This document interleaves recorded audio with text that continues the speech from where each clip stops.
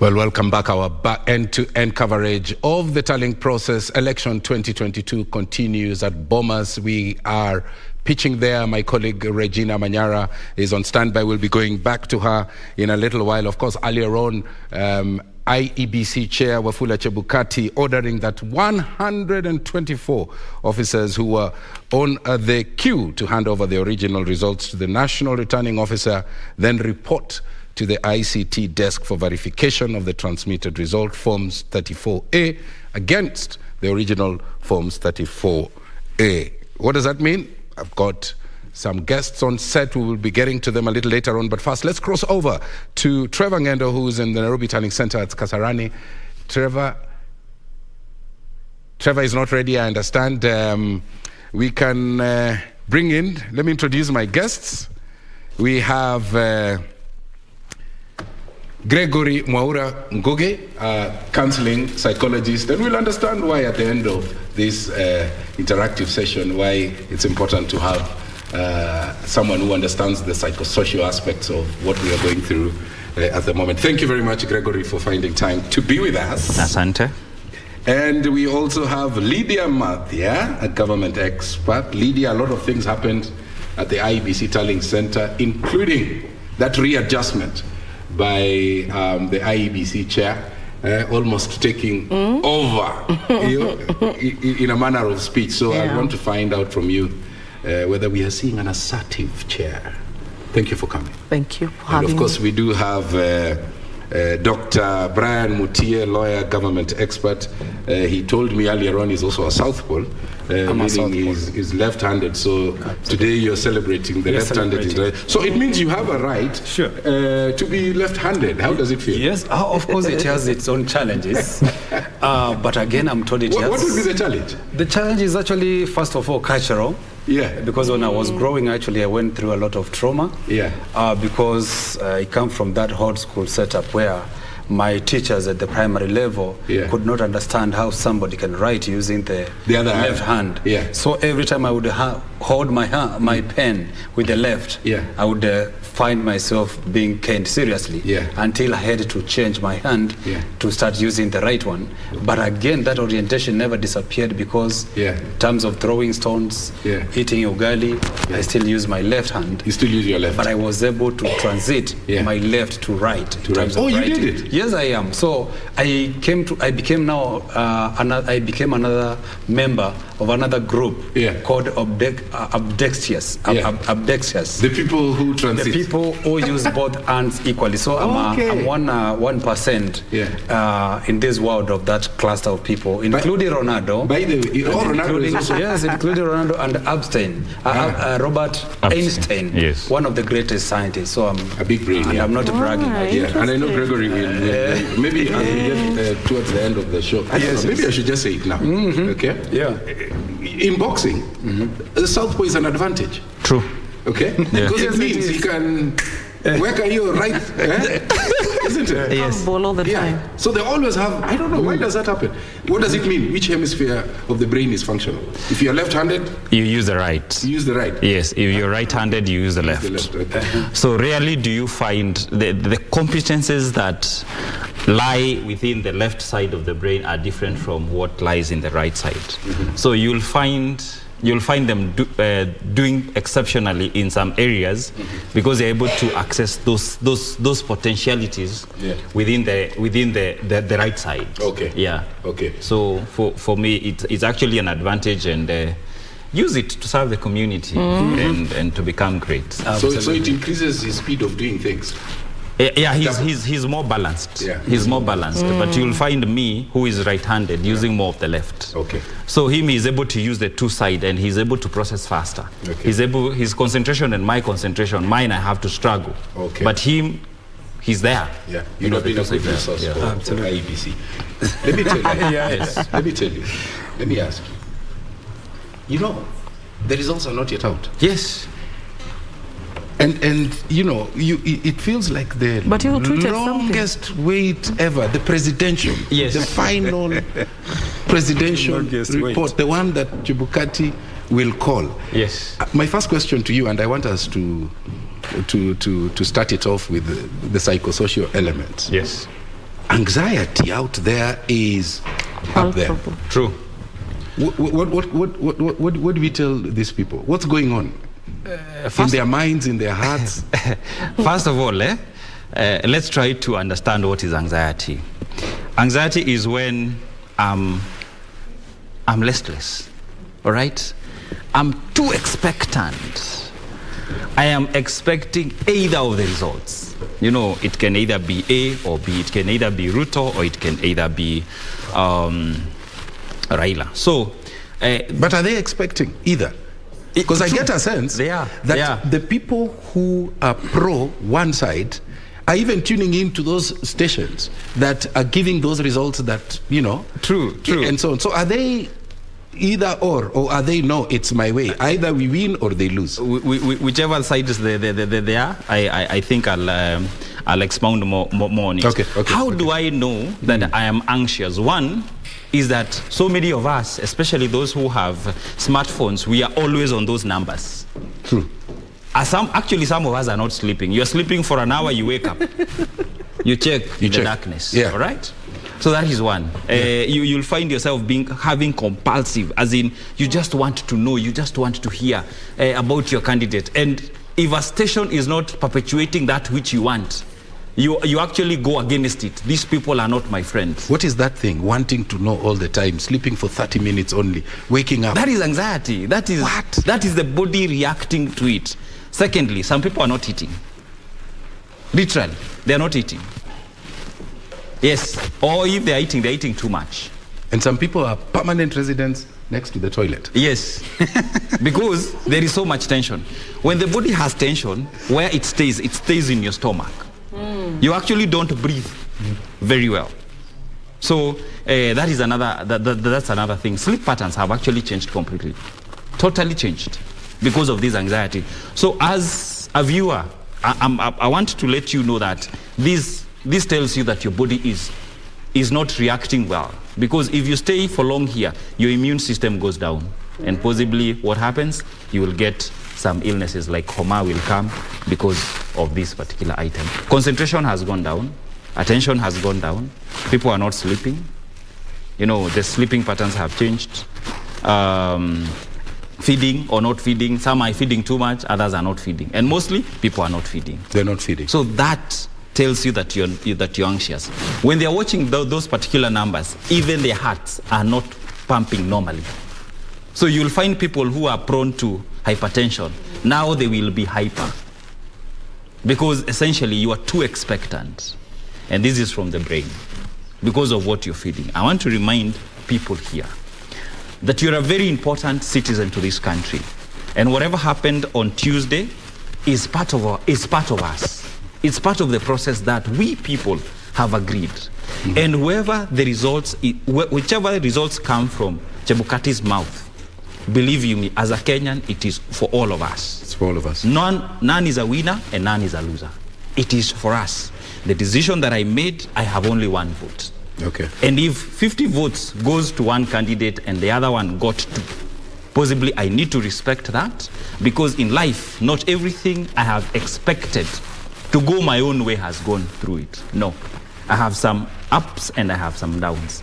But as Kenyans, we are coming from very far. That is what I want to remind people this particular evening, that this country is better than us. And as a citizen, you are more important. You can take care of yourself for us to take care of this country. Before I get the comments of my other panelists, I mean, it's easier. It's very easy to say it the way you have said it. Yes. But then we have people who genuinely shudder at the thought of the candidate, their preferred candidate, losing. So what do you find? The things you're talking about, anxiety, fear, and all that. Is that anxiety, fear, Chebukati stretching the date? We don't know when. Yes, he's inside the 7 constitutional days. True. But is that necessarily a bad thing? Should they learn to coexist with it? Should they shut it off? From a psychosocial standpoint. You have to learn to diffuse it. Because if you stay with it for a very long time, you affect your body negatively. I.e., you will find some people, even right now, the neck area is actually paining. Why? Because our pressure points, that is where the tension goes, especially our backbone. You'll find people saying my back is actually paining. It's because even your environment is actually toxic. So right now you have cleaned on one candidate to a level like, you have to realize you're human. You're a human being, you have limits. And whatever you expect may not come. We expect rain, sometimes it doesn't come. You're human, you have to recognize that you're human. Yeah. And whatever results comes on the table, it is what your fellow citizens have actually decided. And what about that motivational mantra of, you know what, failure is part of success? You see, from that school of thought is because I learn. Today seated here, it's because I have learned subsequently. I have learned. We are learning as human beings. So when we look at it from that particular angle, it's because of the lessons that we pick. And we have that desire to push forward as human beings. We call them actualizing tendencies. You are expecting of something. I'm expecting of something from here. Tomorrow, the day after tomorrow, I'm expecting something. So what Chebukati is doing is, I have to recognize that he's within his job description. And I have to be aware of it. Where am I seated here now? Where will I come from after getting out of here? Where will I go? So for me, it's very, very important as Kenyans, we remember that this is actually a process. And if he decides to actually announce the winner the 7th day, he's working. He's working. Yes. And at the end of the day, we want him to give us the true and real results. So let's do this. I'll come back, and then later on you'll tell us why that the issue of people wanting the results now, not wanting the results now, they want it right now. Yes. You explain it to me where it's coming from, because you see, we know that he has the leeway of 7 days. Yes. So we'll come back to you, and you tell us more on that.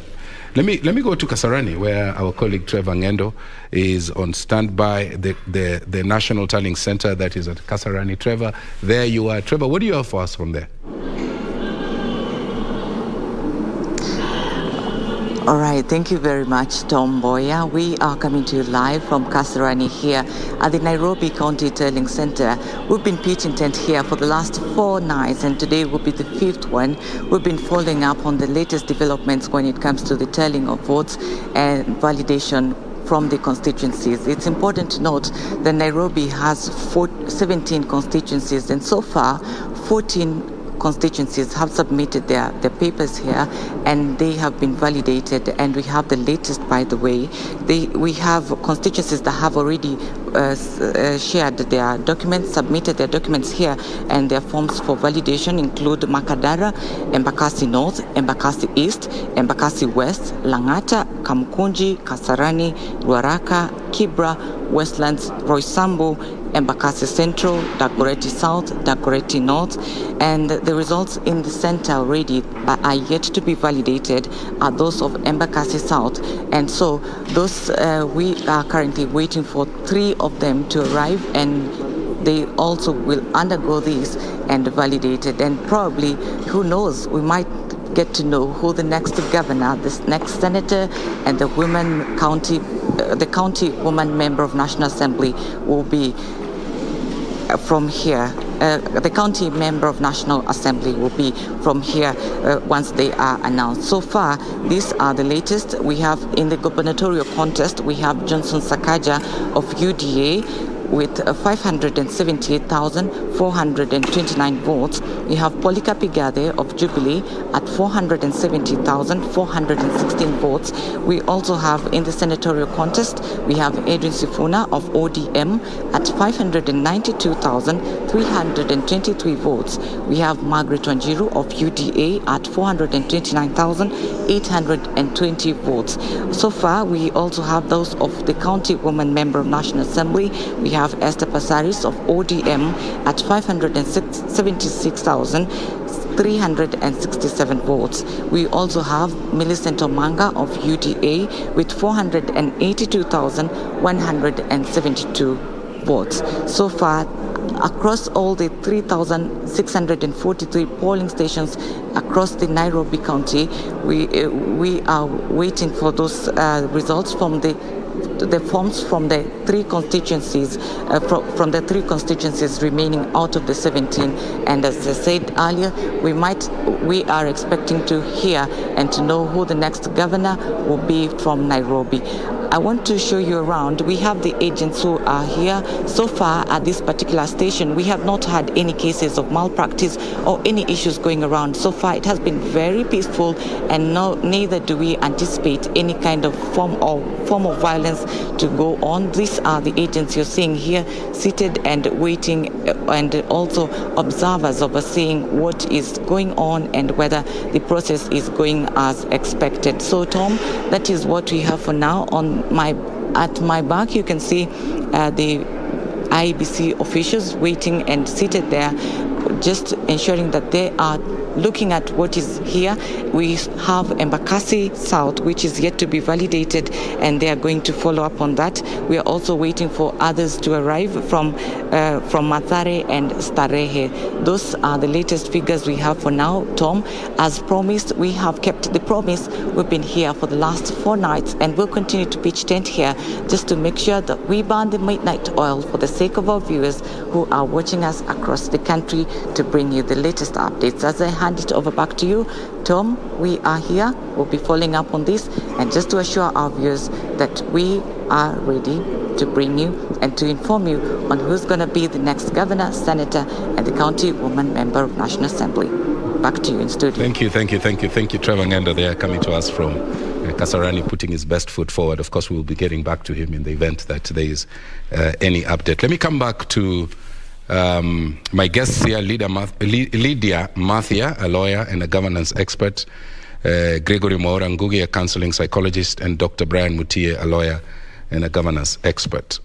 Now, there are some adjustments that the Iebc chair made earlier on today. 124, I think, returning officers who were told, bring those original results to me. I'm taking over from here. So my question, and I want to direct this to Lydia Mathia.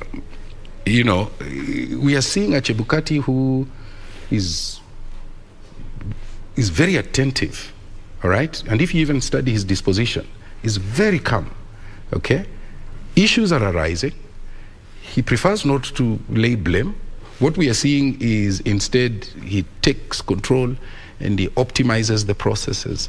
So my question to you is, are we seeing a more assertive Chebukati as we get close to the 7 constitutional days before he announces and declares? Thank you, Tom, and it's wonderful to be here with you this evening. I am not a lawyer, I am a political scientist. A political scientist, thank you for that correction.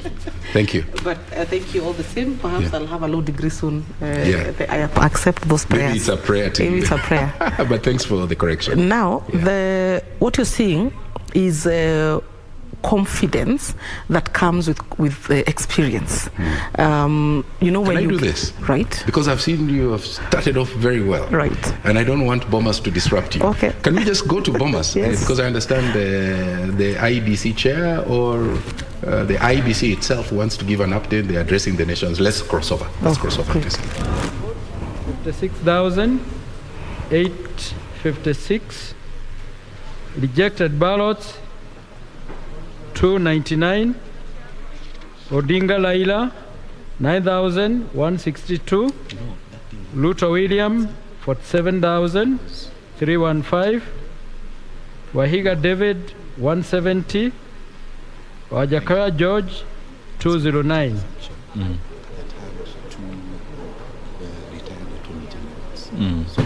Swak.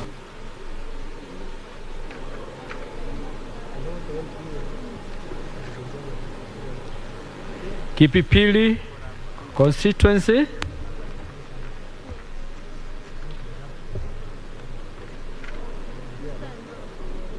Total registered voters 54,628. Total valid votes, that's 7,036. Rejected ballots 212. Odinga Laila 7,817. Luto William 28,899. Wahiga David 139. Wajakoya George 181.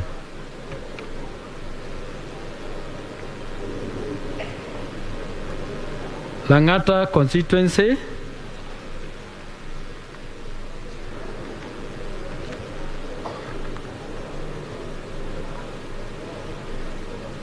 Total registered voters 145,870. Total valid votes 8,156. Rejected ballots 1,189. Odinga Raila 51,223. Luto William 27,871. Wahiga David 534. Wajakoya George 528.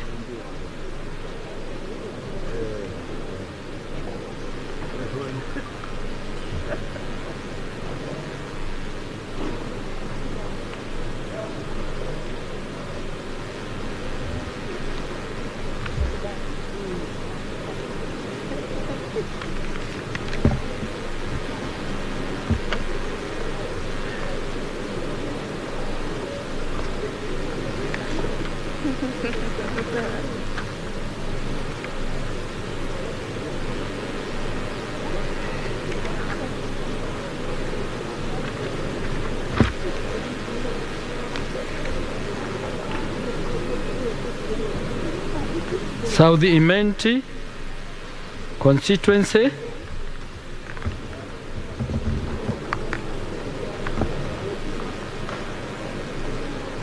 Total registered voters 115,657.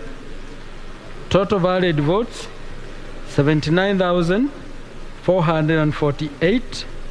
Rejected ballots 611. Odinga Raila 9,674. Ruto William 69,194.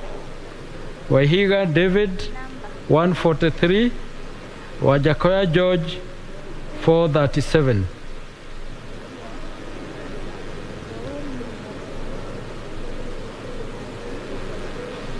North Imenti constituency.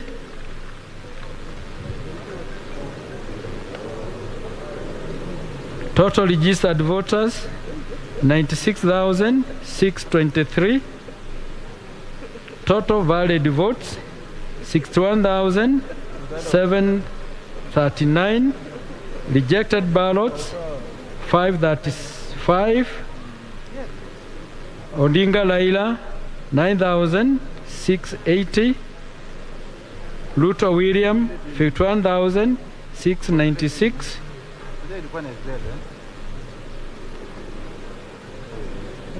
Wahiga David 101.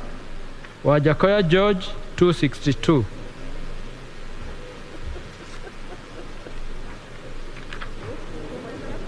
Teto constituency. Total registered voters 54,986. Total valid votes 38,072. Rejected ballots 231. Odinga Laila 5,979. Ruto William 31,791. Wahiga David 130. Wajakoya George 172.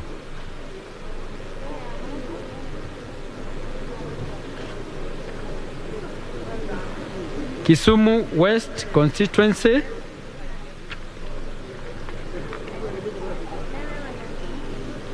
Total registered voters 83,575. Total valid votes 59,149. Rejected ballots 297. Odinga Laila 57,730.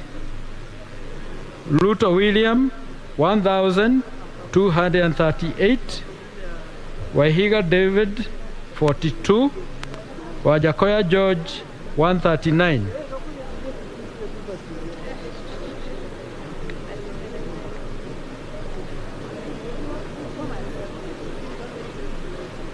Narok East constituency.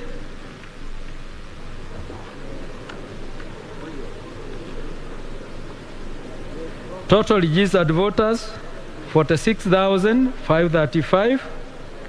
Total valid votes 35,923. Rejected ballots 183. Odinga Raila 23,686. Ruto William 12,164. Wahiga David 28. Wajakoya George 45.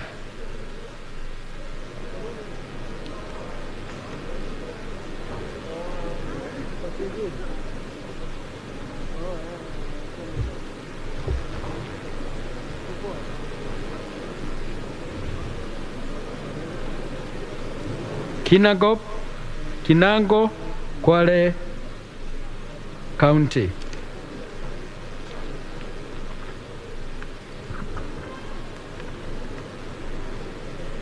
Total registered voters 98,123. Total valid votes 53,985. Rejected ballots 345. Odinga Raila 36,159. Ruto William 17,000. 398, Waihiga David 145, Wajakoya George 283.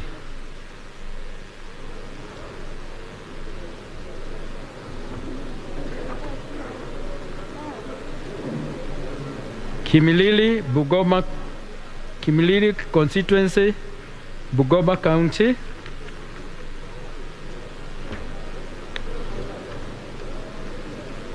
Total registered voters 61,587. Total valid votes, that's 7,442. Rejected ballots 427. Odinga Laila 14,140.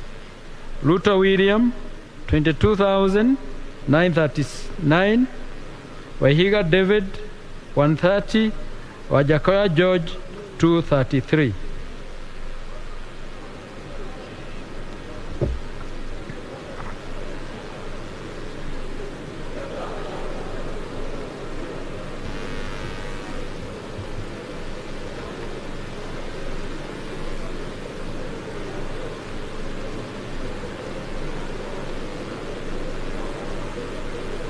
Buret in constituency in Kirisho County. Total registered voters 95,320. Total valid votes 77,894. Rejected ballots 320. Odinga Laila 1,426. Ruto William 76,331. Waihiga David 40. Wajakoya George 97.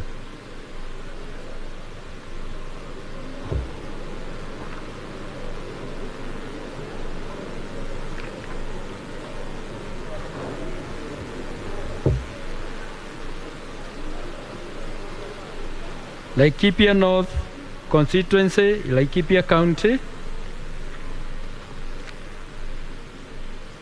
Total registered voters 47,752.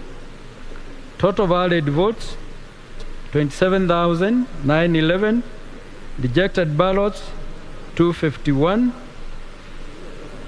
Odinga Laila 14,630. Ruto William 13,157. Waihiga David 42. Wajakoya George 82. Thank you.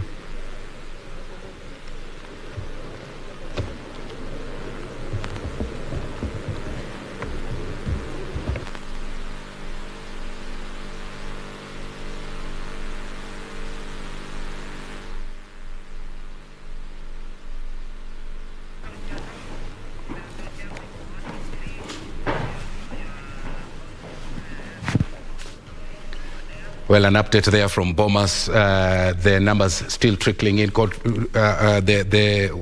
your pardon, the verification still ongoing there. Chebukati and the Iebc officials looking at those numbers, verifying them. Of course, the end goal is to make sure that they are inside the 7 days that the Constitution allows them. We also did see women governors also coming up. Susan Kihika of UDA Nakuru garnering 440,000 votes, beating Lee Kinyanjui, who got 225.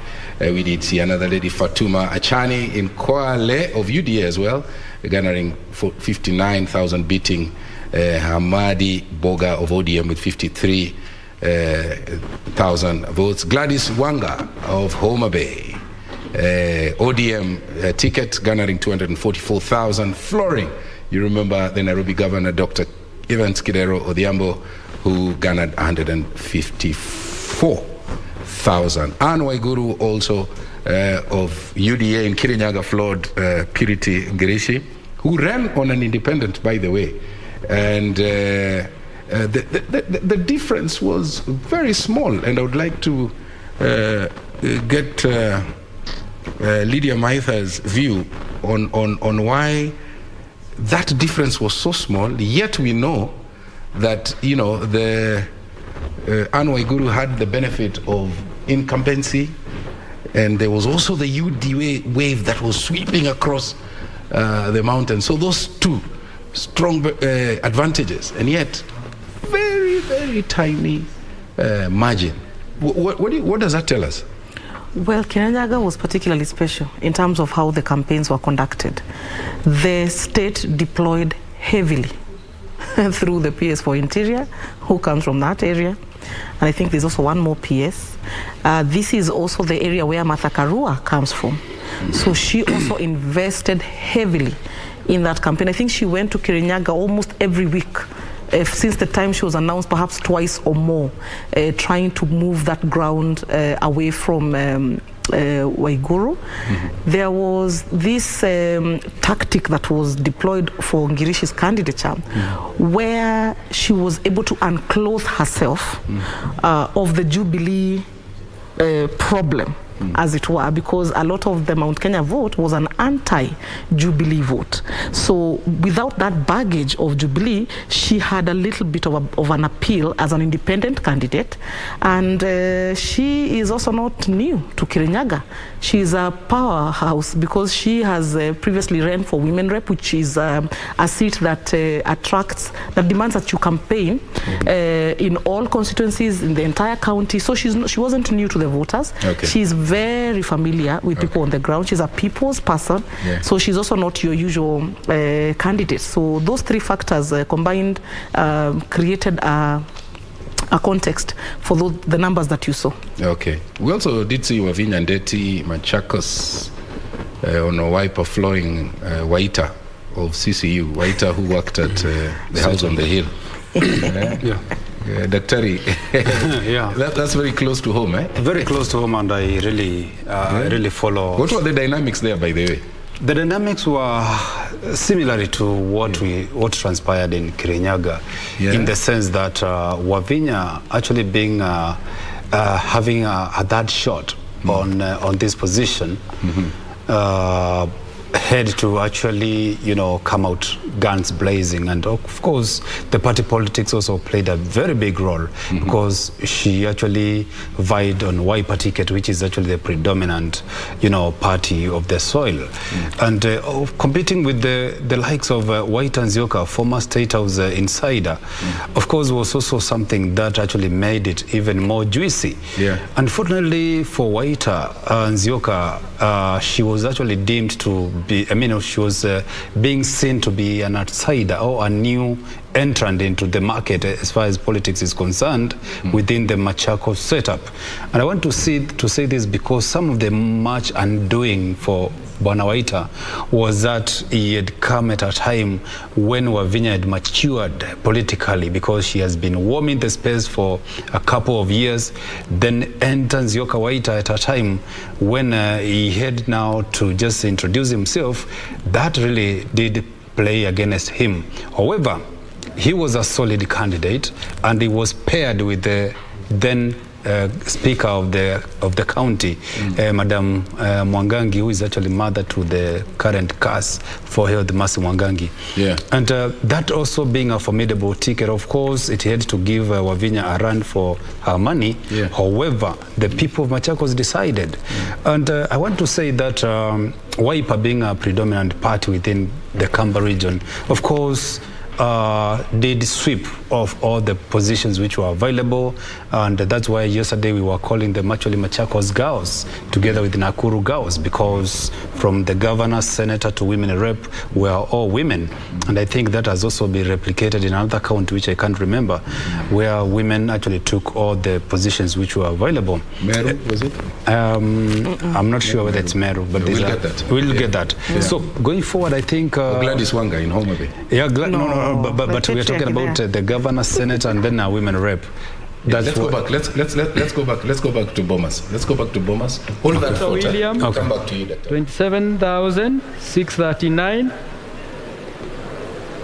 Wahiga David 181. Wajakoya George 371. Kabuchai constituency. Kabuchai constituency Total registered voters 67,222. Total valid votes 43,475. Rejected ballots 479. Odinga Raila 10,796. Ruto William 32,216. Wahiga David 192. Wajakoya George 271. North Mugilango, total registered voters 64,750. Total valid votes 42,631. Rejected ballots 311. Odinga Raila 23,434. Ruto William 18,965. Wahigan David 66. Wajakoya George 166.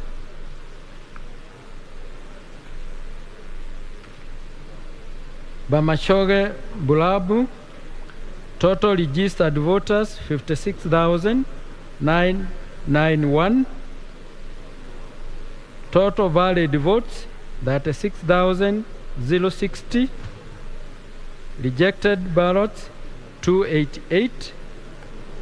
Odinga Raila 23,778.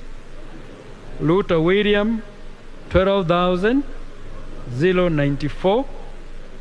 Wahiga David 51. Wajakoya George 137. Balambala constituency, total registered voters 26,085. Total valid votes 13,652. Rejected ballots 84. Odinga Raila 5,714. Ruto William 7,854. Wahiga David 12. Wajakoya George 72. Konoin constituency, total registered voters 75,115. Total valid votes 58,560. Rejected ballots 175.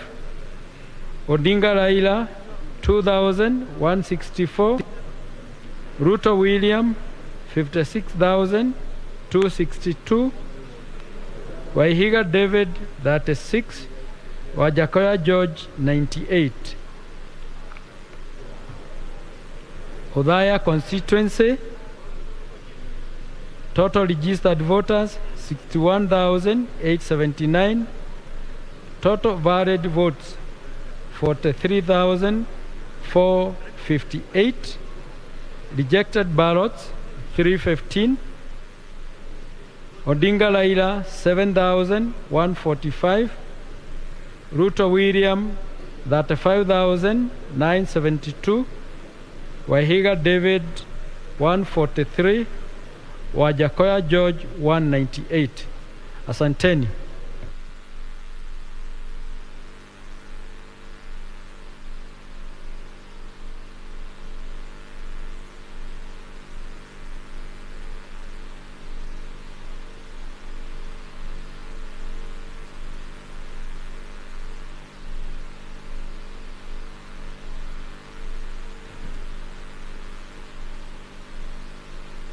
At the Nerve Center, Bomas of Kenya, Iebc, going through that tallying process. A bit complex sometimes if you think about it, but ultimately the end goal is to ensure that we have the final results that will be, of course, be announced by the Iebc chair, Wafula Chebukati, once he has consolidated his numbers. We can recall that earlier on, Chebukati had made certain adjustments at the Iebc. A couple of people, the chief agents of the various political parties, their deputies, their clerks, the legal advisors, were asked to stay within the space where the counting was ongoing. Later on, I almost got a sense that it came as an afterthought that one official of the Iebc extended that list and said that observers and diplomats and members of the Fourth Estate were also allowed to stay within that space. So more of building on the go, I believe. Of course, the people who are glued on the screens, sometimes when such developments occur, they begin to ask questions, is it the right thing? But, well, he made a decision, he has a mandate, and I'd asked you, you're in the process of building on that response, whether we are seeing a more assertive chair. Yes, you're seeing a more assertive chair, and he's assertive because he is able to exude confidence in the decisions that he's making. He feels more comfortable making those decisions because he has built competence and he understands what he's doing. He has been a commissioner, a chair in a previous election. He has gone through the ringer in terms of being criticized by the Supreme Court. He defended an election, he lost his defense, was sent back to the field, repeated an election. So really this is the third election that Chebukati is chairing. So his experience is actually unparalleled and he knows exactly what he's doing. So what you see is a man who is very comfortable in his shoes. He is very sure of his competence, he's very sure of his judgment, and he is able to make the calls he's making with the confidence that he's making the right call. And he can see trouble. Obviously, he can see that if we continue at this pace, simple arithmetic will take us to maybe 2 weeks from now. Yeah. So he has to make a decision because he cannot just see this thing going the way it's going. He is the responsible returning officer for the presidential election. So he has to do what he has to do to deliver the results within the next 48 hours. Otherwise, we get into a constitutional conundrum. So his confidence is expected. Okay. And if he wasn't as confident, that would be a problem. In fact, there are people who are telling us, perhaps even if we were to replace this commission, we should really consider having one of the current commissioners taking over as chair, just because that exposure and experience creates that kind of confidence that you're seeing in Chebukati. Yeah, and that institutional memory, of course, is obviously important for purposes of continuity. Let me just bring in Kidi Mwanga, who's an advocate. I don't know whether we can get Kidi on short, because I would like him to respond also. Earlier on, Iebc, I think the presser was at 5. And Chebukati had indicated that out of a total of 265, they had processed 141, and 124 ROs were still in queue. And the projections earlier that they had was that they could, turnaround time was put at 15 minutes. But they started noticing that they were taking 3-4 hours, and then when you do the arithmetic, as Lydia indicated, you wonder whether we will hit that threshold of the 7 days as mandated by the Constitution. So let me bring in Kidi Mwanga. Kidi. Yes, my brother Tom. Are we seeing a more authoritative, are we seeing someone who is now saying, hey, you're dragging this process, I am taking charge? Thank you very much for the question, and thank you for having me again at KBC Channel 1. To begin with, we must understand and underscore where we are coming from and where we are headed. Mr. Chebukati, now, as my sister Lydia has indicated, is now presiding over a presidential election for the third time. We must appreciate the intensity of the scrutiny that he feels under. He is under the glare of the international community. He is under the glare of the observer mission groups. He is under the glare of the people of Kenya who have placed their trust on him to help them have a peaceful transition, which of course is the hallmark of democracy. Because the moment a transition is messed up with, and then a country degenerates into anarchy, then of course people must take responsibility. And I am certain that no one wants to see their country burning, and burning because they are irresponsible. So if, for instance, you realize that in this election, over and above the tallying process that we have seen, that of course has helped us manage expectations and anxiety, it has also infused a level of confidence on the commission. Because for the first time, people are saying that if you think that your candidate is winning or losing, then you have access to Form 34As, which everyone is agreeing that Form 34As are difficult to manipulate. And therefore, the short answer to your question is, I am seeing a Chebukati who is treading cautiously so that the country does not erupt into anarchy. Thank you. Okay, and you almost get a sense that, I mean, if you study the person of Chebukati, you know, he has this disposition that is very calm, you know, almost, you know, you get a sense that he has the mental strength to withstand, you know, pressures from all quarters, and I don't know, his calmness is so amiable. But let me ask, let me put this question to Gregory. In the middle of all that, trust still occupies a very central place. True. All right? Yes. Trust inside the process, the counting, the tallying, and ultimately. But we did see him ask a number of people to exit from that space where the counting is happening. Okay? And he retained some. And those that he retained include the chief agents, their deputies, number of clerks, and I think legal advisors. And later on, it came almost as an afterthought. That's the sense that I got. He said media and the international observers alongside the diplomats.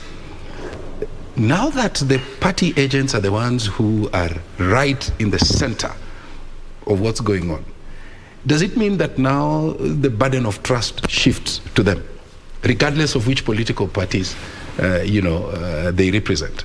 Because now they're the ones who are at the center. They're the ones who are allowed inside there.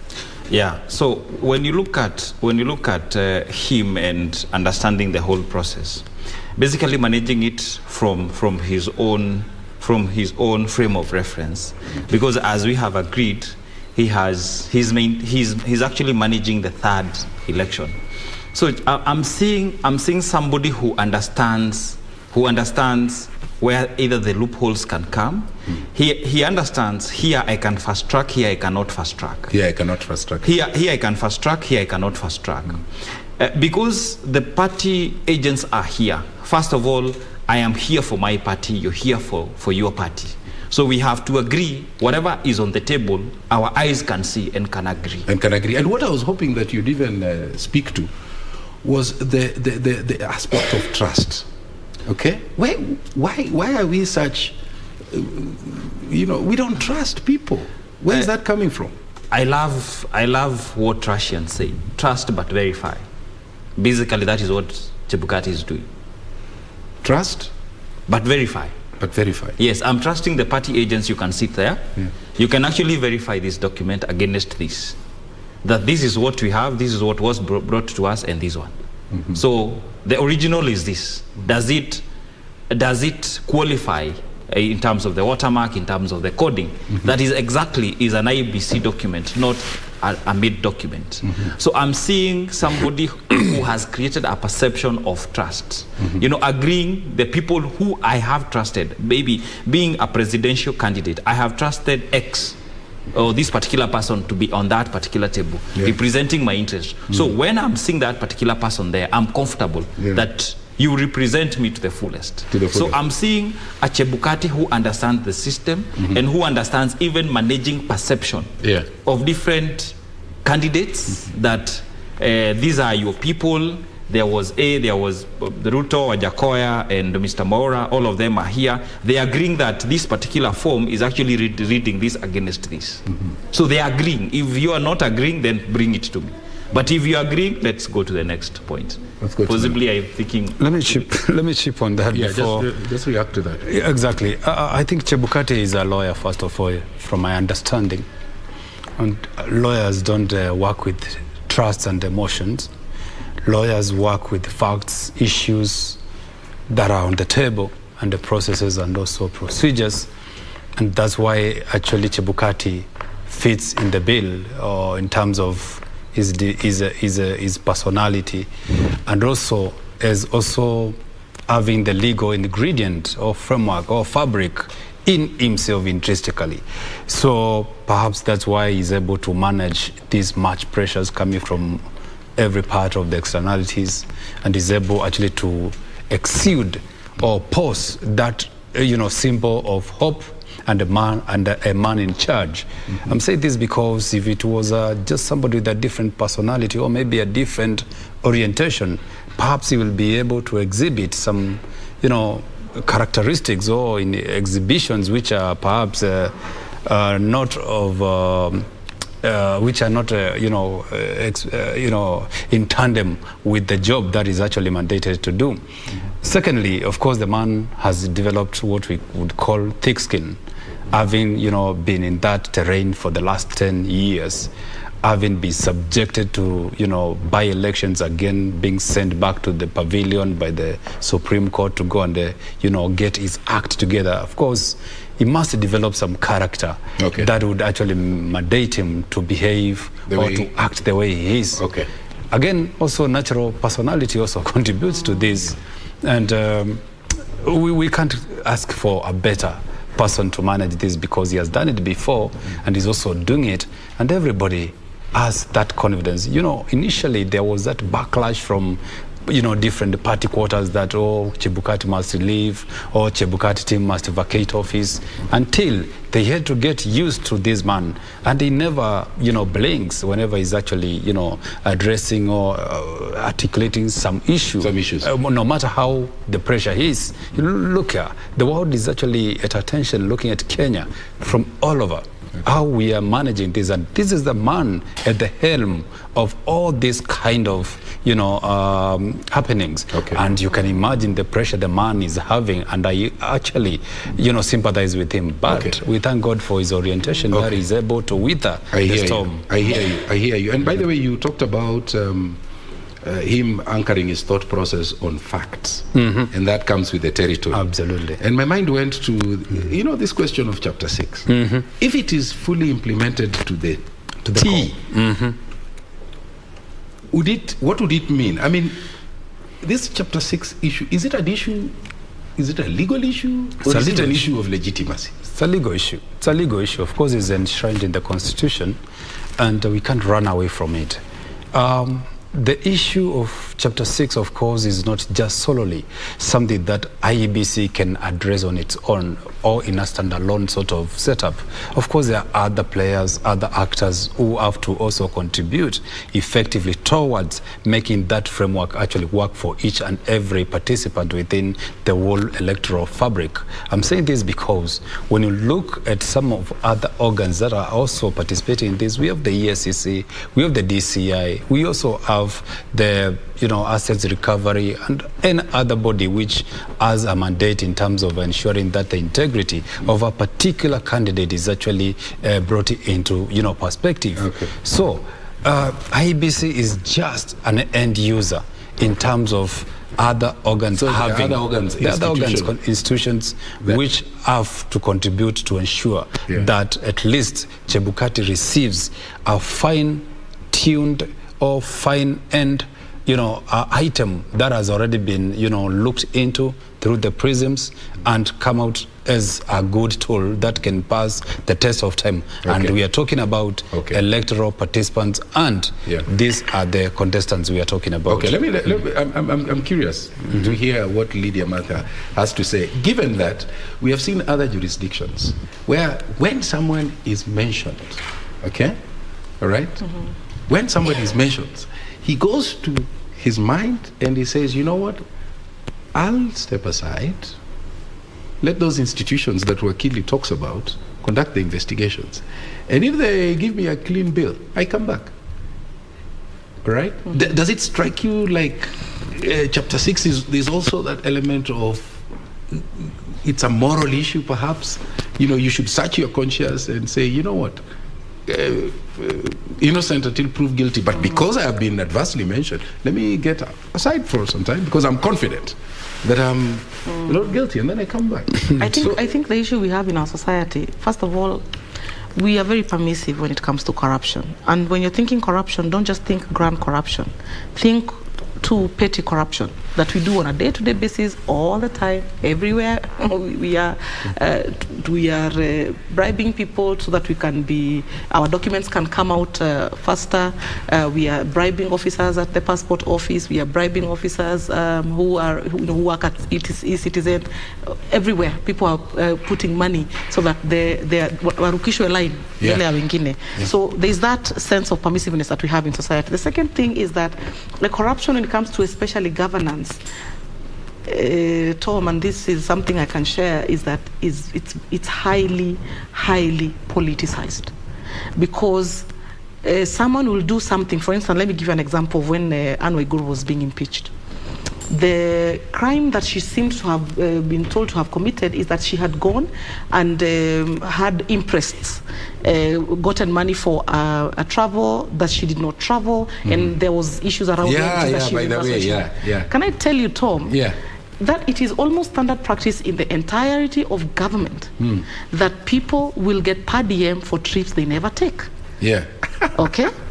Accountants in offices, because they don't have any work that they need to go to the field for, isn't it? Yeah. Sometimes human resource officers, finance officers, okay? Yeah. But they also need to be motivated. So there is this culture within the machinery. It has been built over here at KBC. I'm quite now you see where let me tell you where you have a list that Tom is going to do news Mombasa. To do some story in Mombasa. Yeah. Okay, he's going to cover the devolution conference. Yeah. And he's traveling with a cameraman and a reporter. Yeah. Okay, so you have 3 people.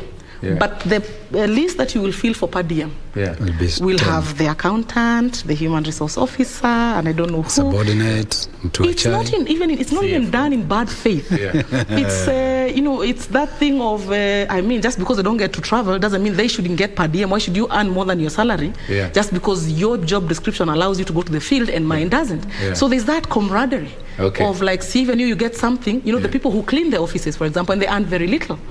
For instance, the ones who the tea girls and the support staff, they are always in the office. They arrive the earliest and they have to leave the latest. So people consider, they're like, oh, let's put them in the list. At least they get something to add on to whatever little money they earn. So we have a very permissive culture. And then now, when you come to these grand corruption moments, you will find that, again, you will find that people, usually when a corruption story erupts, if you truly were to get the right information, you will find that people just disagreed about who was supposed to benefit, by how much. Maybe someone who is a CEO is now having a problem with the chairperson who is making more money out of the deal than they are. And that competition sometimes for those deals, the tenders, who is getting more tenders, whose people are being given business within the organization as opposed to who. So you find that it erupts on the basis of that. And that is why there's very little trust within the communities where this corruption is happening, and what ends up, and that's why a person now who is told you are corrupt does not feel that they should step aside, because they feel that they are being victimized or it's being politicized, so that they can be shoved aside, someone else to be brought in who then serves the interest of another set of people who are not happy with the earlier deals, and that's how the competition is like that. And so nobody feels that they need to take responsibility. Nobody. Let me bring in Gregory Maura Nguge because of his background in psychology. Lydia brings it out very well. He says that it's a deal until it goes bad. If it goes bad, then it's corruption. True. I want you to help us go into the mind, because you see, we are told that children learn best from observation. True. All right? Yes. Okay? There's they watch, they observe, and then they repeat the same. They repeat the same. So how do we? What are the psychosocial interventions? How do we say, you know what, this thing is killing us? I think we are still comfortable. with it. We are very comfortable with it, and it's just PR we are doing. It's just public relation. For me, for me is let's go down to where it starts. For me, if you want to look for corruption in this country and you want to end it, start with the head. The day we will have a Kenyan Magufuli, corruption will go. But as long as it's the way it is, we are just doing PR. Yeah, because I don't know, and let me. Oh, you're still. Yes. Yeah, why I say so? Yeah. Why I say so is because we have a system that in itself is faulty. As in, we have systemic issues, and we've never handled them. And these systemic issues are so much anchored on the class system. And this, within the stratum of this class system, we are very comfortable. I.e., since we are in the same class, the four of us, if we have an intruder here, we have to see how to put you where you belong. Right? So we are very comfortable as a community, as a society, and nothing is happening. And the day we will, this is the day I know, and I pray so much, that our Kenyan ladies will actually go in a clinic or in a maternity and give birth to a Kenyan Magufuli. That's my prayer. That's your prayer. Let me say something. Let me say something, Boya. Sorry, just very quickly. Okay. I like how he put it, that we are not yet tired. Yeah. We are not tired of corruption, Tom. Yeah. We are very comfortable with it because deep down somewhere within us, we hope to one day get the opportunity to maximize. So it's a deal until you're kicked out, then it's corruption. Until you're out and it's corruption, you cannot take responsibility. Let me bring in Kidi, because he's been quiet for some time. Kidi, I know you're following the conversation. Yes. The promise to end graft, does it have a finishing line, or is this just a fairy dust that really never lands somewhere? Tom, let us first look at the anatomy of corruption. And let's go to the NCCK report of 1968 that was lamenting that the Kenyan economy and the Kenyan wealth was increasingly getting left in the hands of that report called the managerial elite. And now, when you talk about this managerial elite, you are talking about people who had access to power immediately post-independence. Then we get to 1972, and we have the Ndegwa Commission report that then says that those who are in government can actually do business with government. And then what then happens? You have deals like the CMC deals that eventually gets to erupt in 2011, where people who had enjoyed proximity to power were then now using proximity to power to line their pockets. And so from 1972 to date, you realize that conflict of interest has been the order of the day. So that when people get into office, the primary motivation, by and large, is not to serve the Kenyan public. But there is the ulterior motive to get to power, to line the pockets, and maintain power, to maintain that wealth that has been acquired corruptly. So until you come to, of course, we have the NAC government coming into office in 2003, and the parliament, Kenyan parliament does a wonderful job. It enacts the Economic Crimes Act of 2003 that then sets up the KACC, Kenya Anti-Corruption Commission. But then you realize that in the fight against corruption, when Justice Aaron Ringara takes charge, it is more of sloganeering than action. When he says, there shall be no sacred cows. But then from 2003 until the time Justice Aaron Ringara leaves office, we do not see prosecution of what you'd call the big fish. But then, of course, the term big fish comes in when Professor Lumumba takes charge of KACC. And then there is a lot of big talk, there is a lot of sloganeering, and he says that he will go after the big fish and not the omenas. which of course speaks about the cultural orientation of this gentleman. And then we get the new constitution, and then we establish the EACC. And then my senior Mumo Matemo comes in, and we are unable to see real prosecution. Let me stop you there, Wakili. Do you know why? Yes. Because the nerve center. Okay. There's something going on, but I understand. I understand that. No, just proceed. Okay, thank you. So just proceed. Yeah. I was building that for our listener, our viewer to understand the ping pong about the war against corruption. So when we speak about the war against corruption, and if it is something we can decisively deal with, or if it is, a revolving door, yeah. My view is this, that the moment, let us begin with the political class. The Supreme Court in its infinite wisdom has said that let the Kenyan tax money be expended either at the national government or at the devolved unit. So that, for instance, we do away with the CDF and then have legislators doing the role of representation, legislation, and oversight.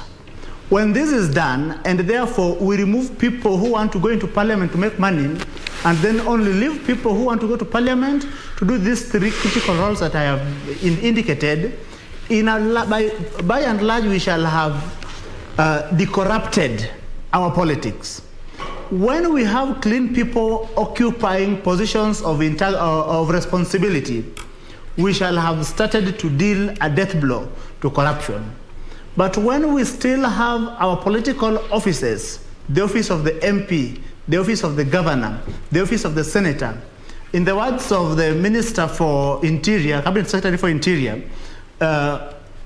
occupied by people who have got money laundering backgrounds, then it will be unable to hold even the executive accountable. It will be unable to hold other state organs accountable, because the people who should do who hold them accountable are themselves compromised. And we know the role of a compromised middle class in an attempt to create, when you are attempting to create a revolution. When we also have people holding positions of responsibility, people who are already compromised, it becomes difficult to hold them accountable. It becomes difficult. And you did mention, when you mentioned member of parliament, government, and senators, the ones who have been elected that time, okay? Yeah.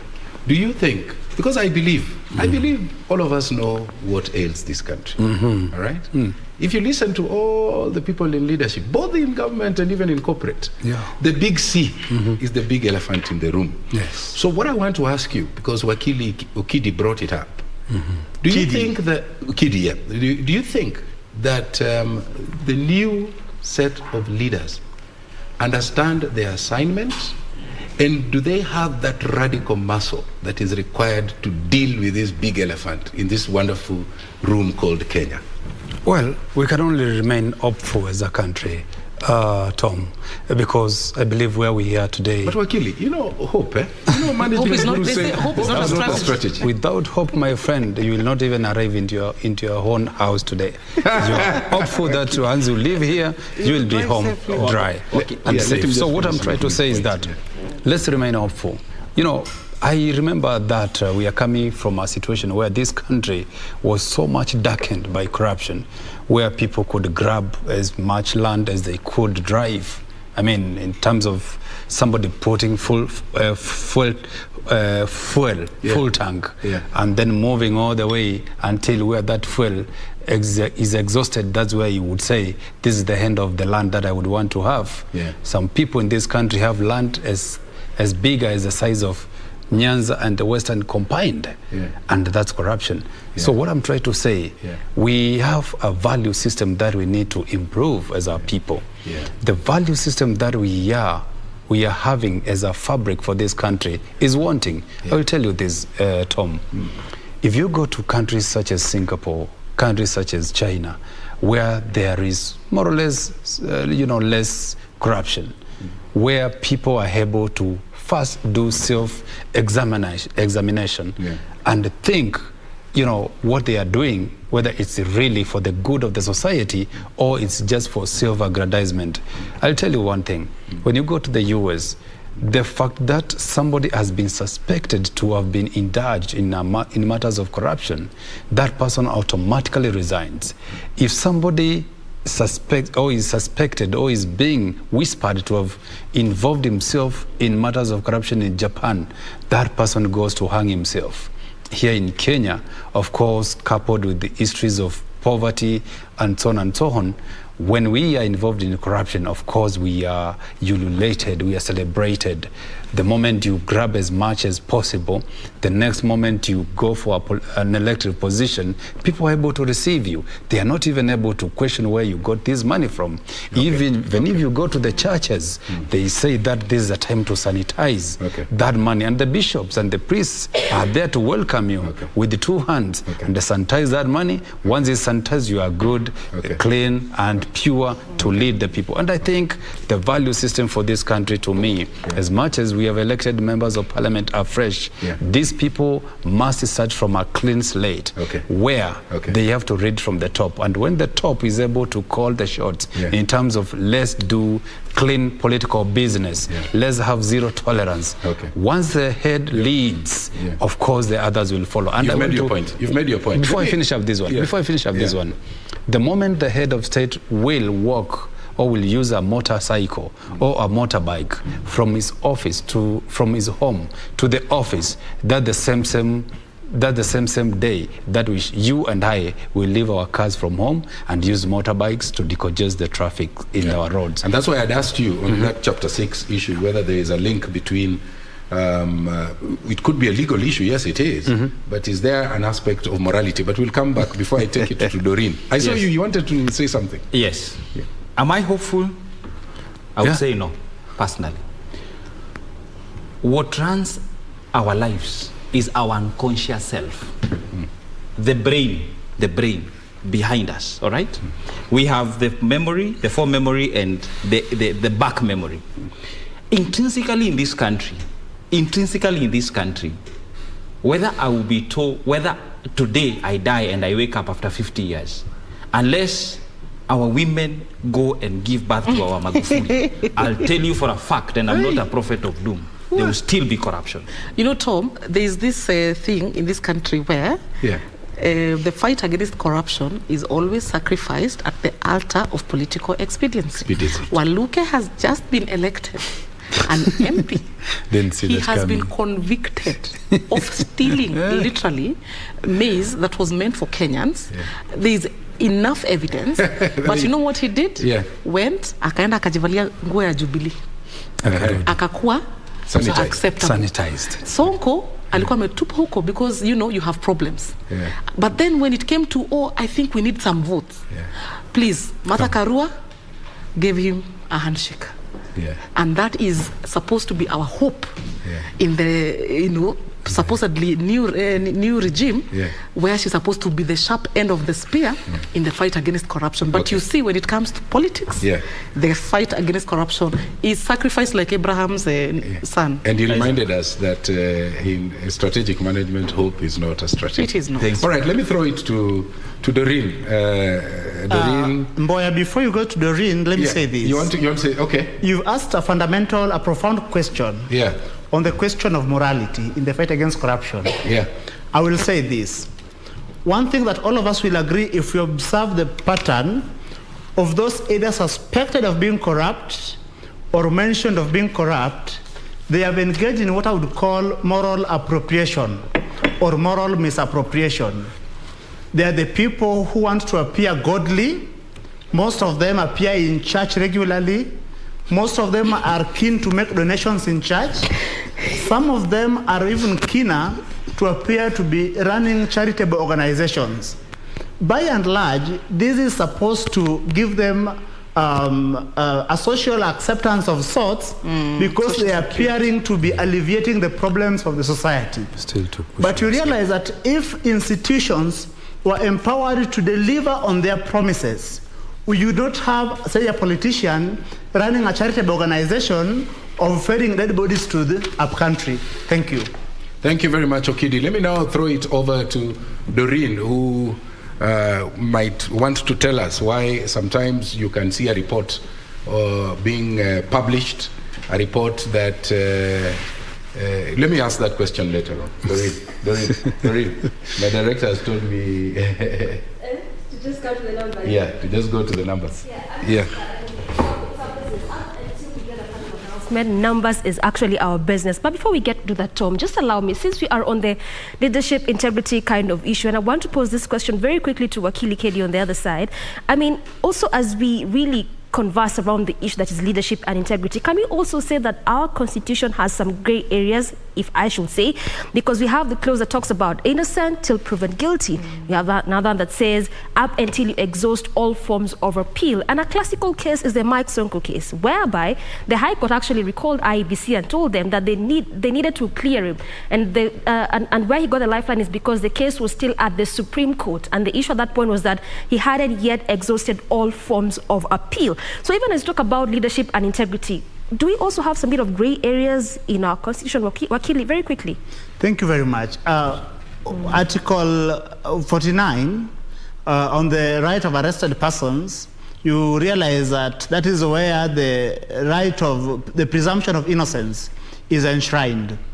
Part of why we must proceed carefully in the question of refusing to clear people to run for office on account of having pending issues is that when we have a rogue state, especially a rogue and overzealous executive, it could bring trumped-up charges against anyone that threatens the establishment. That is why we must give people a chance to prove themselves their innocence in court, or give the state a chance that when you accuse Kidimwaga, for instance, of, say, being corrupt or having, integrity questions, then the state must prove that in court. So that in court there is it is presumed a fair play, a fair ground. The court as an impartial arbiter will give both of us a chance to prove our innocence or otherwise. But then if we were to say that Doreen is mentioned in this scandal, and therefore on account of that alone, Doreen is stopped from running for office, then everyone who would be running for office would have to be someone who is compliant to the whims of the establishment. Let me just ask Doreen the question I wanted to ask anyway, since you've laid a foundation for it. Yes. Now, Doreen, Let me just pose the question to Doreen. So, Kidi brings up a very important aspect, and I think, I'm not a lawyer, but I understand that the French model is a bit different. That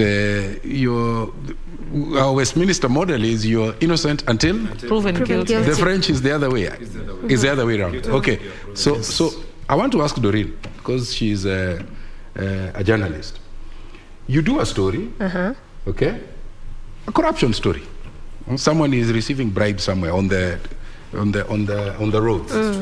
So you are deployed there and you have a hidden camera and you're capturing and you're seeing the matatus passing and you're seeing some of the boys in blue picking the bribe. Okay? And so you come, you package the story and you take us through until the part when the woman is arrested. But in that story we never see the giver. The person giving the bribe. Absolutely. We just see the receiver and we see the time you spent, with your camera, but we never see the giver. And that is the story that the viewers walk away with. Absolutely. So sometimes are we also... There is something I want to bring in, the question of authority. Who has the authority there? Because automatically when you have the court of arms, automatically when you raise your hand, I will be forced to actually stop. And when I stop is because systemically there are issues, I will have to draw the line. The question of authority. The question of authority. Yes, when we have a minor and we have an adult, in terms of there is a conflict. So where does the authority lie? So that's why if the minor is hitting the older one, it is the society will look at the older one. I think there's never focus on the minor. They never focus even on the just minor. Actually, not even just on such, if I should say, kind of stories of corruption. Talk of any story. Unless there's a consent, and that's why oftentimes you'd hear who has consented to this. There must be an adult who's consent, either a parent, a guardian, whatever. No, but you just can't. But what I'm wondering is, then what happens to the cardinal principle of balance? But you see, that would be a false equivalence if you were to cover the giver of the bribe and the taker of the bribe. In this sense, the giver of the bribe is being compelled by a corrupt ecosystem to indulge in this act. It's not like they're so happy to give up their 100 or 200 shillings to this officer. They would much rather be able to drive on a safe road in good in good speed without having to pay some kind of a parallel tax. They're just being compelled, and therefore I agree that the focus has to be on the person who should know better, the person whose responsibility it is to enforce the law, the person whose duty it is, paid by taxpayers, to make sure that the law. Okay, no problem. Let's get some figures. Tonight is about figures. Just before Tom, we get some figures. I want to give some clarity on the same.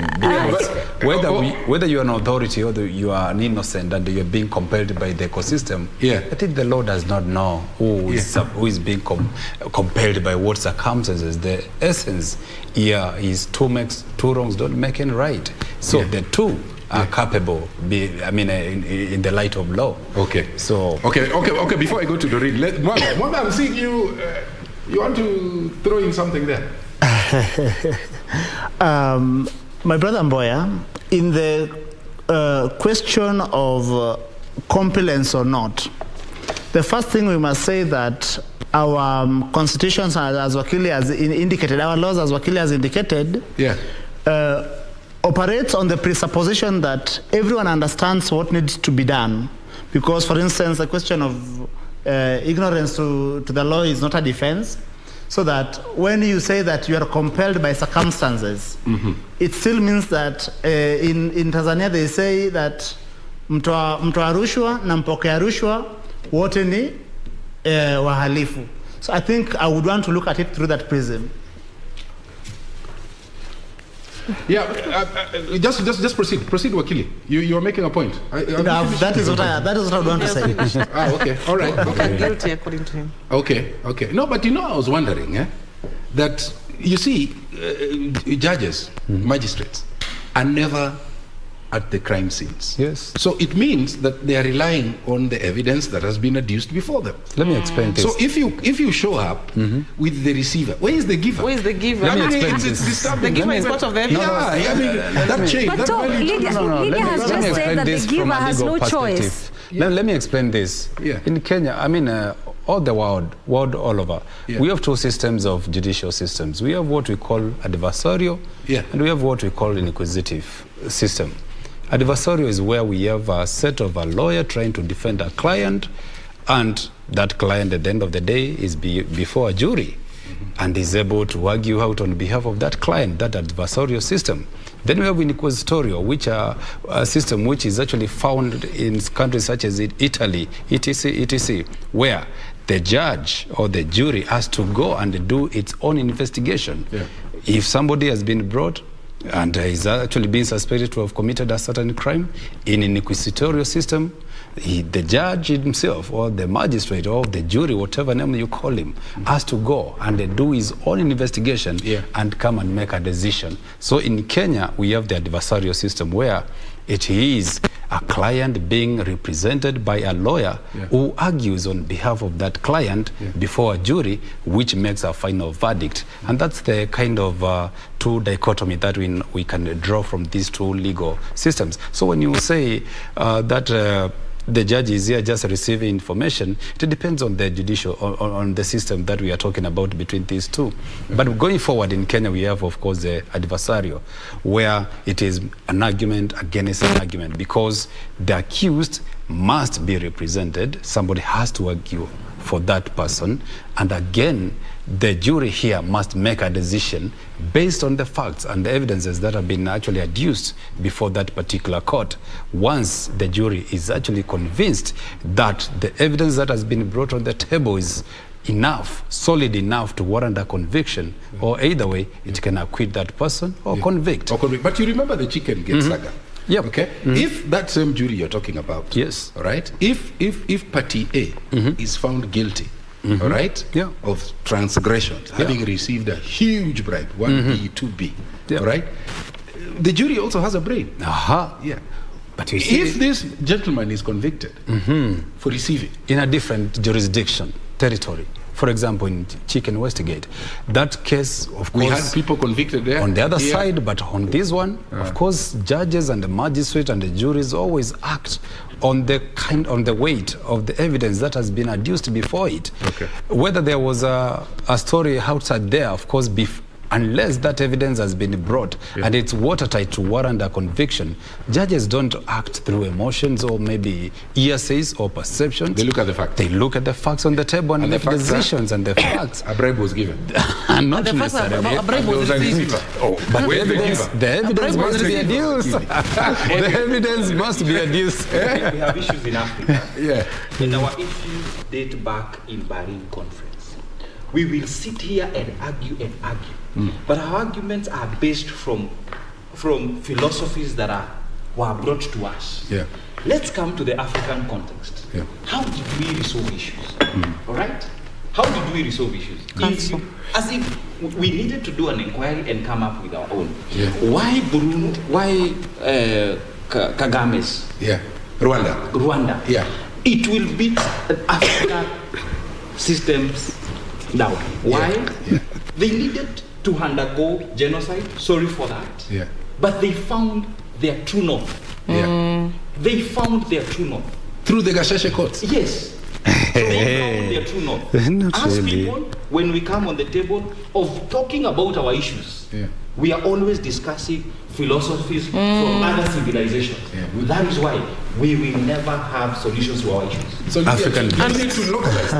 If we are benchmarking, we're getting best practice. Is it time that fine works in the West, but we will localize it to fit our situation? I totally agree. It is already done. In fact, what he's talked about, that inquisitory approach to judicial and to justice, is probably something we need to consider, and it would work very well blended with this African approach, so that if there's a scandal coming up in a particular area, let's even take this to the village, where somebody is bribed with a goat so that maybe they can divert water into somebody's farm while the rest of the village does not get water. You just call the council, let them sit, and then they say, you know, last month I used to get water here, and now I'm not getting water. And then the people will sit, and then they'll say, so and so, go and check for us whether that is true. And then once that is confirmed, then this person is forced to maybe make amends to this other person, and it is done. Now, if you take that through a judicial process, first of all, this person will hire a lawyer. Before the case is even mentioned in magistrate's court, in the headquarters of the county, it will take 3 years. So if you are dispossessed, you've already been dispossessed. And we are hiding behind these systems and these laws and this judicial architecture to completely evade any kind of justice. And you know, Tom. You know the native system. My brother, is she wearing heels? Tom, I want us not to come to the numbers. To make it clear that those who are thinking that we do not have our native systems of justice happening today, I can assure them that they have already been considered and inculcated in our constitution, in our judicial system. Everything. By the way, for your information, if you commit a murder case, and I'm not telling you to go and commit one, there are cases, precedences that have been done, that somebody who has committed murder somewhere can be actually absolved through ADR, alternative dispute resolution, when a community goes to the court and says, by the way, we want to sort this thing amicably through our cultural systems. That one is already there. Article 159 of the Constitution gives all these avenues for people to sit and apply culturally oriented mechanisms of solving disputes. That is there. So let's not think everything has to go through the litigation process the hard way. Sometimes when we fight here, Tomboya, we can sit down and have a cup of tea and without going to the courts, resolve that problem amicably. Can you imagine if you were to take that approach and say, for example, you've got this Ministry of Health. I don't know, what was the scandal? Afia.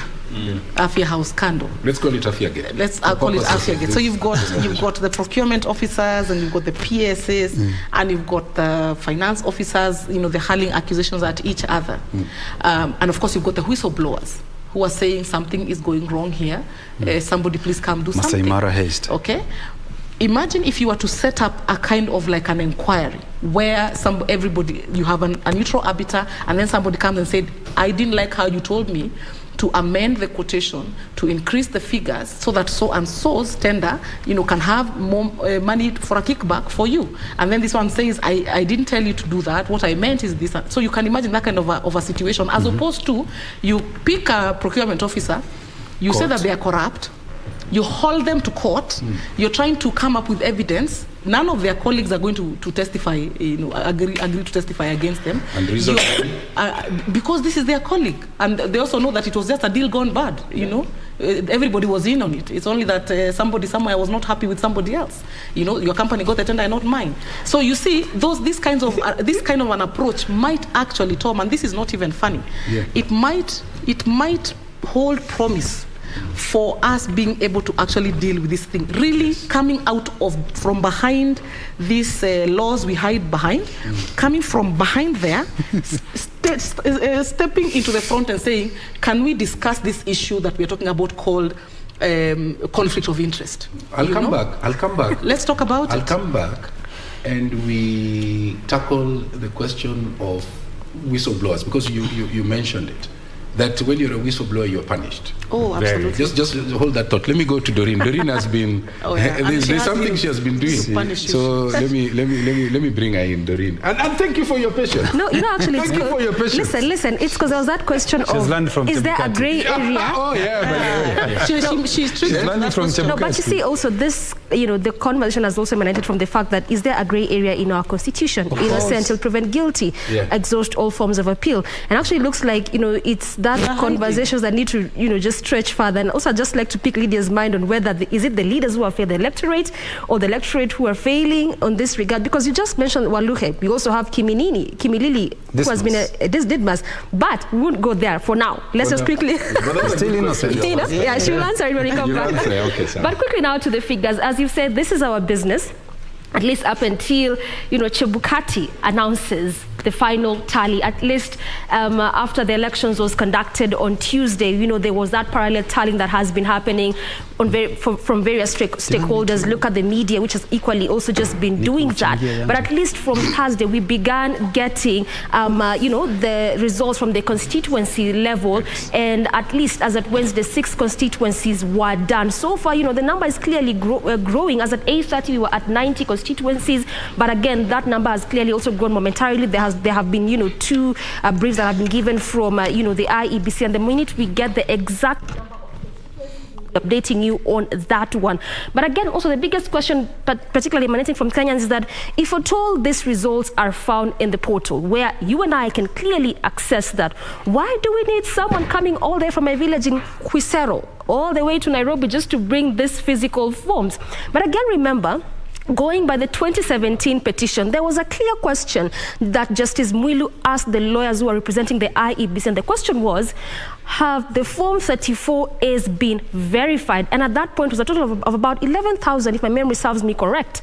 And the answer was very scanty. It wasn't really quite clear whether they were verified or not. So if you see Iebc doing exactly what might look like as a duplicate, is because they are also just trying to seal any loopholes in the event a litigation comes forth. And this is why you're seeing they're really waiting for every returning officer from the 290 constituencies to come physically with copy of all the Form 34As from every polling station in that particular constituency, and all this tallied in the Form 34B, which is what is presented there, the bomas. And again, there's a rigorous process of verification. In fact, there were around 4 tables there. That has increased to 8. Now we are at 10, just to expedite the process of verification. Because again, also, Kenyans are anxious as we speak. Yes, they're within the constitution, but we still again need to know where we are as a country. But also, this is why we are here, to also just bring you up to speed, with the counties and the constituencies that at least so far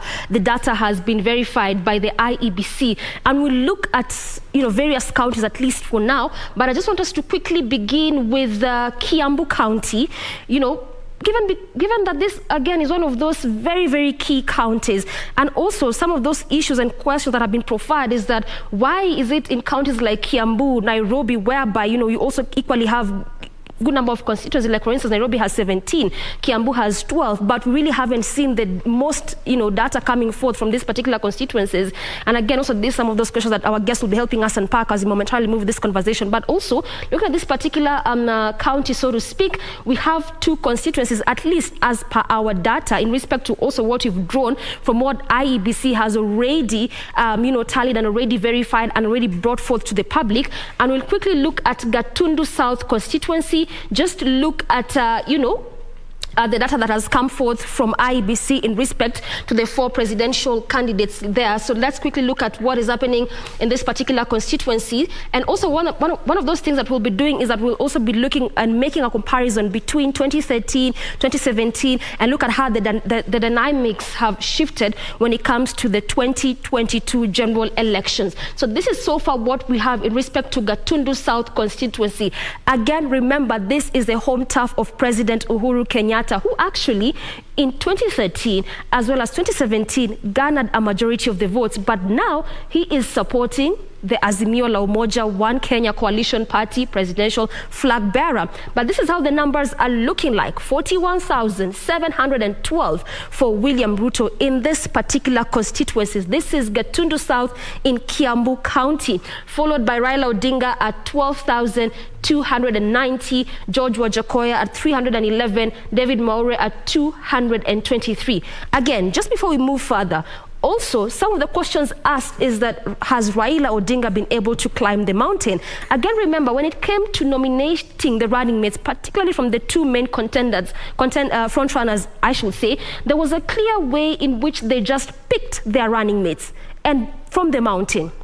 When you look at Raila Odinga, it was from Kirinyaga County. When you look at DP William Ruto, it was from Nyeri County. So again, how has the picking of a running mate shifted the way in which the voter patterns have occurred in this particular county, and so to speak, in this constituency? Again, also one of those things that have come to the fore is that there has been quite voter apathy, particularly in the larger Mount Kenya region, and Kiambu also just goes in, in the larger Mount Kenya region. We're talking about 1.2 million voters in this specific county. But before we go to another constituency, let us look at how things were in 2017.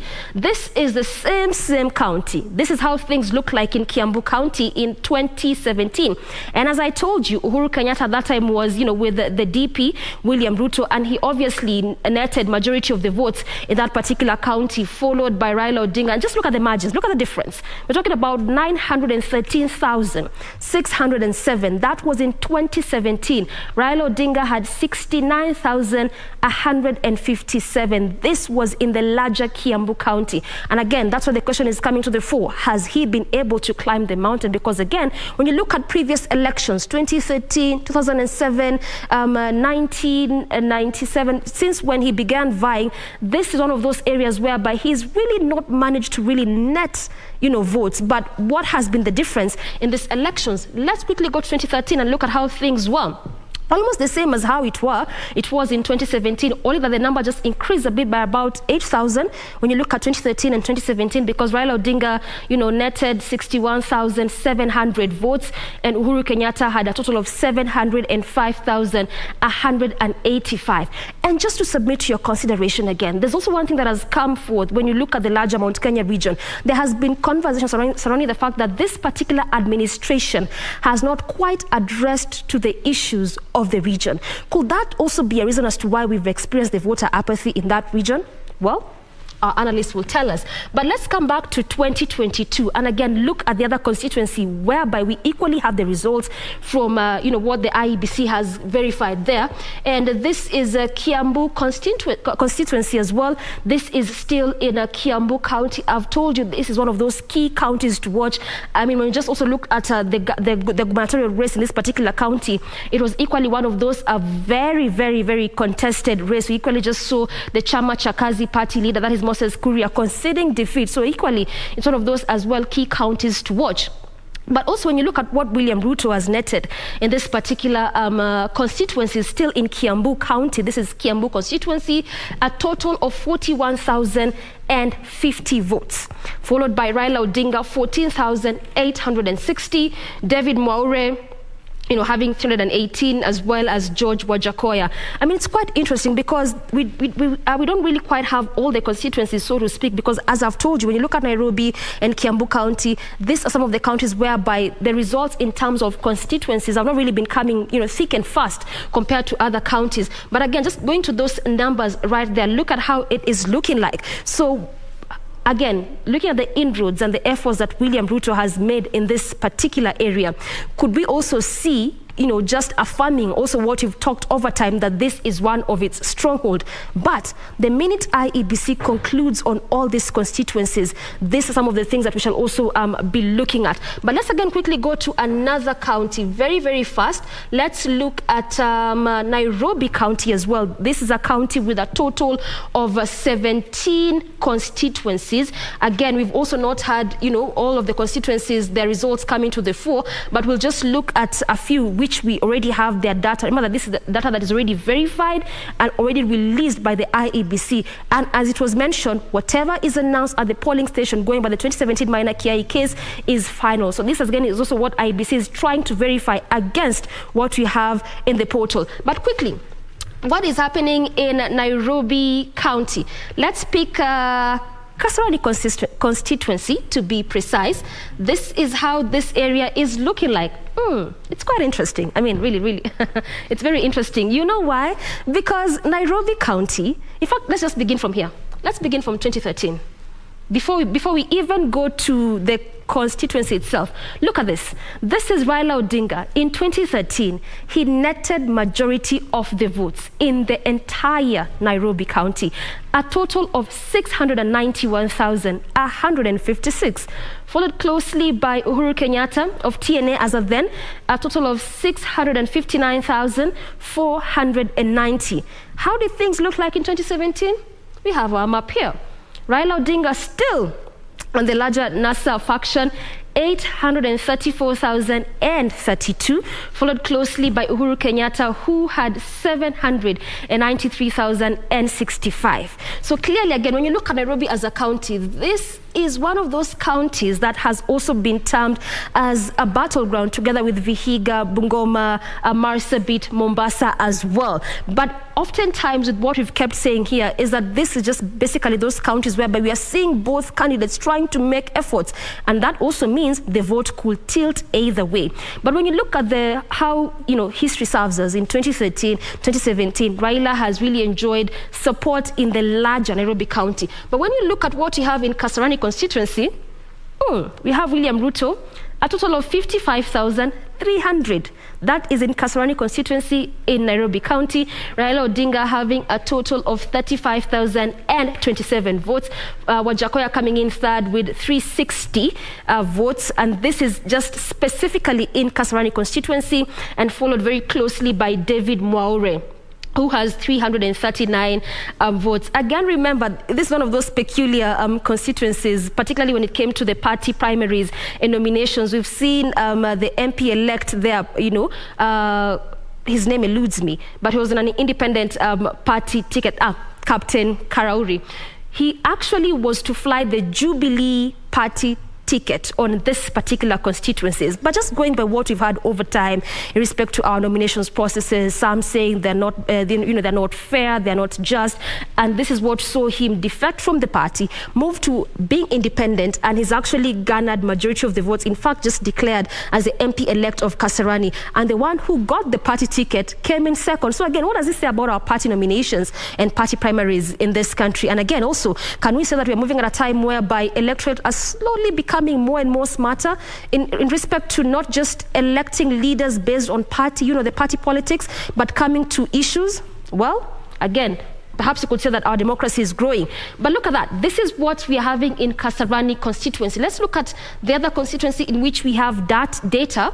This is Embakasi East constituency, where we also have Babu Owino there as the MP-elect. And again, this is also where, we had the Iebc coming forth to say that the RO of this particular area is missing. So we just hope that he will actually be found. But this is what we have in Embakasi East constituency. But there's a bit of a difference here. When you look at Kasarani constituency, when you look at Embakasi East constituency, right now we have Raila Odinga on the lead in this particular constituency, a total of 53,982 votes, followed by William Ruto, a total of 30,976. George Wajakoya coming in third with 388. And lastly, there we have David Mwaure with 272 votes. Now, when you just look at these two constituencies, for instance, that is Embakasi East as well as Kasarani constituency. And just when you look at, the colors clearly show you which party has carried the day. But again, when you look at this is why we say that this has become a battleground area. So it simply means that the vote could tilt either way. But going by history, could this also be one of those areas where we are going to see Raila Odinga again also just garnering majority of the votes as it were in 2013 as well as 2017? Or we'll see a bit of a change in this particular, counting? Remember, Nairobi County has also become a county to watch. Why? Because when you look at the two main front runners, that is Raila Odinga and William Ruto, in respect to, again, the candidates they put forth for the gubernatorial race, it's also quite something to talk about and to see. So again, we also look at how this how the votes will pan out the minute Iebc gets concludes on the 17 constituencies in this particular county. But we'll continue exploring other counties as well as the various other constituencies where already Iebc has already declared, has already completed the verification process and already announced the results of those particular constituencies. But just as we conclude, particularly on this part, I'd like to throw it back to Lydia. And just looking by, going by what we have here, could we say that we are moving at a point and in a place? All right, just before I get to you, Lydia, I want us to cross over to Bomas because, as we said, numbers is our business. So let's just cross over there and listen to what we have from that end.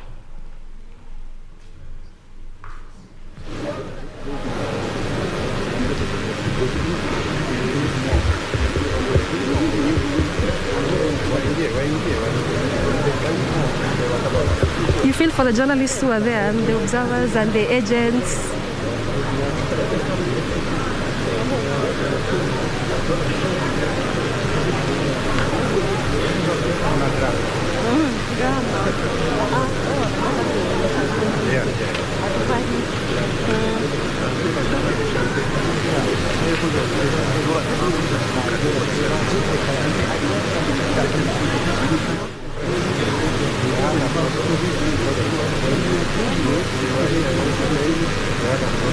Mtazamaji, ikiwa unaungana nasi moja kwa moja kutoka hapa katika ukumbi wa Bongo, ni kwamba kulikuwa na hali ya mshike kwa takriban dakika kama 7 hivi.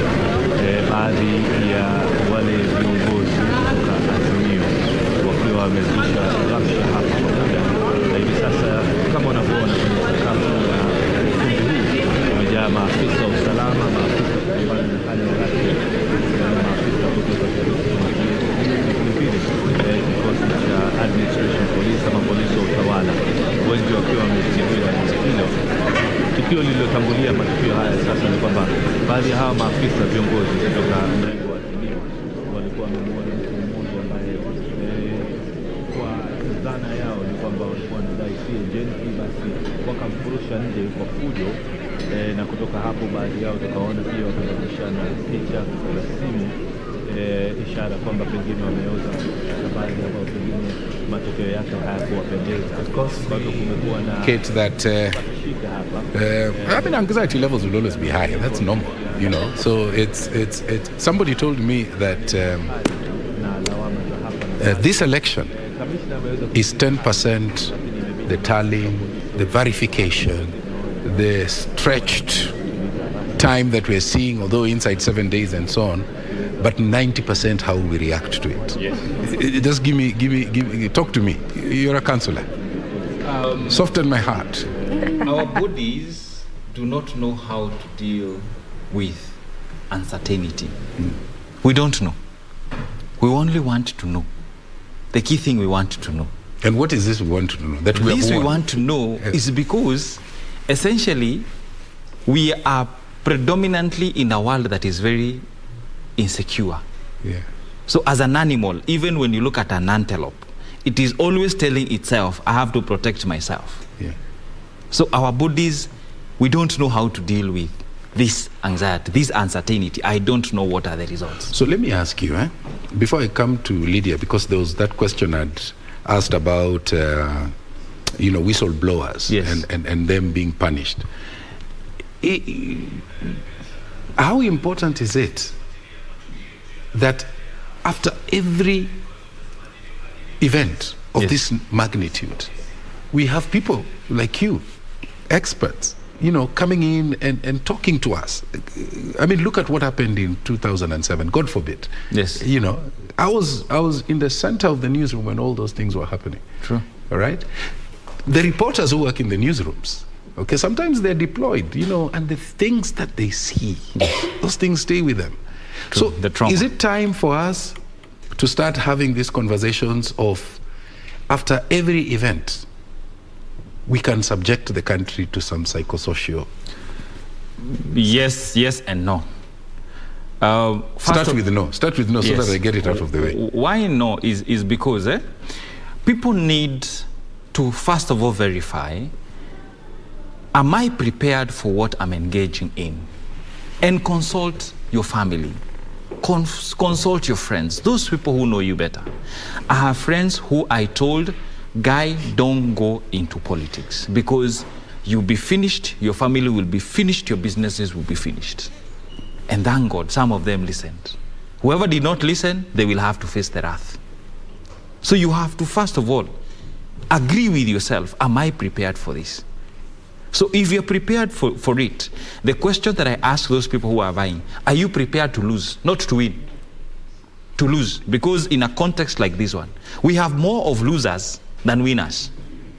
True. Yes, we have more of losers than winners. So I ask those people, are you ready to lose? And if after this context, you find yourself you've not been elected, how will you deal with it? If you don't know how you deal with it, kindly don't vie or even don't engage. Mm-hmm. So that is a no. So prepare yourself first. The second item, yes. Some people will actually say, I really don't give a damn, I have to come out and really do it.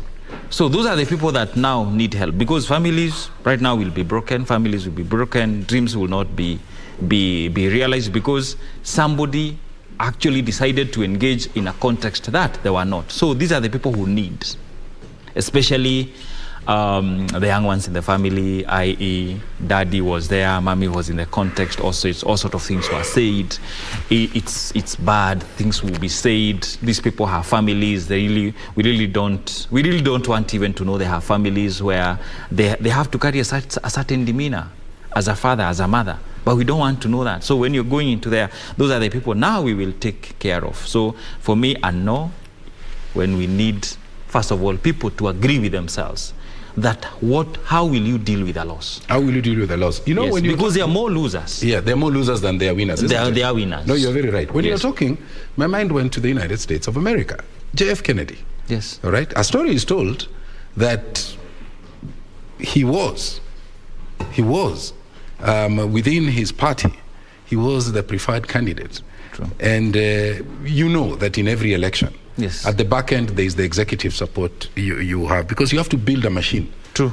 That takes you to victory. Yes. So that you have people who will support you financially and so on and so forth. Yeah. So a story is told that the moment he won election, and he was very reluctant, he developed a sense of self. And he started doing things differently. He said, you know what, I'm going to work for the people. And we know what happened. True. Okay? So, is it also possible that you say yes when you mean a no? Yes. So the pressure is coming from the family. Unajua wewe ndio mkubwa, lazima uende. Yes, Mboya, we are influenced by our environment 60%. At birth 100. Right now 60%. I'm influenced by my environment 60%. So if I don't agree with the environment, it will isolate me. And one of the most grievous mistake a human being can do is to being isolated. Being isolated. Actually, it is a form of punishment that is given to the so-called people who did not really chant a certain path in terms of politics. Isolation. We know, isolation. Even in the penal institution. It is the worst thing you can never do to a human being. Being alone. So you have to toe the line. But let me ask you. There is a system in place. My friend, Mboya, there is a system in place. Yeah. For this country to be 60 years after independence, there is a system in place. Yeah. Is you come, you agree with it or you don't agree with it. We are actually influenced by powers of being, whether we like it or not. But let me ask you before Lydia comes in. The fear of solitude. Yes. We are told that if you're scared of being alone, then you're in bad company. You have you need a balance between self and being part of the environment. Mm-hmm. If you lack this balance, one, you'll be a people pleaser. You will never have a no. You will never be a yes. We come, we tell you, we are calling for this harambe, you will be a yes person. Why? You are a people pleaser. You will never have a ground. Yeah. This is because you are a people pleaser. You are more tilted to the environment. Yeah. When you're so tilted to yourself, you become a narcissist. It is about me, myself, and I. So the voter, is he a people pleaser? Because they consistently vote in people who have question marks, and then they spend the rest of the 5 years complaining that the economy is bad. First of all, the voter and the leader come from a faulty system. Both of them? Both of them are both intoxicated in one way or another. The voter and the person is voting? Yes.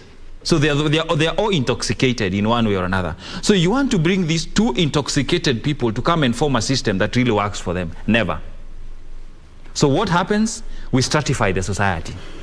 Mm-hmm. So what happens? Yeah. It's anarchy, i.e., in a capitalist system, I amass wealth.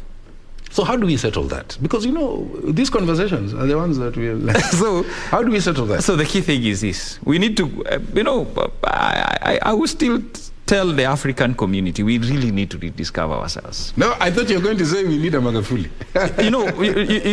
You know why I say this, eh? Look at Britain after being colonized by Romans. Yeah. They were able to rediscover themselves. Yeah. Rwanda is tried. Yeah. In Africa, Rwanda is tried. But the rest of us, if you want to see anything in Africa, look at the head in Europe. Because there's that is where the head is. That has not been cut. Yes, that is where the head is. We only have the tail here. Okay, let me bring in Lydia. Lydia, I'm seeing you. Okay, you're laughing. Tell us why. I'm laughing because first, I do to some extent agree with what he's saying. But I also don't think that societal evolution is linear. You will always find society kind of almost going round in circles. It goes a bit wrong, then it kind of self-corrects, all right? Then things go wrong, and then society self-corrects. You remember, and I'll give you an example, for example, in Nairobi, Sonko was such a huge darling of the city of Nairobi. And when he was senator and calling himself Mtetezi wa Wanyonge, he was the most popular politician, I think, after the president and the former prime minister. And then he became governor, and people really saw him for who he was. Yeah, just hold it there so that I have your microphone fixed. Gidi, join us. Join us. Join us, because the conversation is around, and I want what I would like you to respond to weigh in on. We are having a conversation on how does the preamble of the Constitution help in this psychosocial conversation that we are having. Yes. Okay? Yes. So I want you to give us that, as a lawyer, what are you seeing from where you sit? From where I sit, about the psychosocial support. Whether the question is it to the electorate or is it to the leaders? Majorly to the electorate. Now, my seniors over there will tell you that in law, there is a maxim that volentin and fit injuria, that he who willfully puts himself in harm's way will not claim damages. So, you know, in a democracy like we are, a constitutional democracy, where the ultimate power rests, the sovereigns are the people in the process of donating their sovereignty, in their infinite wisdom or lack of it, choose to give it to someone who does not have capacity or is unwilling to respond to their needs, then, I mean, they have themselves to blame. But then again, let's look at how... okay, Kidi, let me just, and I apologize most profusely for disrupting you. I need your mic checked. You know, we are in an environment which is live, and we're putting in a lot of hours. So sometimes technology, sometimes the battery can die, and perhaps that's why there was wisdom on ensuring that there is a manual backup. So I want to take a break at this point. Don't go away. We'll be right back.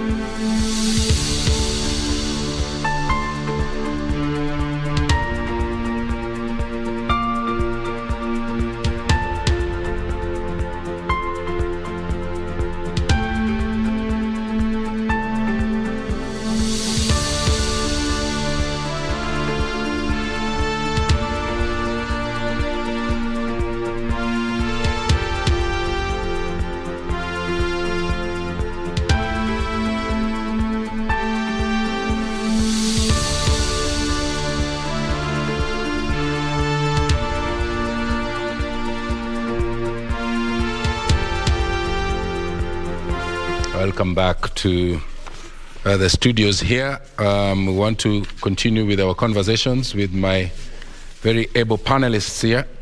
And these are moments of anxiety, a little bit, people getting restless, but, you know, there is a, as they say, the proverbial white smoke will billow.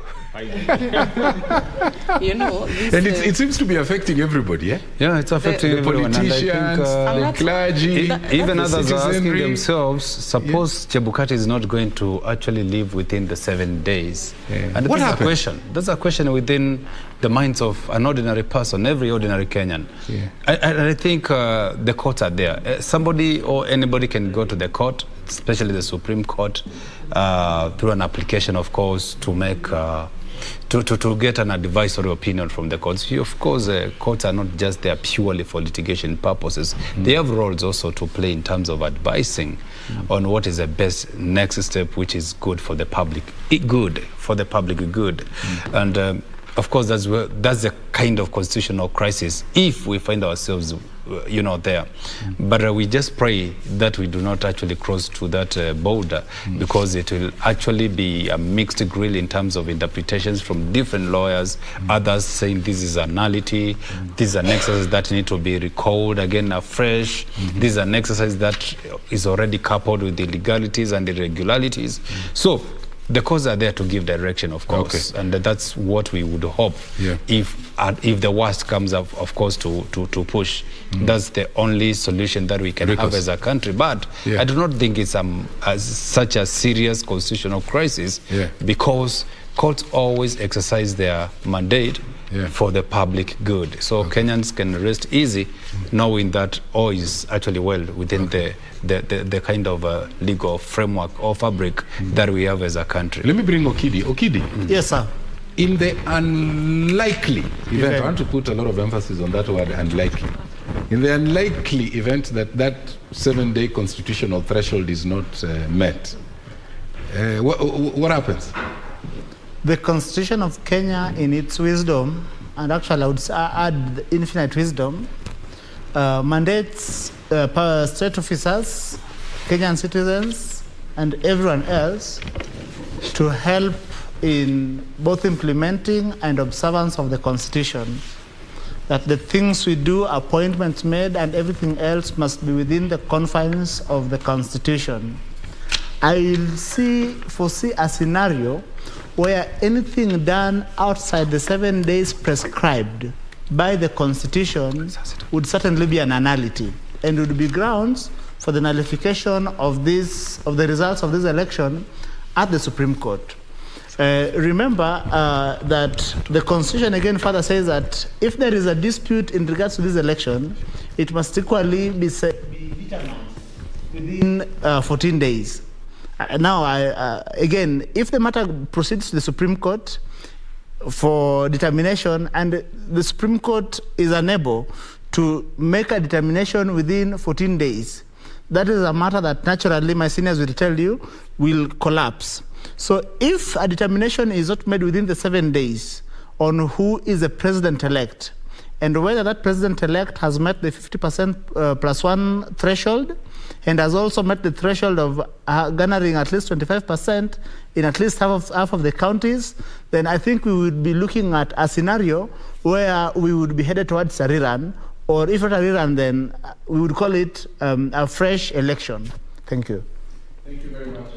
Let me just rope in Lydia Mathia, because we had promised that we would release you at midnight because of the other commitments you had indicated that you had. So as a parting shot, so that we can release you after that, do you see a silver lining in the next 5 years, regardless of who wins this presidential race? I don't think that we're talking about the issue of corruption specifically, I don't think that we can expect so much. We can expect some movement in the sense that perhaps there will be more robust debate around it, perhaps more civic space to talk about it. But the players that will be running government have already how do you call it, on both sides mix themselves up with the underbelly of the people who are, known to move the levers of the deal making that happens when we are seeing when corruption happens. And so while there might be robust space for civic conversation, it will probably come to a head maybe in the 2027 election, just because the players are pretty much too entangled with each other and would not really want to open too widely that Pandora's box. So it will behove Kenyans and the society at large to really stay the course in terms of staying vigilant and putting to question to leaders, asking leaders difficult questions when those when there are issues that need to be raised. The media will need to shed off the weaknesses of this moment that have been pretty obvious and find its courage and find its objectivity and stand on the side of Kenyans, so that then that civic space has a platform for broadcast, and then perhaps a few things could be thwarted here and there, but ultimately I believe there is too much mixed up, and we can only, I think, hope for better when these players exit the scene, and I see probably that happening in 2027. Right now, the period, the next 5 years, what we need is to do a ton of vigilance. Okay, and your final comment on the question of whistleblowers being punished. Whistleblowers are generally ostracized, even in government. If, for instance, you go and pretend like, I'm going to be a judicious person, I'm going to be a leader who is not going to allow people who are not going for trips not to be put on per diems, I can assure you, nobody will keep your company. You are that guy who will get to the office and only get to read the newspaper, because nobody will allocate you duties, nobody will want to hang around you or be associated with you. So it starts right there at the office. It will extend to your seniors and really just your entire career if you're a public officer, for example. So that needs to change. Right now, it is still that way. It's still that way. And is that a lonely place? There's the principle of if you can't beat them, join them, takes over. Because I guess that someone like that would tell themselves, all I have to do is take unnecessary per diem and I'll get along with my colleagues. Okay, so people just get carried along and get into the gravy train. Okay. Yeah. Have you ever thought of going into politics? Myself? Yeah. Sometimes I think about it, but I don't feel like I'm a front-end politician. Why do you feel that way? Because it also the community is also very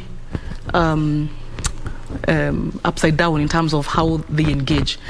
Before you have a conversation with them, there's a way they're very demanding of this handouts, and I think that culture of handouts is something that really puts off a lot of political actors, because where are you going to get the money? Where are you getting 20 million shillings to go and politic with? And I think even a lot of us as women, young women, have difficulty penetrating that political space just because you don't have that resource base to indulge communities in that handout culture. Lydia Maitha, government expert. I thank you. Asante sana. Thank you for your time. For coming. Thank you for coming. Wakili, as they are panning the camera to you, because Lydia will just rise in the next 1 minute. Yes. She mentioned the question of solitude. How do we open up the space and say, you know what, let's not make this thing about more debates. Let's not just let it rest with the expansion of the civic space. How do we say, you know what, just the way Singaporeans did it, the time to fix this country for our children has arrived. And so that we go ahead in and start addressing the issues, fixing the nuts, fixing the bolts. Do you see us getting there? And what do we need to do, especially, having a paradigm shift, changing that mindset of, you know what, we can shed off the past, those mistakes that we have done, fair enough, okay? And now we are advancing in what you called your true north. If it will ever happen, it will take a president in his second term, because you have nothing to lose. a president in the second term because you have nothing to lose. I'm doing this not for me, it's for my country. If it will ever happen. Will it happen? I don't. It's still, I don't see any goodwill from us people. Because when you look at like what the anatomy of corruption, it's so deep in ourselves. And I don't know how we will go about it. However, I'm hopeful if we'll have a president who will come and really say, yes, this is where we are and we can do something. Remember President Kibaki when he came into power? Actually, the Wananchi were actually holding people accountable. The police officers, the police officers were being caught by people, and people were actually presenting them. And whether there was goodwill to actually persecute them or see the law taking charge, then it's another question. But for me, I know intrinsically our system is perpetuated by corruption, intrinsically perpetuated by it. Yeah. And the follow-up question to that would be, as a psychosocial expert, what is that emotional connection that we have with those vices like graft, fear even in moments of election? How do we disentangle? We are a society that does not have a true north. We wrote a good constitution, but the application of this constitution lacks goodwill from everyone, including myself. Why am I saying this? Because the institutions that should handle the balances, the checks and balances, are actually compromised. Like Wakili here was saying, we saw our own PLO Lumumba actually asking a very senior politician in this country that you're earning 5,000 X amount of years. How have you amassed billions? And he was not able to answer.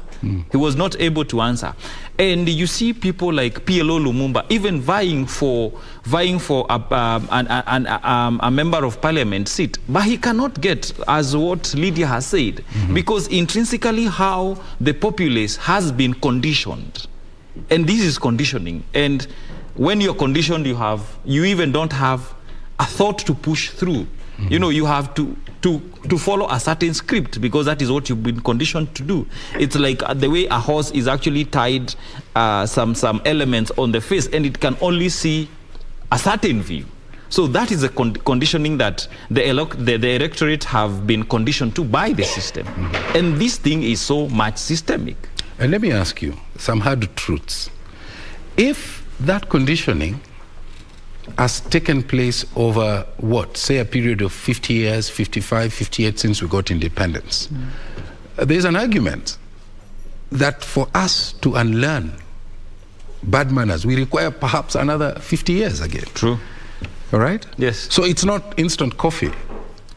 I said earlier that I can be so certain I can project our patterns in the next 30 years. Seated today.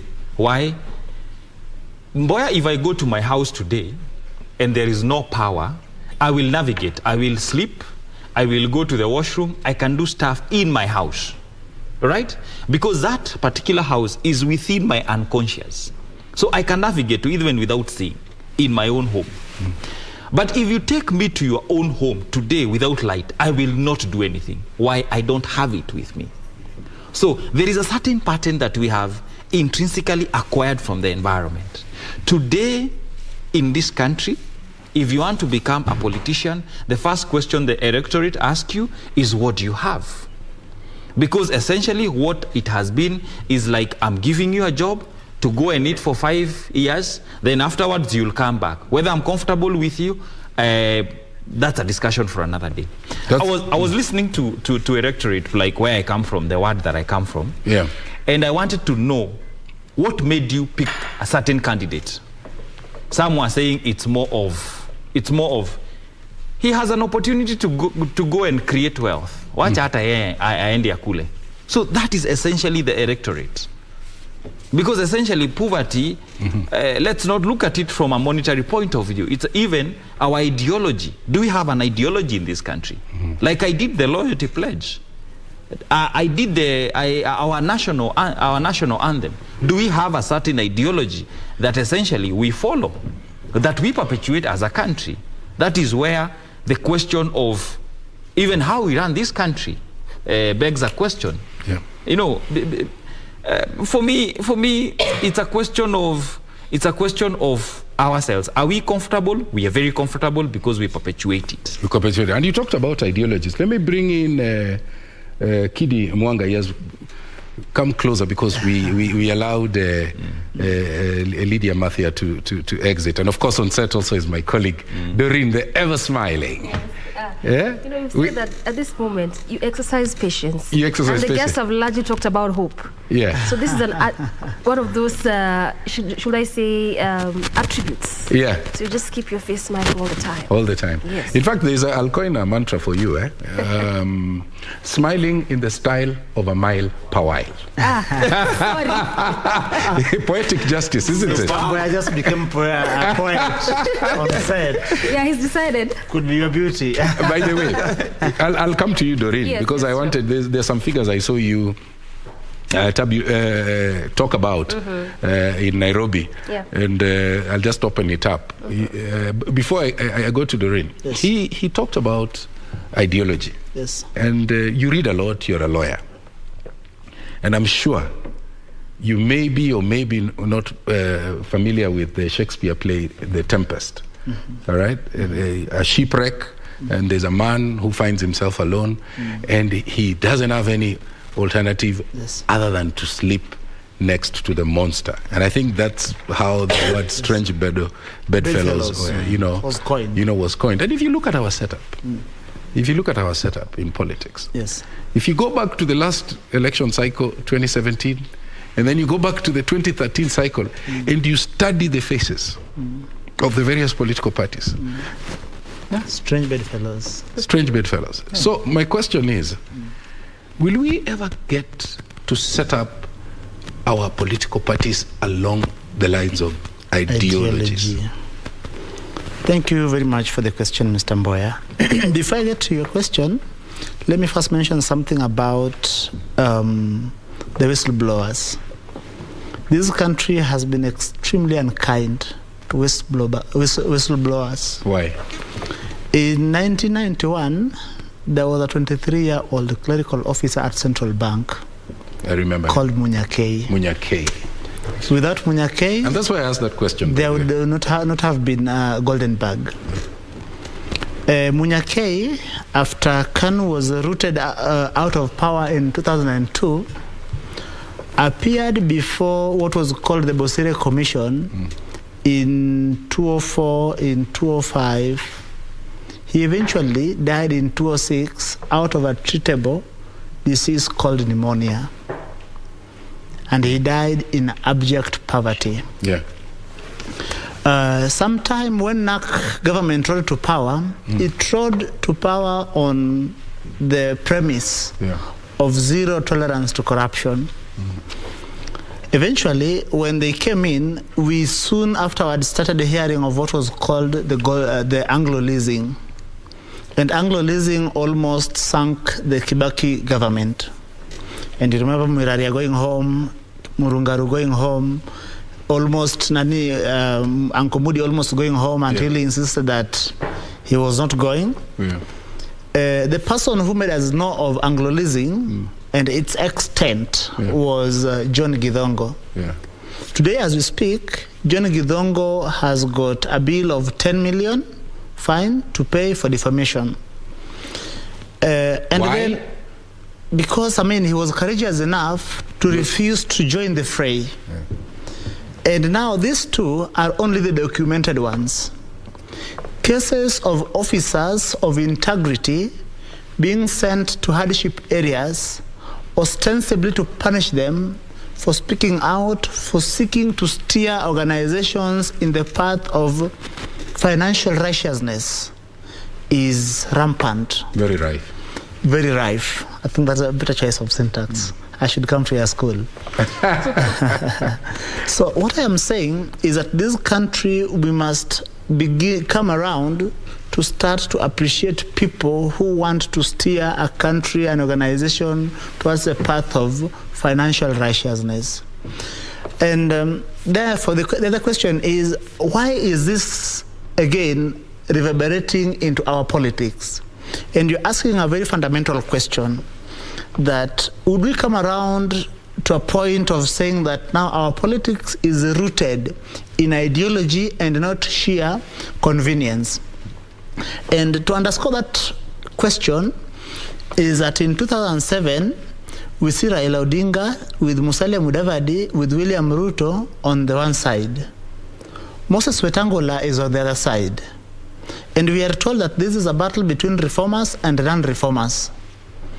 We get to 2013, and Wetangula and Kalonzo Musyoka, who are not with Raila Odinga previously, now joins Raila Odinga. The other gentlemen bolt out. So even if Mudavadi does not join the other side, but you know, in politics, if you're not for me, then you're against me. Then we get to 2017, and then the string bedfellows continue. So it speaks to a level of lack of ideology, and therefore that as long as you're in politics, the only thing you need to do is how to get to power. And as long as you are in power, everything else can take care of themselves. But the question I want to respond to is that why do we have bungled elections repeatedly? We have bungled elections in 2007. We have bungled elections in 2013. In 2017, Supreme Court tells us that what you did was nothing but, you have to go back and do something proper. And that's the last one. Stop this child's play. And that's the last one. And so, the last one. And so this is my thoughts in regards to this. There is a term that has been bandied in these elections, but I think it is being bandied by the wrong people. It is being bandied by enabler of state capture. I wanted to speak about state capture as a form of corruption. When you're speaking about corruption, there is, over time, has been a sophistication about corruption, where there has been an emergence of a shadow state behind the official state. Then what the shadow state does is that they repurpose the official state to serve private interests. So that, for instance, when legislation is made in parliament, MPs are seen, what in common parlance are seen kando and facilitated, and therefore they pass laws not in the interest of the people who have sent them to parliament, but in the interest of to serve private commercial interest. And now this state capture has therefore ensured that people with the proximity to power have therefore been able to line their pockets and are swimming in a sea of measurable wealth. Therefore, how have they ensured that the Kenyan electorate remains impotent in a way that Kenyan electorate cannot take action? What they did is that, in a democracy, the most powerful tool is the voice of the citizen. And that voice is usually expressed at the ballot. So then we have election messed up in 2007, by and large, to make sure that the electorate cannot destroy that capture elite. So that capture elite, again, messes our elections in 2013. And therefore, we have an election where we can't tell who is the winner and who is not the winner. And remember when President Obama was here in 2015, he told us that we had a government that was legally in office, not legitimately in office, and not democratically in office. It was something that had been decided at the Supreme Court. And so in 2017, we ran into the problems we ran into, and now we have to make do with what we have. And then there is a country that we have to, continue having. And so compromises are made, I would say, in the interest of the country. But then there are so much that has happened. So as we get into this 2022 elections, and you see what is going on in Bomas, There's some little anxiety. Yes, a little anxiety, but also we must say that we have seen attempts to undermine the integrity of these elections. And the best part is that the Commission has demonstrated that it is vigilant enough to spot those bad apples and deal with them immediately. Okay. So let me mention this. Don't panic, Mr. Mboya. Okay. No. I'm not. No. So that as we go into this election, I am certain that the president-elect who shall be declared shall be a beneficiary of a clean process, and that president, whether it is President Raila Odinga or President William Ruto, must undertake the work of making sure that they restore the integrity of elections in this country, because when the people are able to express their voices on the ballot, they are able to destroy every corruption cartel. Thank you. By the way, before I go to Doreen, because to give us the dynamics of the Nairobi County, the numbers, he says something. Yes. All right? That if you fix the election processes, then the scoreboard takes care of itself. And he goes ahead and says that if you have a strong, solid, free system that will deliver a free, fair, and credible election, then it's almost like once the people vote, then that becomes the voice of God. I've heard that severally, being said that the voice of the people is actually the voice of God. Yes. Do you agree?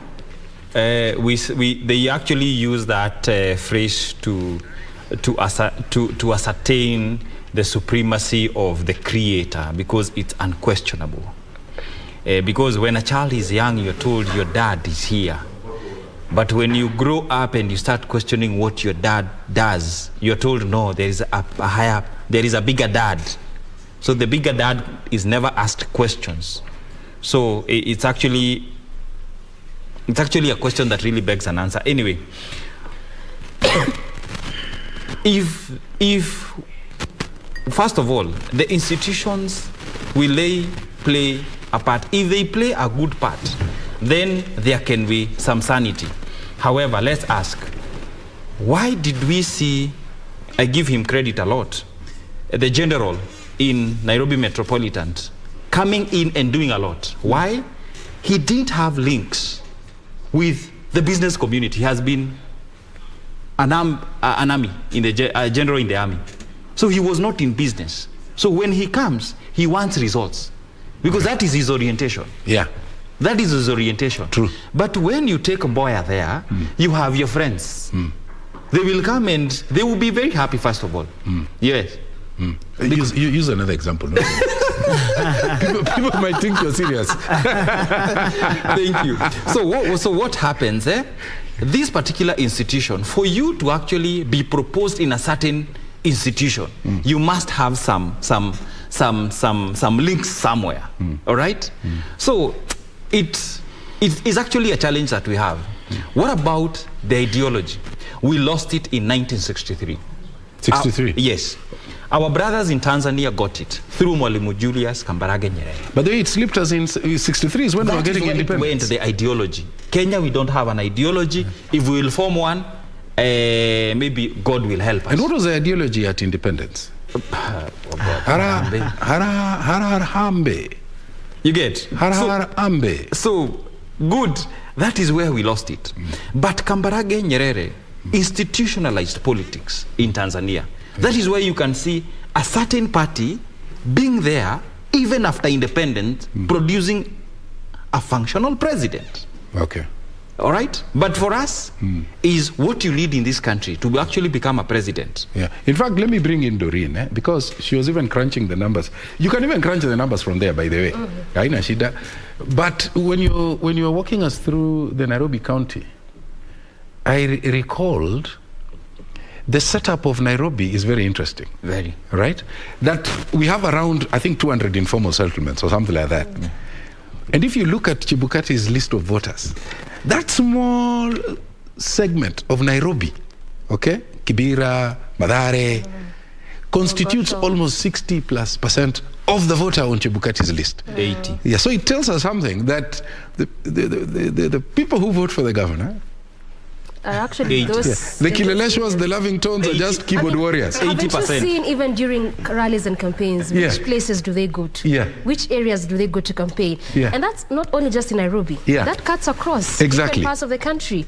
So, just from what you're saying, I mean, when it comes to decision making, it's that section of Kenyans who actually go out and vote. And I mean, that speaks a lot to the elites, because when you mention those areas, Kileleshwa, Lavington, and just going by, you know, the percentages you've given, what does it speak about the middle class and the elite, so to speak, when it comes to exercising that one of the Constitution? Where's the disconnect? Where's the disconnect? Because again, oftentimes, even when you hear complaints, like just take a classical example. When you had the fuel shortage, who are complaining the most? The middle class. Because the ones with the cars. And I was like, petrol, we cannot find them. What is happening? Is it the oil marketers who are hoarding fuel? And there's a lot of conversation in respect to oil marketers hoarding fuel. We had the issue of, the Russia-Ukraine war, and the prices kept going on an upward trend over time. But yet they were the ones complaining the most. But when it comes to exercising, their sovereign power, you don't really see them. And that has been given by the figures and numbers. So what is the disconnect? Let me ask you. She brings a very pertinent issue. That there's a class here. Yes. Okay. Middle class. You find them, they're permanent residents of the social media. Right? And then they seem to have solutions to the problems that ail this country. All the time. All the time. But I don't know, and this is why I applaud the likes of the entertainment space. A lot of people saw that gap and they stepped forward. And just that single action of stepping forward, in my mind, tells me that these are people who are willing to come and be part of the solution process. Okay? But I'm wondering, she brings the question of that smart elite versus the majority at the base of the social pyramid. Okay? So these people, if you look at the leadership, then it's a reflection of these people. I don't, maybe before he comes in, I don't think it represents that. The disconnect is here. These people, in terms of their education, they have to be educated in a certain way. When they're educated in a certain way, they can only think in a certain way. The pedagogy of the oppressed, it will never be taught. You will never even access to even understand what is oppression. So we have to teach them in a certain way. That is one. Two, we have to allow them to actually, sorry to say this, to worship in a certain way, to perceive the Almighty in a certain way. We have to remove them from earth and take them somewhere else. That is the second tenet that has subjected these people to there. So education and even the media.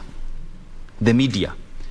What is this that we are perpetuating as the media? Because what kind of information are we relaying? So it is unfortunate that these masses grow as we proceed as a country, and at the apex there, only a few are there and actually maintain there. So for me, the bigger disconnect is here. It is systemic. And who benefits from the system is the person up there. Why would they take their children outside the country for education?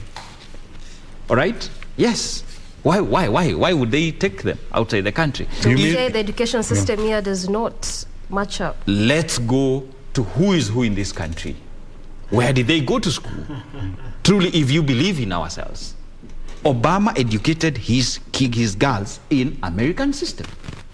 So tell me, those who is who in this country are actually educating their kids in the education system. Let me ask Wakili, before it slips my mind. He raises a very important point.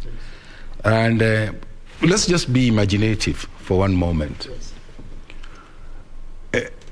You want to be appointed a CS for education?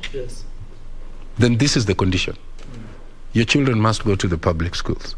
Because once that happens, then you have the firepower to want to fix that sector. Why? It's close to you. If you are the CS for health, then one of the requirements is, are you willing to start going to Kenyatta. Yeah. Good. All right? And can you assure me that even the kids will go to Kenyatta? Because that is one of the ways of ensuring that, you know, if my kids are going to be going there, then I better fix it. And make sure services are good there. Exactly. Because your kids will go there anyway. Yeah. Such models, and in the 21st century, should just be the, should that be the thinking? My brother Mpaya, you are raising fundamental question in such a simple, beautiful way. Let me say this. There has been a culture in this country called smash and grab, where institutions, especially institutions that offer social amenities.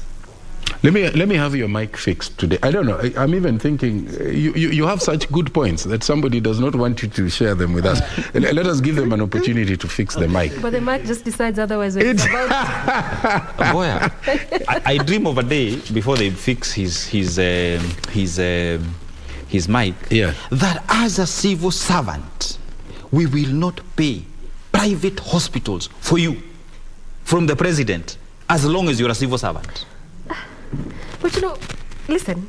Just a minute, eh? Okay. Because if I get sick, if I get sick and I go to Kenyatta, yeah, I will make sure that I'm finding my CS there. I will find my CFO there. I'll find my procurement officer there. So we are all lining there. Believe you, systems will work. Systems will work. That's a good one. I don't know. Doreen wanted to jump in. Yeah. You know, even as we talk about this conversation, you know, leaders, integrity, corruption intertwining, you know, it just sort of comes to my mind then. And it's a question I had posed earlier, and I still want us to respond to that because, I mean, you're still on that train of thoughts. Then really, who bears the responsibility? I mean, yes, we're talking about, and I can tell you for sure, the 2022 election, it has been termed as an issue-based compared to other elections. We had to find out and see whether or not that's actually true, but it has been a lot of conversations surrounding the fact that now it's been ideas, issues, how, you know, certain leaders will speak to issues that Kenyans are facing. But then again, are we really talking about ideas and issues devoid of character? Because we've given good examples. Waluhe, already elected. Didmas Baraza, Kimilili, same. And if it were not Supreme Court upholding Mike Sonko's case, I can tell you for sure, my own opinion, Mombasa would have just probably elected him. So then it could be issues, okay, I agree, it could be ideas, but where's the place of character? Because when you look at all these things we're discussing, if someone really just had in them a good character, thinking of the people, then maybe this would have been problem solved long ago. Wakili was saying something. She makes a very strong point, by the way. Yes, and there was something that you're building on. Yes. Before before my Mike decided otherwise. Before the universe conspired against you. It could be the devil. Yes. But now the mic is back. He can make his point now. Thank you. I wanted to mention something about smash and grab, which has been a culture in this country. It was not by accident that we had the giant railways corporation going and unable to, you know, deliver to the people of Kenya, that now the wagons were left dilapidating and all that. It was not by coincidence that key institutions in this country were going down, especially during the time when we had the Chama cha Baba na Mama at the top. And then when President Kibaki comes in and attempts to fix all this, but then he's also quickly overrun by the establishment, what other people have called the system. So the culture of smash and grab has undermined the capacity of institutions to work. And therefore it has left the citizens at the whims of what is called the strongmen. When citizens are left at the whims of the strongmen, it undermines every sense of accountability, because the strongmen turn themselves into demigods. And still speaking on corruption, there is also the second challenge that I had mentioned earlier, and permit me to build on it, called the culture of moral appropriation. in the culture of moral appropriation, you realize that we talk about grand corruption, but then we more often than not are tempted to turn a blind eye on small corruption. And this is where the real malaise lies. Because what the big boys do, if you permit me to use that word, is that while they engage in grand corruption, they permit the junior officers, people at the managerial level, people at the support staff level, to also dip their fingers in the cookie jar. So there is a small corruption that is thriving there. What then this also does is that corruption becomes attractive, so that people in the locales start talking about mwizi wetu. So that if he is mwizi, that's fine, but he is mwizi wetu. So they want to reward him with an elective position, because when they do, still about moral appropriation, this person will come and dig a borehole here and do some haphazard hospital there and engage in some church harambe there. While in real sense, if someone takes 100 million and donates 10 million or spends 20 million in the society, in the locality, he still has about 80 million. Out of these 80 million, maybe he spends 20 million in legal fees, he still has 50 million. So when we talk about the fight against corruption, and especially now that because we are in an election period where votes are being cast, we are speaking about reconciling our country to its better self.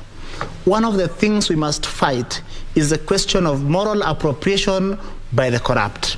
Thank you. As we come to the end of this conversation, and this is a question that I even asked Lydia before she left. Yes. Do you see a silver lining over the next 5 years, regardless of who Wafula Chebukati will declare as the president-elect? Well, I must first admit that I am an eternal optimist. And in the words of Barack Obama, I believe that there are more stars in the sky than the grains of sand in the ocean.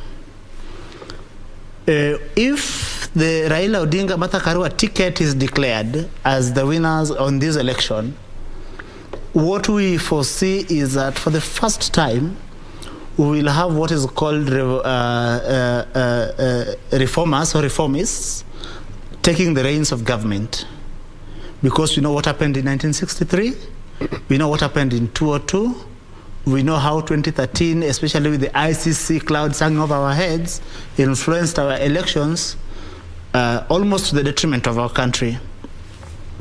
So if we have a Raila Odinga Martha Karua ticket, it means that for the first time, and if I were to use the parlance famous in Mount Kenya, we would have the Watu Mau Mau now being in charge, and we would see what they do. They would do. And let me just make this point. And because of legacy politics that has taken root in our country, I want to believe that they would want to do right by the people of Kenya, and that may, in a small way, move us towards reconciling our country to our better self.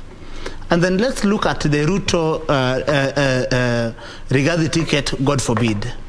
Can I stop you there? Can I stop you there? Because, and I'll tell you why. We don't want to indict IEBC. Yes. We want them to finish the tallying. Okay. And we want them to make sure that whoever wins has enjoyed the goodwill of people of Kenya. It could be either side. Yes. And especially in this time when of course, the nation is anxious. Yes. And I'm glad that you're a wakili and you understand that the nation is expectant. So I like the way you summarized it. I hope I am not too inflammatory. So let me make this point. You summarized it very well. Let me make this point, Mboya. And because I'll be brief. Let me say this. Because of time. Yes. We are overrunning. We have overshot. Yes. Yeah. Let me mention something about Kenya Kwanza briefly. Permit me. Before you do it, let me pose that same question to Gregory. Let me say this so that I finish completely. It is a comment you will not regret. Okay. President William Ruto, because of how people have fought him. I'd like you to withdraw the word "God forbid." Oh, retract. That's the condition. I retract. Yeah, thank you. Now you can make your... Yeah. Let's say we end up with a President William Ruto. Yeah. You know, I want to compare President William Ruto with Minister George Saitoti. Minister George Saitoti, as they were going into Kibaki cabinet, was one of the people who were having the cloud of corruption hanging over his head. And of course, he fought it through the High Court, and remember Justice Okello Kubasu eventually clearing him. One thing that I foresee is that because of the unpleasant things that have been mentioned about him and his coalition in regards to corruption, some of them which may not have been substantiated, he may want to prove to the people of Kenya that all this that have been said have been premised on nothing but malice and political witch hunt. But now that I am in charge of this ship called Kenya, I want to steer it to safe harbors. And guess what?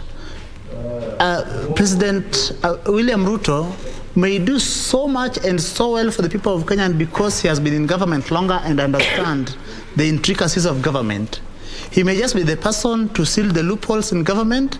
And now that KRA was telling us that our tax, we have netted so much, we have hit the tax targets. Mm-hmm. Now we may double that and have so much money generated locally, ensure that we expand the tax base, and so that we find ourselves as a prosperous country that does not have to rely on loans. Thank you very much. That's a good place to leave it at. I'll ask Gregory Morangugi, as we come to the end of this conversation, do you see a silver lining at the end, regardless of which Kenyan wins this election? Of course.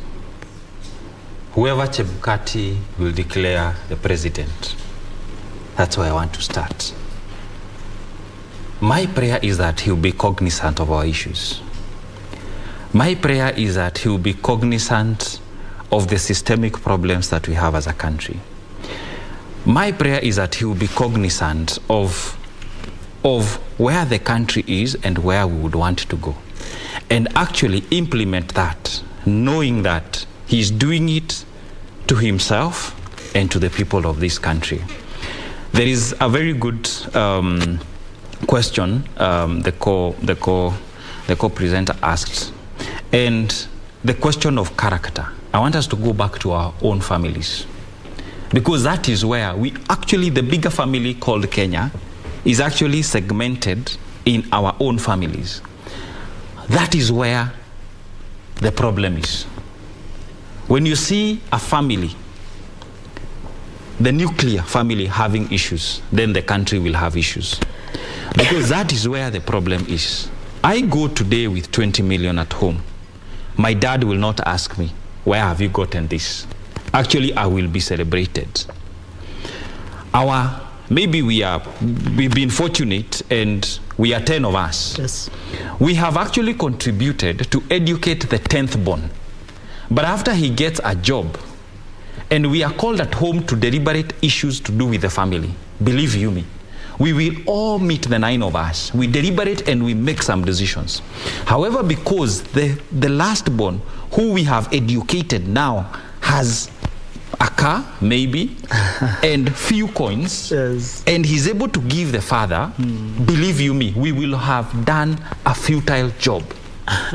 So basically, where our future as a country, we can rediscover it, is within the family. Yes. Is within the family. Within the family. Units. Yeah. The basic unit. Yeah. If I've been fortunate to see people formulating the families and wanting to understand it and running it with the principles and the values that ensure everybody in that particular family is, first of all, functional, and they are able to actually to thrive.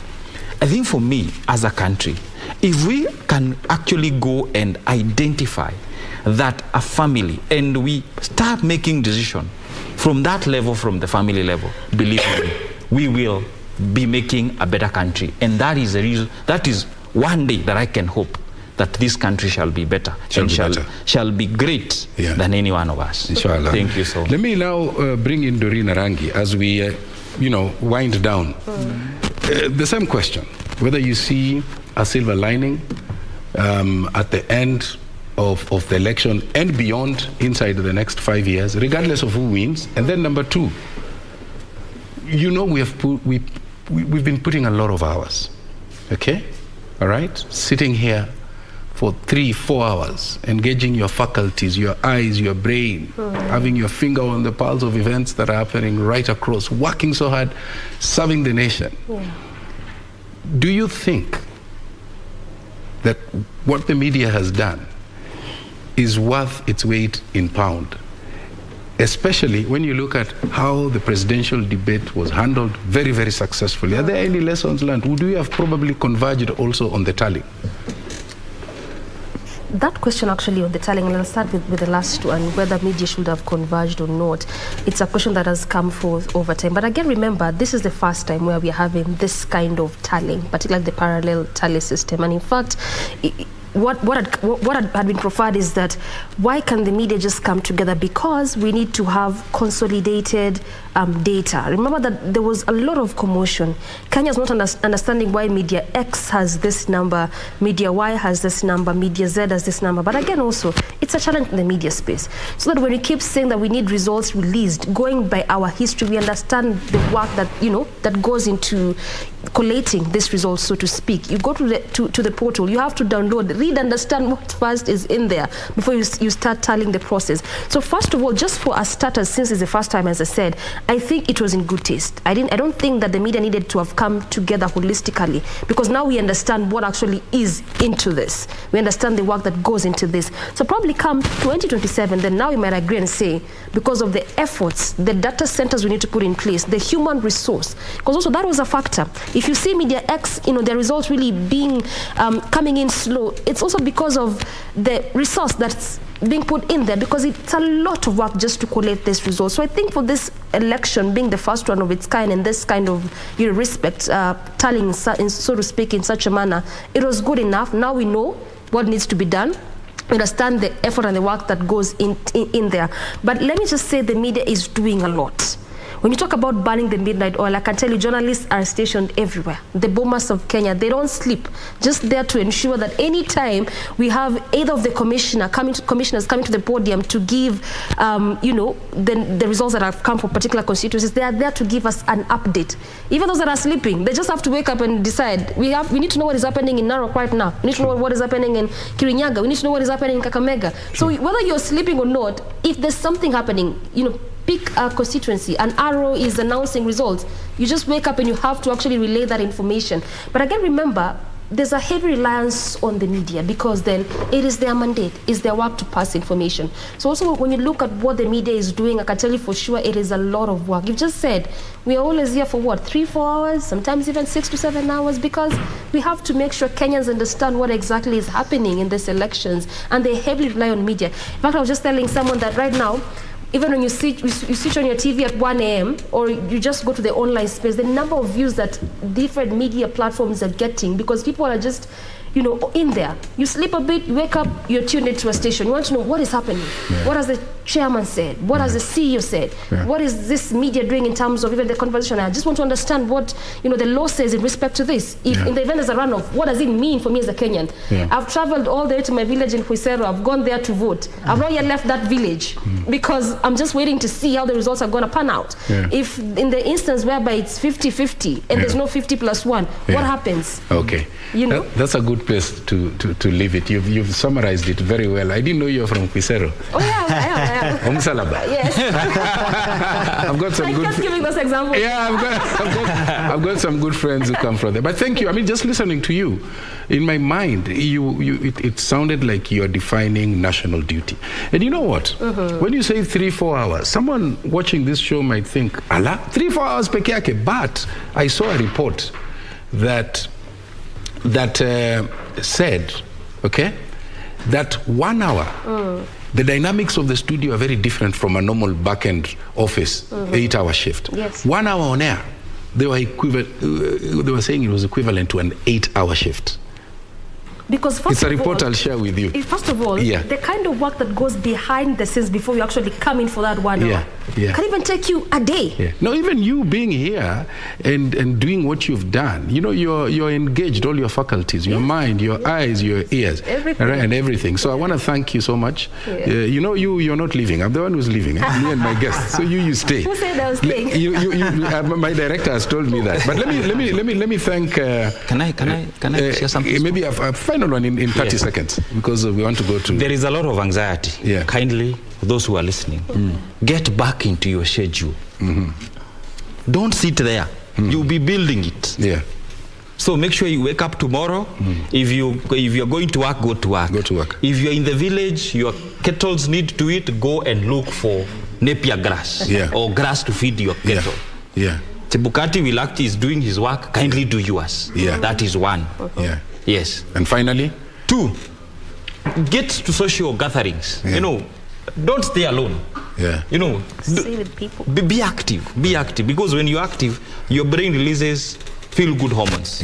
What about those results that are being tabulated online? Should they take them religiously, or should they ignore them and wait for Chebukatis? That's a good place to leave it. I want to thank you so much. Give me my last word. 10 seconds, because I'd already given you. I work in a consortium of young people and institutions that have invested the time and resources towards peaceful elections.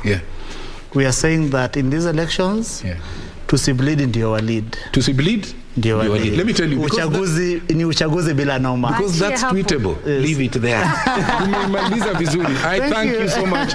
Kidi Mwanga, lawyer, analyst, Gregory Mwaura Ngugi, counseling psychologist. Thank you, gentlemen and a lady. Thank you very much. Insights. Thank you very much. I think, wow. Thank you very much. And I want to thank the Kenya Decides team. There are a lot of people, of course, in the back end as well. Thank you for watching. The voice of the voter will be heard once the Iebc chair finishes his tallying and announces the next president-elect of this beautiful country, the Republic of Kenya. My name is Tom Boya. Good night this morning.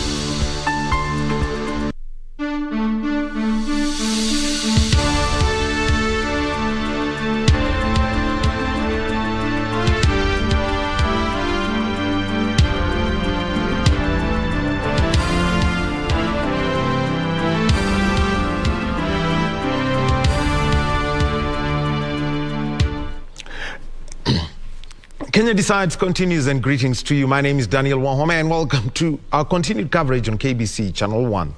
What a day it has been at the Bomas of Kenya and also at the Nairobi County Tallying Center at Kasarani. And what's the story? Nairobi County still waiting for about 4 constituencies to deliver their material, and this is 4-3 seats. We're talking about the gubernatorial, senatorial, and for the woman county representative in the, member of the National Assembly. At the National Tallying Center, then at the Bomas of Kenya, there has been a change of plan. And the Independent Electoral Boundaries Commission has realized that what they were speaking about yesterday, a tedious process, has had to change, with over 200 returning officers from the various constituencies in the country, all queuing, at some for even 2 days, waiting for their chance to have their material verified so that there can be a national tally for the presidential vote. They've decided to change the process and expedite it. We shall be taking a look at that. So that's part of what we're doing, and we've got Regina Manyara. She's at the Bomas of Kenya. She will be giving us periodic updates on the activities that are taking place there as the Iebc announces the tallying of the presidential vote after a change of process. And also at Kasarani, we have got the team of Trevor Ngendo and also we've got Jackie Macharia, who are going to be keeping tabs on what's happening in the capital. Remember, 3 seats in the capital yet to be announced, and this is because there are still 4 constituencies, as I mentioned. And we'll be having conversations around this and what the implication of some of these processes are in the long term. And in studio with me, we've got veteran Topi Liambila, who's seated at the far left. Topi, welcome. And, Topi was also covering the elections, and so he's going to give us some of his experiences of what he saw in Kajiado West. Well, quite an interesting story. He was reporting, I think, 2 nights ago. He was with us here. And on Topi's right, we've got an election observer. He's leading a team of local election observers, and he's also a person who's a security expert. And he's under PEMAC International. Pius Masai, thank you for joining us again. Thank you, sir. Right. And after 1 day's rest, we've got Davis Tayo. He's managing partner at Africa Social Financing Center. You know everything about the governance, the cost, and what it means. Thank you very much for joining us, Pleasure. Davis. Well, and before we continue with this, there is one announcement that was made by the Independent Electoral Boundaries Commission today, and this was a briefing that has changed the way we are going to see the national tallying process happening. And they reviewed the presidential results verification process, and this is at the Bomas of Kenya National Tallying Center, to facilitate faster processing of the presidential results.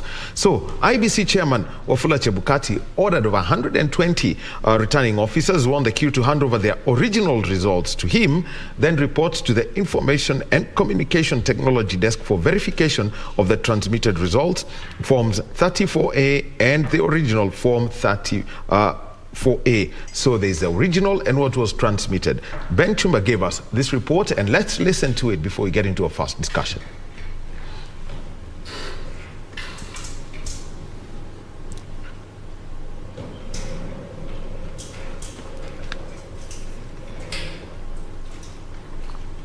It's time to meet the Tuesday deadline. The Independent Electoral and Boundaries Commission, IEBC, made several adjustments to the processing of the presidential results at the Bomas of Kenya. Returning officers who are on the queue shall proceed to hand over the original results to the National Returning Officer immediately after this announcement.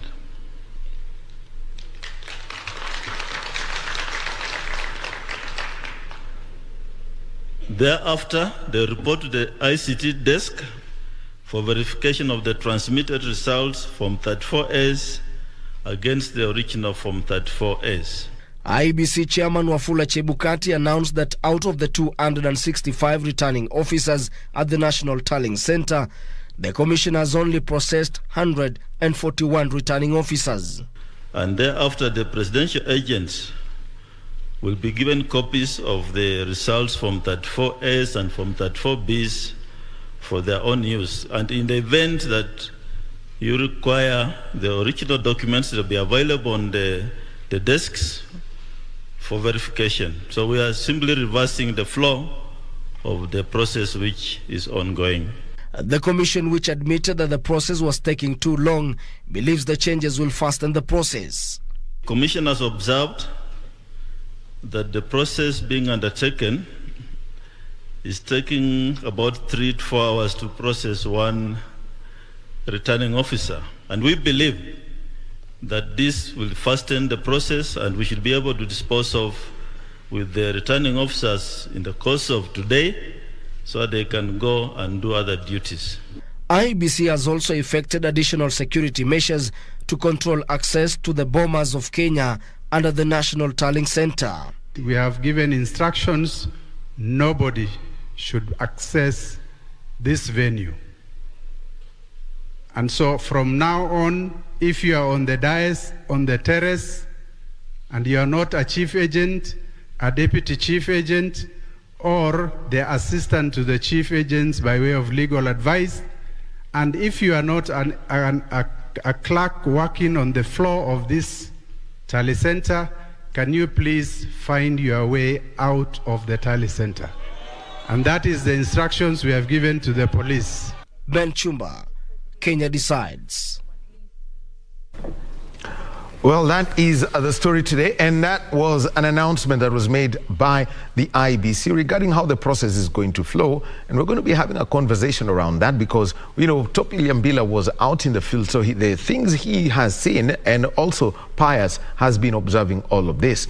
But before we get into that conversation, is that now Kiambu County has a new governor-elect. Kimani Wamatangi, who has been elected on a UDA ticket, is a governor-elect, and that means he is going to be the 4th governor of Kiambu County. Well, we know that the first governor was William Kabogo, the second governor, Ferdinand Waititu, who was impeached, and Dr. James Nyora as the 3rd governor. And so the governor-elect now is Kimani Wamatangi. He's been issued with a certificate that has been confirmed. That's the latest that we have received from our newsroom. So straight to a conversation, and I'm going to start with Topi Liambila. And Topi, you know, you are out there in Kajiado County, and you were reporting at that point, I think it was 2 nights ago. You know, when you do this shift at times, the count change. You give us your reporter's experience as we come into this. Yeah, it is very interesting, but you know, like, I'm wondering why people are actually thinking that the process is slow at the Bomas of Kenya. It's not, because it was worse actually in the counties. And you know, after some time, because like the tallying center of Kajiado West was actually the Don Bosco school and church, the Christian church, the Catholic Church, St. Mary, just in Kiserian. And what happened that, you know, within the tallying center, and this is the first time we are saying it, because there has been a limitation now that every polling station can only accommodate 700 voters. So that meant that, you know, the tallying station, so that's why there was this question of saying, is this a polling station? Or they said, no, there are polling stations, but the Don Bosco one is the tallying station. So we had like 2 separate units. There was an area which was enclosed, which had booths. 11 booths, actually, to be exact. 11 of those booths were actually the 11 polling stations within just that one compound. And then the tallying station, the tallying center is behind. So like these people, the 11 polling stations had to finish. And then after verification, they now send it to the tallying center. So the tallying center people didn't do anything. And you won't believe it, that it took 2 days for the polling stations within that compound to deliver the ballot boxes to the tallying center to be verified. You know, like on the 3rd day, there was actually a queue. You would wonder, you would think maybe it's something like, you know, there are people waiting at the airport to board a plane or something. Boxes, and I think we had some pictures, you know, of boxes, just know people. And people, I asked one fellow, he said he had come in at 9:30 in the morning. This was 11 p.m. He was still he was about 10 people back.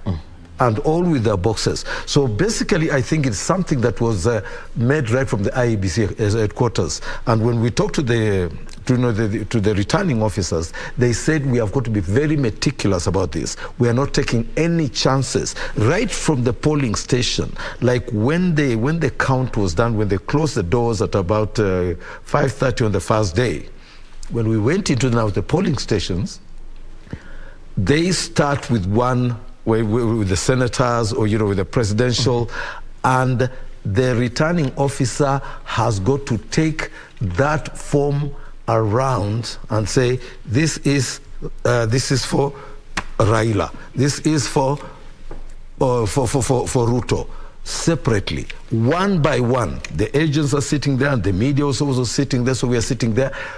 We went like until the next morning, we had not finished the senators and the MCS. So the process has been, I think they're working under instructions. So I would expect, again, as meticulous as they were, now it's going to be the same at the ICC. And interestingly, again, on that very day now, when we went to the tallying center, 2 constituencies, or rather 2 polling stations, had a problem. They said they had put actually the original forms inside the ballot box. So they had no document to present. So now that again was another case, and that case took about like almost 1 hour, because the agents have all to be called, and then the returning officer has got to say, okay, is everybody aware? Have you checked the boxes all sealed? Yes. Now we are going to open it. And the returning officer had to open it piece by piece. People are taking pictures and saying, to retrieve now the form. One of them, very interesting, was saying, there is the cops who are guarding us, who told us to hurry. So I mistakenly, because I thought I didn't know, because I wanted to get out before it's too late, and then I put the ballot, the form 37A inside the ballot box. So you can see that, and those were just 2 incidents, and those 2 incidents actually delayed the tallying process for about 2 hours. Just the 2 boxes were just because the returning officer had to be very, very open about it. And she wanted everybody to know that, yes, we are opening. Because contrary to regulation, once that ballot box is sealed, it cannot be reopened again. Not within unless otherwise it's a court order and it's elsewhere. So until they go to the storage, they are not supposed to be reopened. But now, because these guys had put in the original forms, which are supposed to be accompanying those boxes to the tallying center, they had to be reopened. So I can imagine that just around there, and remember Kajiado West also had 175 polling stations. Wow. So it took us 3 days for them to clear. Now when it came to the announcement again, another process again, because like now when they are being received at the door, again getting inside again, we have got polling clerks who are now taking piece by piece, moving from one form is passed on to another polling clerk. She or he has got to log in and verify that everything is as per the electronic the KIMS report. So that process, the process is going. So now I would expect that, because like the presidential ballots were just sent directly to Bomas. Yes. They are not being, the 34A was tabulated. Yeah, straight. So they only tabulated for the Form 34B. Exactly. So now this is why I can understand if what I saw in the county, in the constituency, and what's happening at Bomas there, there's no surprise there. But I think, you see, every election has had a story in this country, and we must give it to the Iebc that they are taking these steps to ensure, because you remember that even in the last court case, they were also respondents. Yeah. So they would like to clean up their act, and they would like to do it right, so that should there be any mitigation, should there be a court case, they know where they stand. Sure. Well, let me come to Paz Masai. You are an observer. I remember from the very first night you told us you went and took a look at what was going on, and you have been at the Bomas of Kenya. I mean, compared to, because I know after this, Topi now becomes part of the co-host here, so he's going to be engaging us. But from the stories he's given us, how would you corroborate that and what the IEBC announced today? Yeah, actually, as we are aware that we voted, we need to be calm. We expect results. There will be only one president. Nothing will change. As he has explained, down from the polling stations, when the mathematics was done there was an image taken. What will change on the way? Nothing. So actually, what I'm seeing here is that IEBC is working as per the plan, but the work it has is a lot of work, and they require a space to do that. Any interference with its work, it will reduce performance. And that's why it's important that anyone going to Bomas of Kenya, actually, when you go into Bomas of Kenya, the security arrangements have been made very well by the Inspector General, and the police have been using diplomacy as per even that time of incidents. And now, when we start doing other things, we are calling for force. Because actually, it is important that anyone coming there, accredited by IEBC to enter the tallying center, should sit as per partitioned places. Like us observers, we know where to sit. Media, they have where to sit. Even other people know how to sit. But if there is nothing down on the floor there, IEBC has systems. It's important that anything should be channelized to IEBC, but not the agent calling the party members or anybody of the political alignment, because it will cause problem, and that one can spoil this country. Because observers are there, everybody's watching, the security is there. So actually, what the IEBC has done, they have demonstrated maturity and good leadership management by objective. So let us not interfere with their system. We may say that IEBC are delaying in what and what, but you need to give them a space. So what I'm appealing is to politicians, what they should be doing now, should be talking to their people who voted for them. Tell them that you voted for us, you gave us the vote, we have won the seats of other positions. Now we're looking forward to see what will come out of the presidency. Because what is coming there in Bomas of Kenya is only tallying, and not the tallying verification process. Actually, what I appealed when I was on TV, I said it's important that the IEBC can now demonstrate to the public the verification process. Because the way Topi has just explained, verification process is not something simple. It's mathematics. And let me ask you a simple question, a listener. If you need to eat ugali, and then you want ugali to be brought on table, the ugali is not cooked well, what will be the result? It cannot stick on the wall. So it will stick on the wall. Yes. It stick on the wall. So, it will stick on the wall. Yeah. So actually, the process is like we need to have the full food cooked well, and will be no questions. Well, where maybe some of us come from, women were beaten because of cooking food which is not well cooked. You understand? Now, Chepkati is like that. He needs to confirm that there's no stone left unturned in terms of the mathematics. And that's why he has set place within the tallying center to ensure that the system goes on well as planned. So whatever issues come up, they have been addressing them. But what they need to do, as we said earlier on, they need to have one commissioner addressing the public all the time, assuring them that we're doing this and this, please give us time, because actually they still have time. And another one thing, what Kenyans need to know that once we voted, we need results. That... Yeah, but you see, you brought up actually an issue of, like what the IEBC are doing, and, why that security is important. Yes. And, probably the process, yes. How the process is, yes. How the process has got to be, like especially in the partition of the auditorium. Yes. And people not being allowed to be here, because I don't know what kind of access, because you find that people actually walk down from the top aisle coming into the one. That's not supposed to be, because maybe the partition is going to be, it's got to be done differently.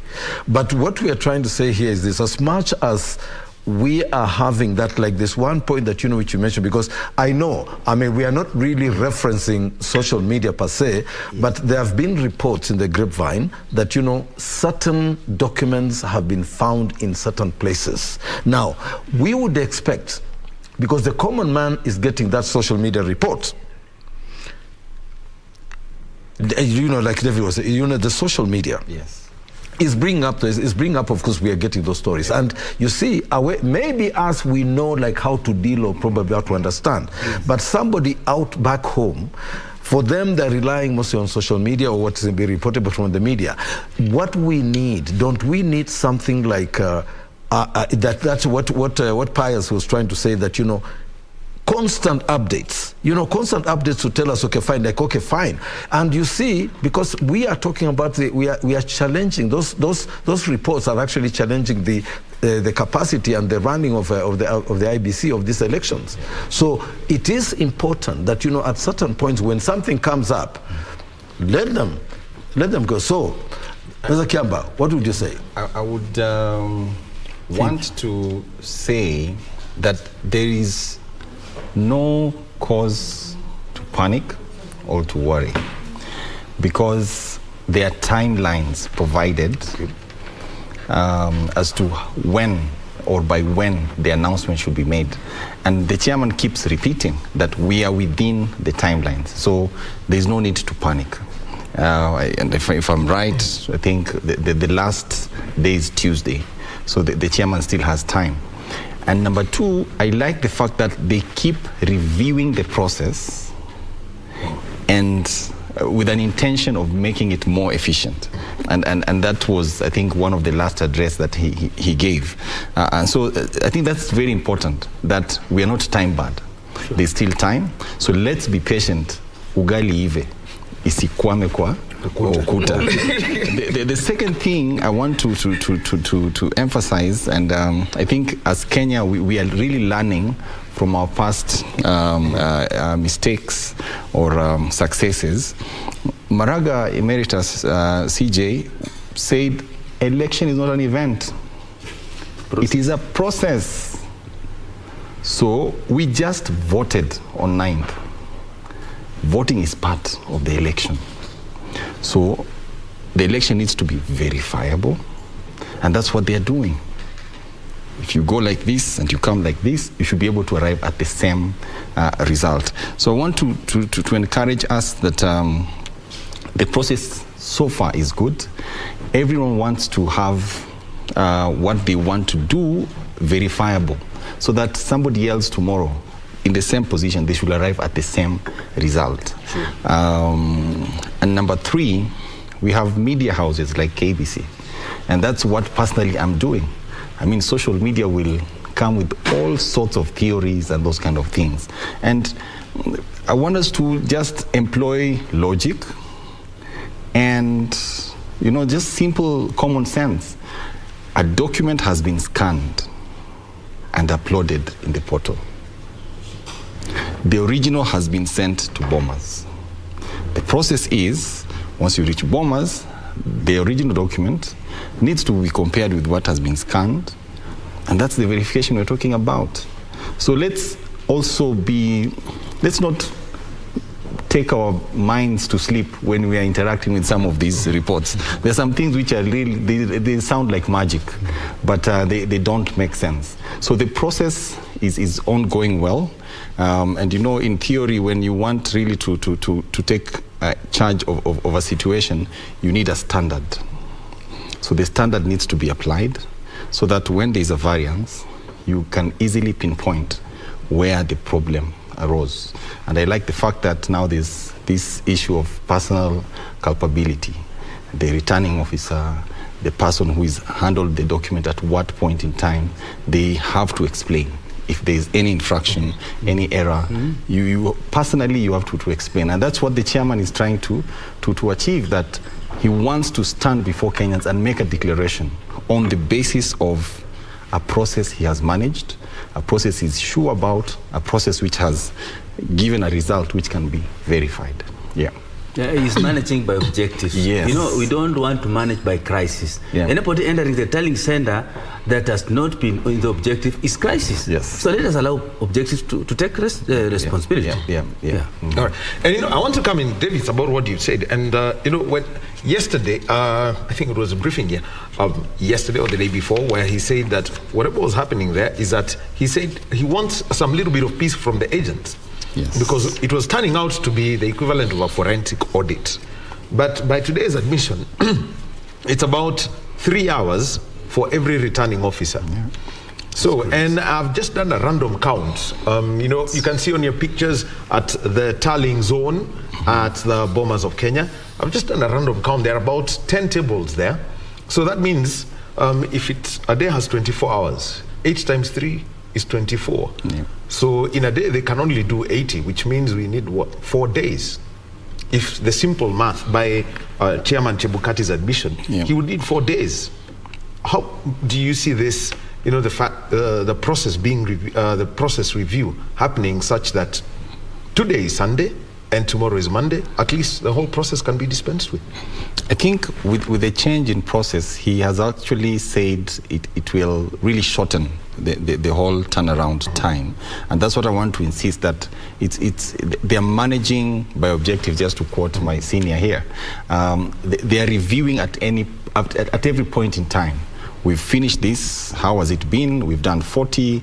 How can we learn from what we've just done to quicken the process? We've seen everyone coming from wherever they were to come ostensibly to help, but really they're not helping. So we have to give it to the Iebc, that they're really trying to make sure that everything goes on as planned. And the good thing is, as they do this, they are not obscuring the process. The transparency is still being maintained. He was very clear. He said, the media, you have your corner, broadcast, cover the way you want. Observers, please stay put. Candidates, you selected your own agents.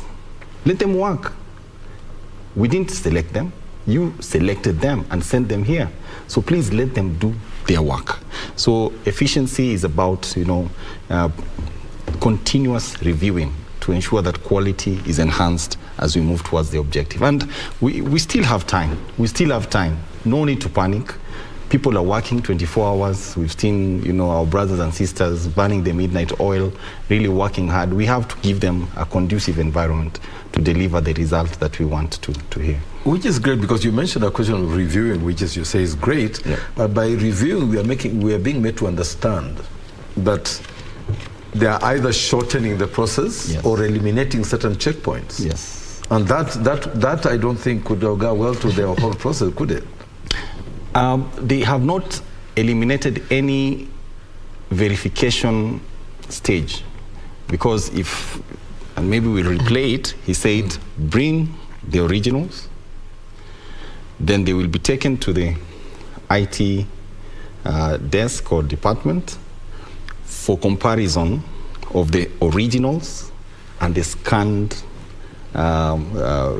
images which are in the portal. And that's all we want to hear, that whatever was uploaded is what has been brought physically. And that is really the verification we're talking about. A day or two ago, there is one agent who described the process, that first they want to get the file, count the number of 34As which are in the file. Yes. Take a magnifying glass to check the security features to ensure that it is the original. Yeah, the original. Go to the UV light. Whoa. So I think that is what was taking 3 hours. Okay. But, you know, being logical, if you take the original and you see the result is the same as the one that has been uploaded, you really don't need to dig deeper. What are you looking for?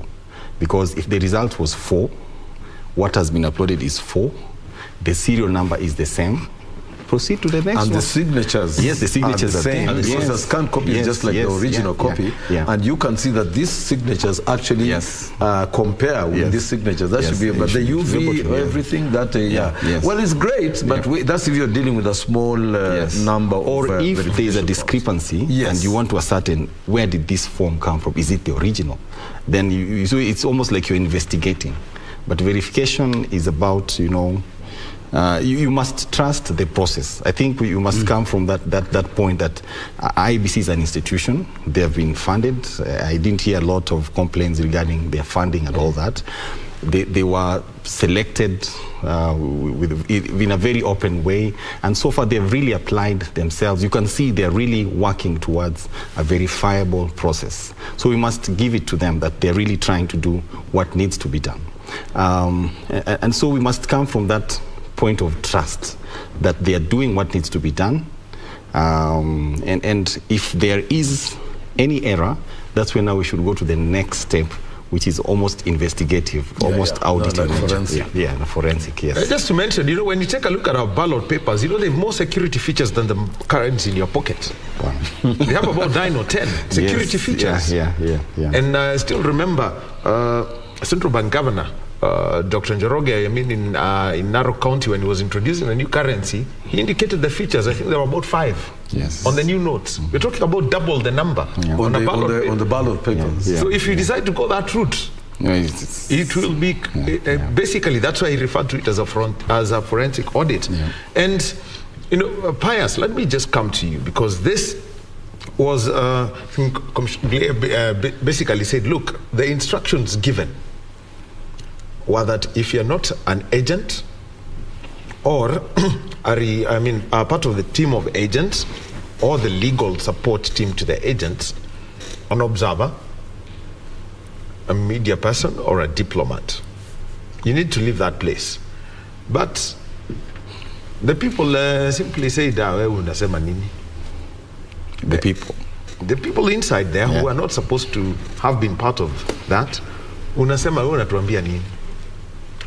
where is this, getting to listen to the commissioners? Because it's something as part of the process, because it turned out that they always seem to have an interjection. If they see you're using a blue pen instead of a black one, hey, what are you anatumia nyeusi? Actually, it's important that we trust IEBC and the process which is happening on the floor, because there are people who are trained and have been given responsibility. If anyone trying to interfere with the process, then it will give different results.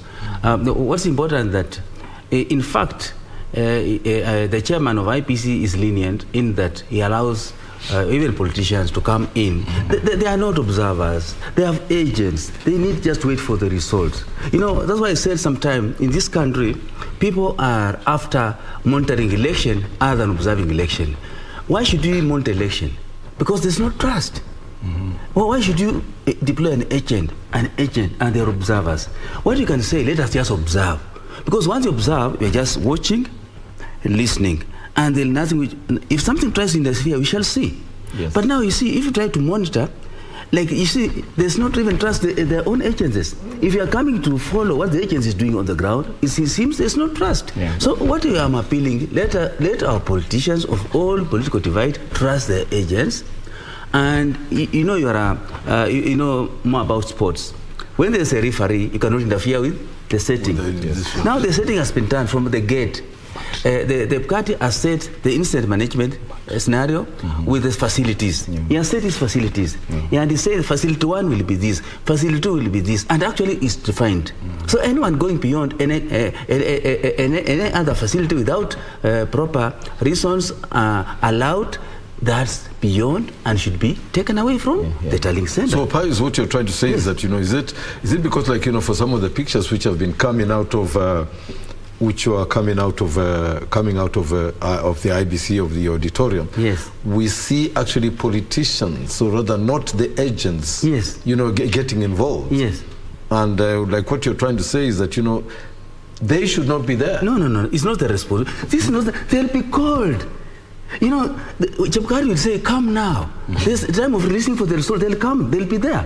But this is like you've set a match.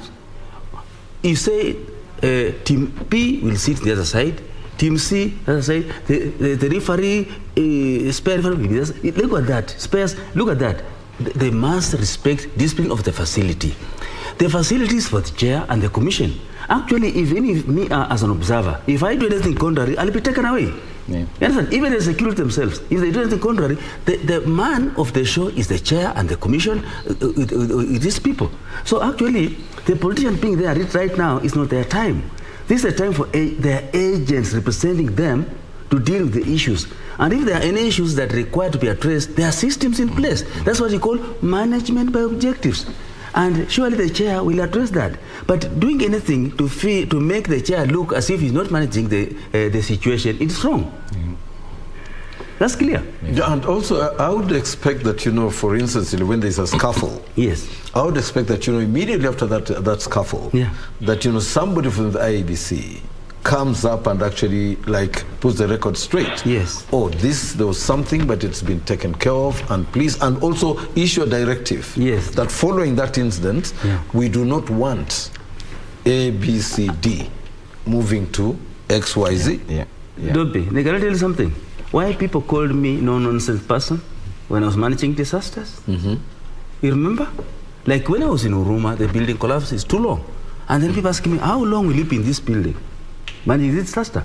Then I give them percentages. Yes. It's what Iebc is doing. You know, when you review the process, saying that if I've assessed, this one will take 3 hours, then this one 3 hours, maybe we'll take this one per day. It's true that the way you say it, reviewing objectives. You know, objectives to count and come with the results. Then if you realize that if you just do it, that we are just counting without assessing how long will it take, issue of time. That's why you review objectives and realize that to make sure that we beat the time, we need to increase the tables, we need to get time. But see, you see, any interference in this will interfere with the time. I'm not saying that politicians should not go in the Bomas of Kenya, because Iebc allows people to go there. And it's good, they are Kenyan people. But what is there that when you go there now, don't become a referee, don't become an agent. It's wrong. Don't become an official and you have to go in and play. Let them think, let me tell my political leaders that you be observers. Now let them, they have moved from, they have won their seats wherever they have been. Let them come and join us as observers. They always said, let 49 million Kenyans observe election. Because observing, anybody can observe. It's just watching and listening, collecting intelligence. If there are any issues, there are systems. Who is in charge? The incident commander. The incident commander is Iebc. When he says, you know, when I used to manage disasters, I say, don't come here. Ask myself. Even I used to see the Prime Minister coming, the President come, we organize system in a manner that the person coming there is only a person allowed. No one else coming there. Now, the incident there, the incident facility and the incident command post is with the Iebc. When he says, I don't want you here, you'll go. And that's the practice. And that's why the policemen are there. They can take responsibility. And the policeman cannot take some action without the authority of the chair. Of course, of the so chair, the chair must issue clear instruction. When he says no, it's no. Well, Davis, you want to weigh in on that? Yes, and I think everyone is waiting to point a finger at Chebukati. Sure. He has to do what he must do. Yeah, whether somebody like or not, but he must do what he must do. When you please people, if you say you are pleasing people, I'm telling you, in management, you say you want me, I don't please anybody. I manage by objectives. That's what drives me, and that's how you succeed in management. But if you just want to manage because when you say this one, people say this one, it doesn't matter what people say about it. But what matters is a success. So he has done well. Could it be also that trying to strike that balance? No. That, you know, you want to be seen, or rather to actually be strict on whatever you're doing, but at the same time, you do not also want to give the impression that you are covering something. Because also there's that element of also, like, when you come up like with the chair, if he or she comes up and says, you know what, no, stop this now, we're going to do this way, people might take it differently. Desperate moment calls for desperate measures. If you don't do it that way, then the system will swallow you. Yes. So the decision is for the chair and his people. Because they have done very well.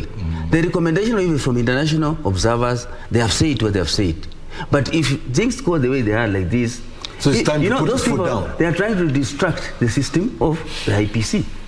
And if the chair can't take it seriously, then things may be done differently and affecting the voter. You know, the voter is waiting and the voter is silent. That's why I tell the voter, let them go and work. Let them continue their business. Let them do, you are a business person. Let them continue their business. Because we don't have a president in place. President Uhuru Kenyatta is still on the seat. It will take a process. Even the results announced today, the elected president will do nothing right now. It just says that he has won the election. You understand? The law will take us procedures. So let us go on with the normalities, look for food, bring it on table, and build Kenya. Because if the way it goes, the way things are, I'm telling you, check Nairobi. The streets are empty, roads, no traffic jam. You can drive the way you want, like we used to do many years back. I'm telling you, because a few years I could not go and do two activities in Nairobi. But today I drive to Bombas. I go to where? No the roads are empty. The roads are no traffic. But why? But why? One thing also, when you left this place, you look for food in town. The hotels are closed. I'm telling you, those eateries places. Why? Yeah, because everybody's at home watching and waiting. No. Watching what? The news to let me tell you, you voted. What are you watching for? Will that watching bring food on table? You can watch, nowadays you can watch through your phone. While you're working. So you can watch go ahead in the garden.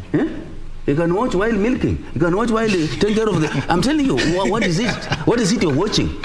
Let me tell you, if you are watching something, what are you getting from that watch? Now, coming to that also, Pius, maybe Davis can weigh in, or even Daniel can weigh in on this. Like the students, the kids who have been on half-term, or rather who are given the break for their knee, it came from 5 days, now it's going to go to 2 weeks. No. Like, I don't know, because like I thought initially it's because some of them, their schools were being used as polling centers. Actually, it's because the schools were closed because the Iebc needed to have them as polling stations, or basically the polling centers, but they also needed them they needed them in a manner that was secure for them. So they needed about 3-4 days to make sure everything is okay. And from your from your description of what happened in Kajiado West, we saw that the extra 3 days were mandatory now. Now they've got to extend those things. And again, when we saw that notice, I think in the course of the morning, the further extension, my mind went to Mombasa and Kakamega, and asked now what will happen to the schools in Mombasa and Kakamega, because we still need them on 23rd, maybe, and 24th, given that it will take some time to tally to prepare and those kind of things. But I just want to reinforce the fact that there's no crisis. We are within the constitutional timelines. Chebukati and the commission have done a fantastic job. I think they have taken the transparency to another level. They have overwhelmed us with information. They've said, if you have capacity in your house to tally, go download the forms. I mean, that's transparent. We have a process prescribed in law, and that's what we are doing. You're eager to know. Download the forms, tally, you will know the result. But don't announce. Don't announce. Don't announce. Don't announce. So I think we just need to ask our leaders, and I want to call them leaders and congratulate them for being elected. Be responsible. So does that statement imply that Kenyans are an impatient lot? No, not Kenyans. No, they're not impatient. We are creating this. We are creating up to yesterday. They don't know the process. They need to understand the process. If you tell me Kenyans are impatient, I'm a Kenyan, and I know that process. You cannot understand a process. You have not explained the process, and that's why you are here. For Kenyans to know that the process is long. And the process is for good reason. Yes, for good reason. Any uncooked and well-cooked ugali it cannot be eaten. And it will bring stomach problem. And up to yesterday, it was very calm in Bomas. So we need to ask ourselves, what changed? What changed? Who came? Who caused it? But the patience is running out. Who came? Who came in? Can I tell you? And that's why now the DCI, investigation is very... Chebukati is very lenient because he's playing diplomacy. But now from this time onwards, you now move away from diplomacy, add something more than diplomacy. You can bring diplomacy, and people misuse the diplomacy. So let us not misuse diplomacy, but let us respect institution. Because those are political leaders. They have been voted in. They are good leaders. We know they are very good leaders. I know they want the results, and they know the results, but they want it to be announced. But you see, if it's announced and it has not been verified, we'll know that that's the reality. So what's important is let us allow verification, and once verification is over, let us get the results. We'll accept it. Because announcing any results because you are told to announce will not be accepted by the other party or the other people. Because that's why the agendas of all representation, they are there, watching. And also, let me just throw in an example in business. Yes. When a company has finished the financial year, you have management accounts and you have the audited accounts. The audit takes time because that becomes a permanent record of the performance of that financial year. But the management accounts are available on the 1st of January. If you ask how the company performed last year, on the 1st of January, you have it. And that's what I think Iebc has done.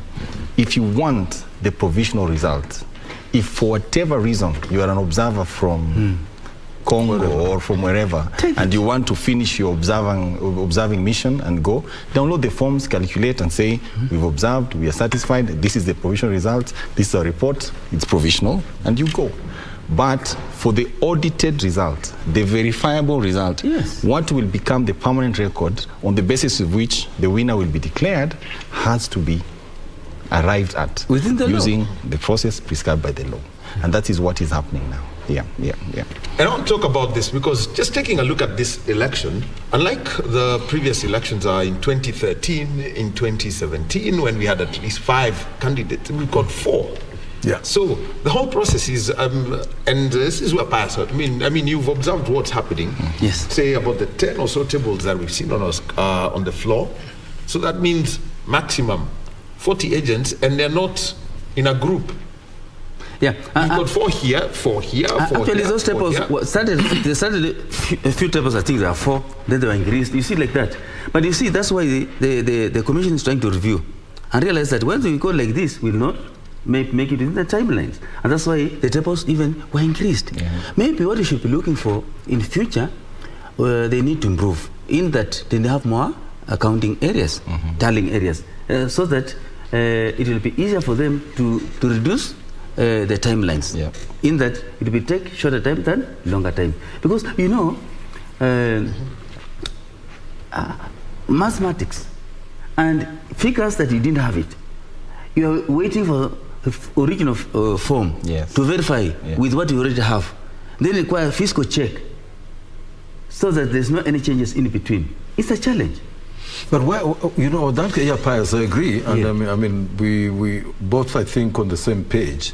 My question is this: like, you know, normally when you are going to carry out an exercise like that, you do what is called a dry run, and in that dry run is what determines just how long that process is going to take. So there is, because if they did the dry run, it means that, you know, they went through those UVAs, whatever, you know, the raise, the, you know, the lesser, and they should have known that, you know, this will take so much time. So if you know that it will take so much time, you find how many forms are you going to review in a day? And you know how many, they know exactly how many forms will be coming in. So they should have actually looked at that and said, you know what, this is what, and even they would have even given a projected figure and say, you know what, we shall be done by Sunday. Actually, the point he has raised is a very important point, because what we did when we were in IPC's chair, they tested how forms are sent from various constituencies coming to simulation. Simulation. They tested, but we did not see the testing of the tallying. It's like those like numbers that we've just explained. And so now in future it informs us that they need to do that, so they know exactly what time they may take. If it's with the high speed, slow speed, and then they project, then how many days? So that if the days are not enough, the law can be enacted to ensure that they go there because Kenya is big, and also the electorate are many, increasing the population. So what's important, they need to do that, and then they come with the right timeline, then they can request so the law can be reviewed to accommodate it. Actually, the review of the law, I mean, I've taken a look at the simulation, but there is this person called the agent. You can't simulate an agent, Davis. Because if I'm talking his agent, and I see Topi is, I mean, I look at a form and I can't read if this is an S or a 5.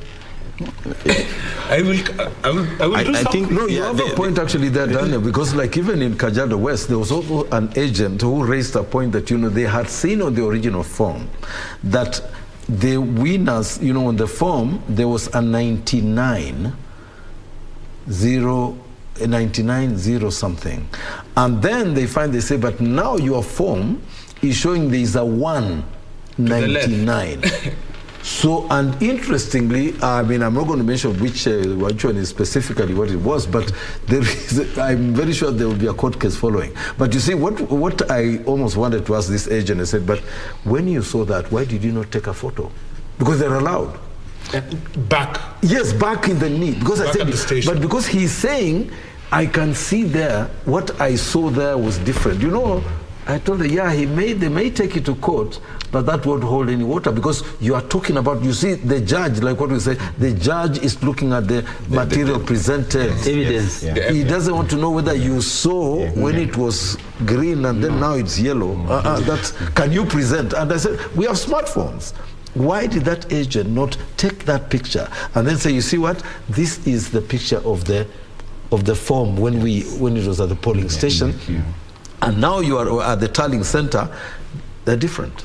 And then you have a case. And you see, in trying to cure that, the copies of 34, the Series A forms are that booklet is self-carbonating. Yes. Yeah, sure. So the design is such that as you write, it's automatically copying.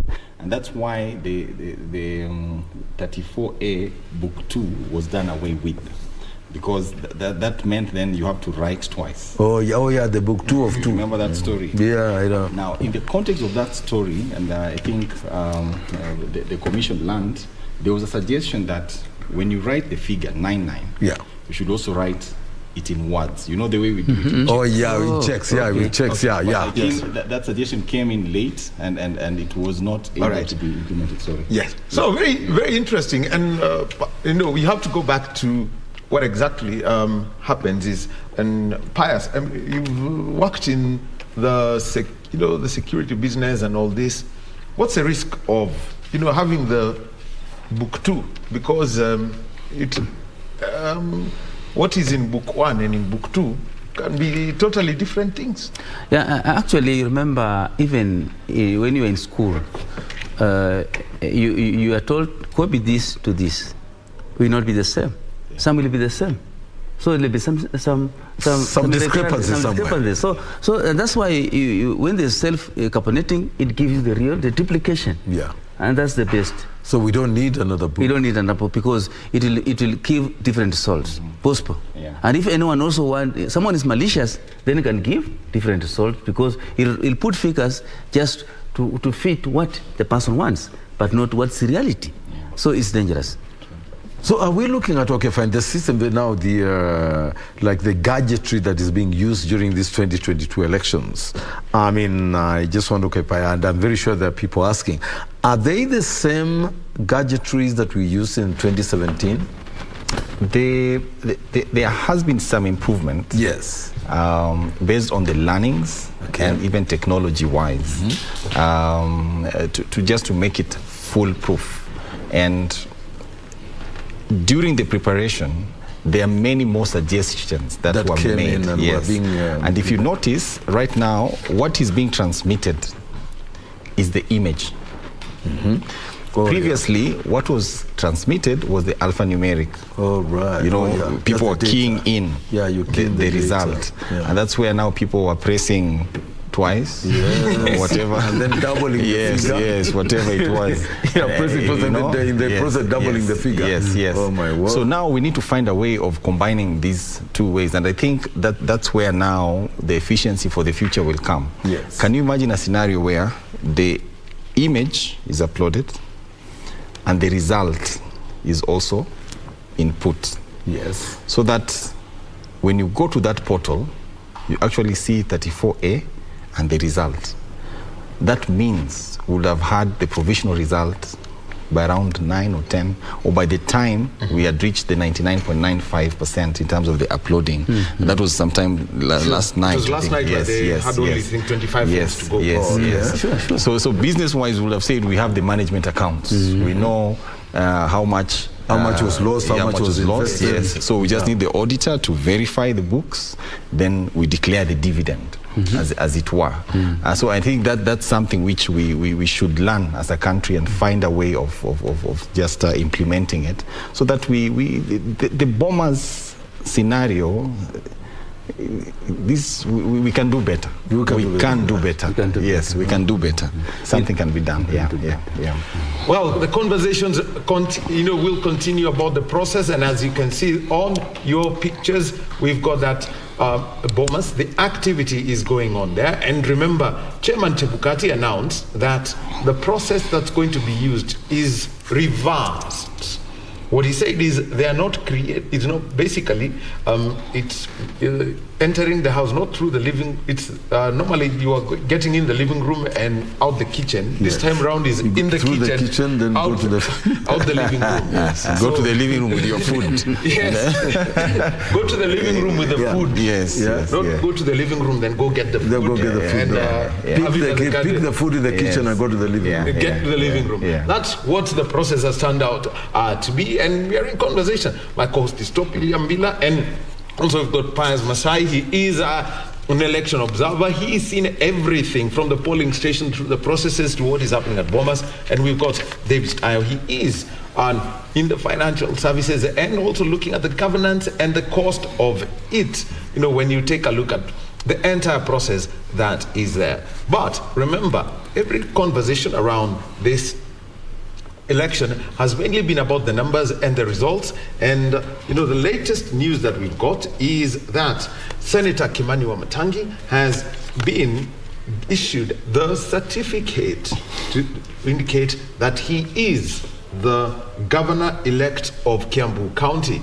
He's going to be taking over from Dr. Nyoro. And remember, Dr. Nyoro took over from Ferdinand Waitito, who was impeached. And Ferdinand Waitito won the 2017 election against the then incumbent William Kabogo. So a fourth governor for Kiambu County, governor-elect Kimani Wamatangi. But the story around the gubernatorial elections this time round has been the number of women who have been elected.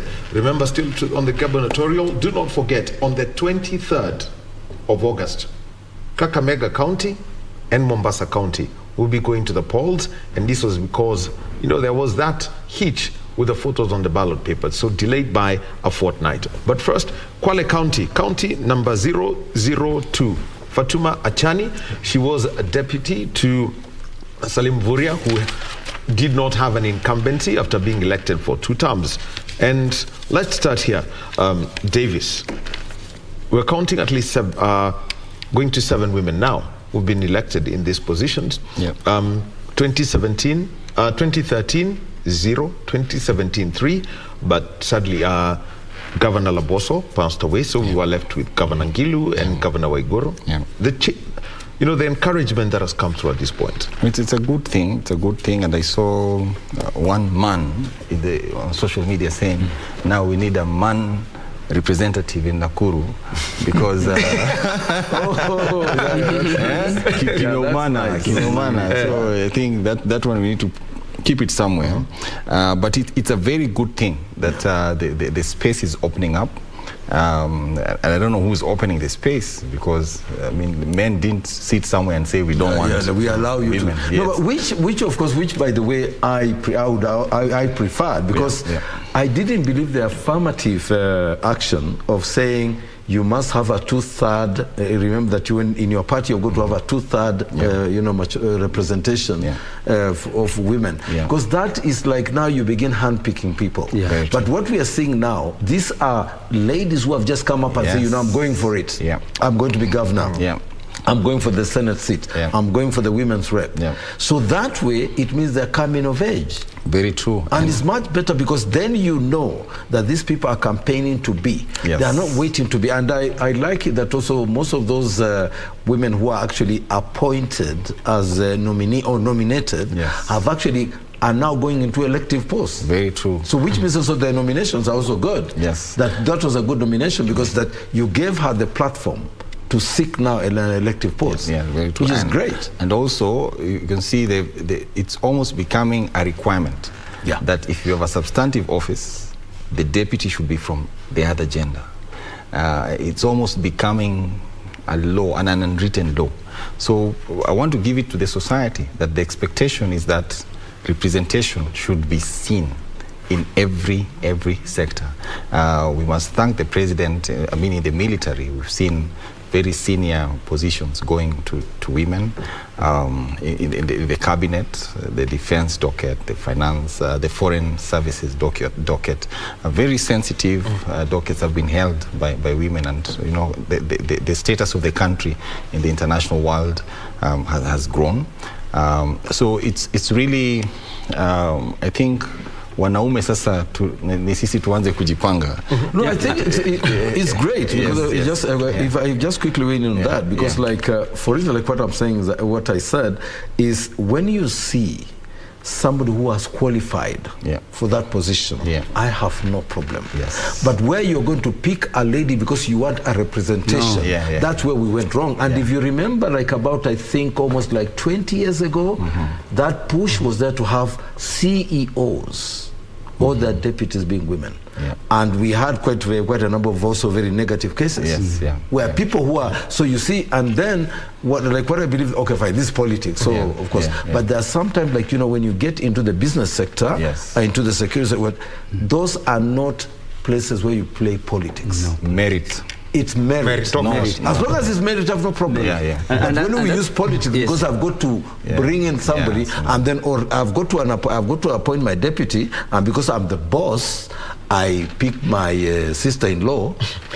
You can't actually do that, because the people, I mean, if I go and pick my sister-in-law to be, you know, my running mate, trust you me, my numbers will be they will be down there. Actually, biased. Wayne, you wanted to weigh in something? Yeah. What I wanted just to acknowledge what my two brothers have said is that basically looking at the numbers of women being elected is very impressive, and it shows maturity in democracy in the country.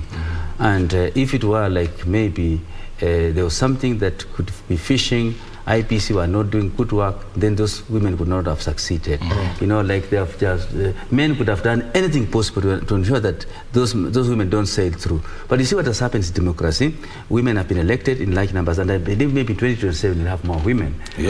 And also you see, those even men who did not succeed conceded. Most of them have conceded. Because they have seen there's no loophole in this election.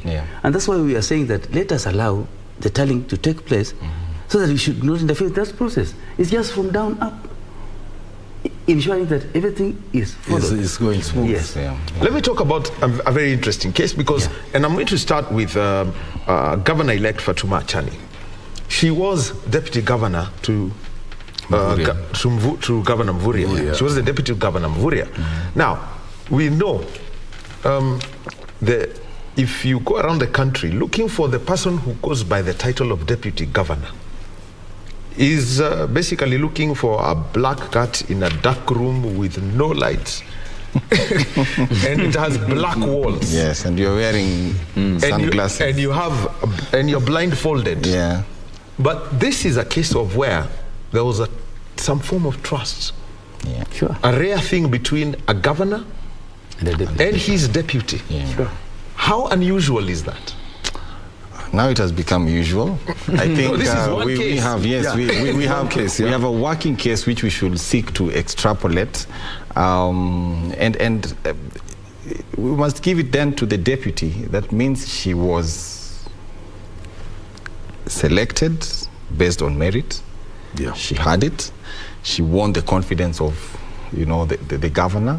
And I think even during the second term, she was really at the forefront. If you follow what was happening in Kwale, she was almost like the one in charge, running the show. And deputies normally, like, you know, they do a lot. Even like in schools, you remember, she's a deputy headmaster who was discipline master. Are we saying something about ourselves? So it's a good thing. It's a good thing. We must encourage that so that we do away with tokenism for the sake of compliance. Go for merit, select people who can do things and allow them to grow. Even the opposite should be true. If the main person is a lady, they should allow the deputy who is maybe from the other gender to grow and prosper. Pius. Yes. Weigh in on this about that kind of trust, because we've had a lot of deputy governors saying we don't exactly know what we are supposed to do apart from. Which means that's like a token appointment. Actually, not only deputy governors, but you find that most of, even in institutions, deputies lack what to do, but that's a wrong practice. I know I've seen in many organizations, people have deputies, but they don't want to allow these deputies to perform. That's a wrong practice. I remember when I was a deputy director of the National Disaster Management Unit, I used to perform. You used to see me around. I was a deputy. I was a director. However, sometimes a long-term acting director. But I was performing my duty because I knew my responsibility. But also, you realize that you may be there and you may not be allowed to perform. And some of the senior leaders, if they see the deputies performing, they'll shut the door for the deputy. It's a wrong practice. Then that's wrong. This governor has succeeded because she was a deputy. She was given an opportunity to perform. And that's why she has succeeded. But without exposure, then she would have failed. But the former governor realized that she was fit, he groomed her, and he has allowed her to excel. That's a good practice. Which is the commendation that I was thinking that, the commendation should actually go to the governor. Yes, not the governor. Not to the deputy, because it's the governor who allowed that space. And also, even when she was picked, it meant that, she was picked on merit. On merit. On merit. Not like in certain scenarios, And there's also that element also, because I'm trying to be, I'm not... I hope the Embu people can allow me, but we're in Embu where we have the two major tribes that, if one is a governor, the senator must come from the other side, or the deputy must come from the other side. Then that also, but you see, if there is a competent deputy from the other tribe, that's okay. But chances are that you pick somebody from the other tribe just because they are from the other tribe and leave a more competent person but because you do not want people from one tribe to be 1 and 2. What's the risk of this? I remember one of our lecturers used to tell us, politics is the art of the possible, but it's based on numbers and how you try and balance out things. In politics, in politics is where you try to please as many people as possible, with the exception of your opponent. You can do that to win the election, and you will win. Then the time for performance comes. Then you have a performance. The performance bit is quite critical. So because outing performance is actually more critical than even the other balancing act. Because I don't really, for instance, I don't really mind if there's a CEO who is a lady and the deputy CEO is a lady as well. As long as they can perform. One thing, and it's happening now in the judiciary. One thing which affects us, the African and Kenyan people, is that we like to do what we call assessment. That person may not be fit for that, but you want to give that person that responsibility, deny that person to where he fits or she fits. That person can be given another post to serve. But you see, don't give just a person to serve and you force that person to a particular post. That's what kills us. Because that person could not be fit there, but she's fit somewhere. If you are a leader, and you have your people, you assess them. And remember, in the National Police Service, what you do now in promotion, they call all of you who are qualified, then they start assessing one by one. And they'll give you the right leader. Because they just, National Police Service don't just promote people. Just because you have, you have been deputizing for the last 100 years. National Police will call people, and people will be told they'll be about on this date, prepare. So as you come in, you are assessed on arrival. Everything that you do, even coming inside, you are being assessed, the way you answer questions, and the way you explain and demonstrate that you understand what you are talking about, not guessing. And therefore, they'll deploy people according to what you have been assessed. And that's a police practice. Not just giving you responsibility because we come from where. Or you're the brother of the world. No, it's a wrong practice. What is to give a person what that person will do to contribute to the nation. Yes. And that one I agree with you, because like I've been like, around, I've not really been, but these days when you go to a police station, the way when you maybe are reporting a matter, the way they treat you is a bit more civil than it used to be in the olden days.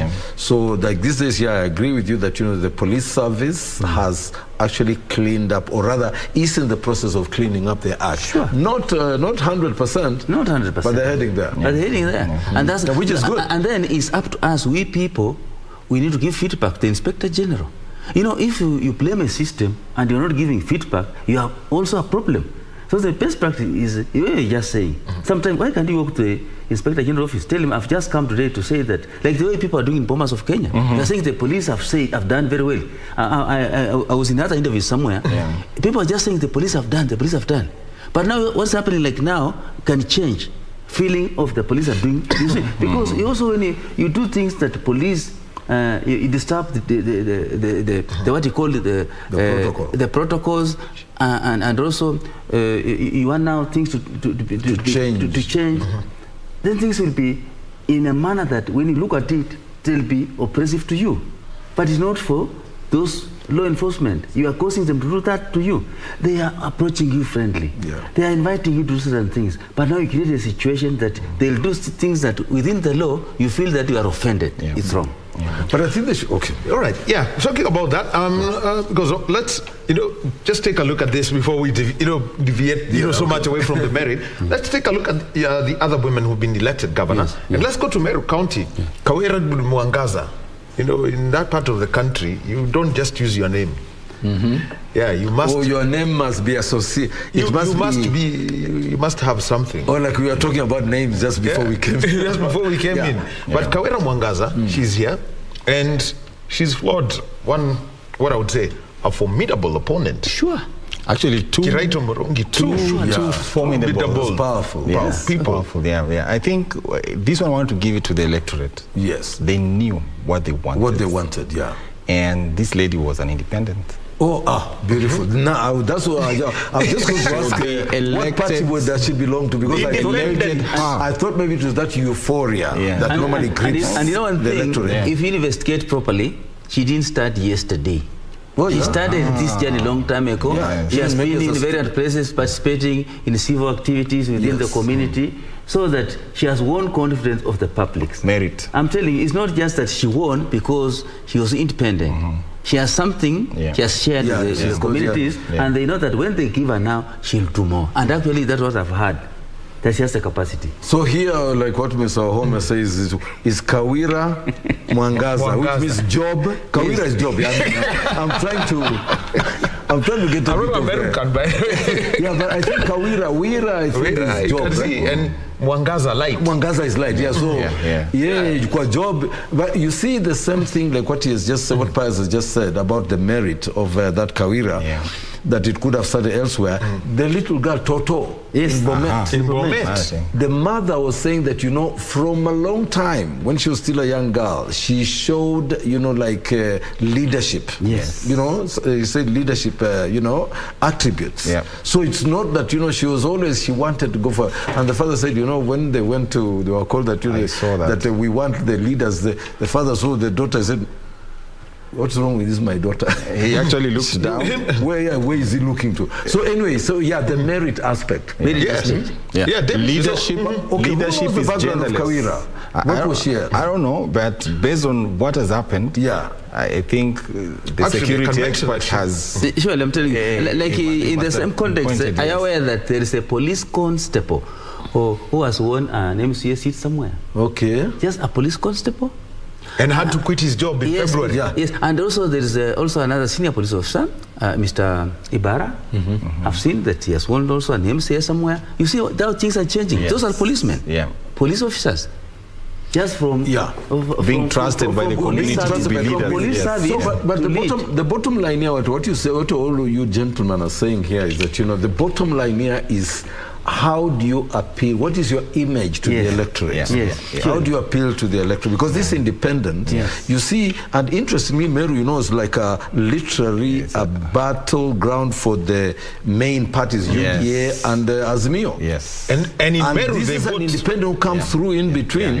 That is big. And it was an emphatic win. I can't remember the numbers, but it was a real a win. You know, a proper win, not just. Another thing, maybe, if I'm not aware, like where my father told me that I need to stay around in Kakamega, there is an MP who was won a second term. You know Lurambi. Lurambi, you don't go for a second term. But actually,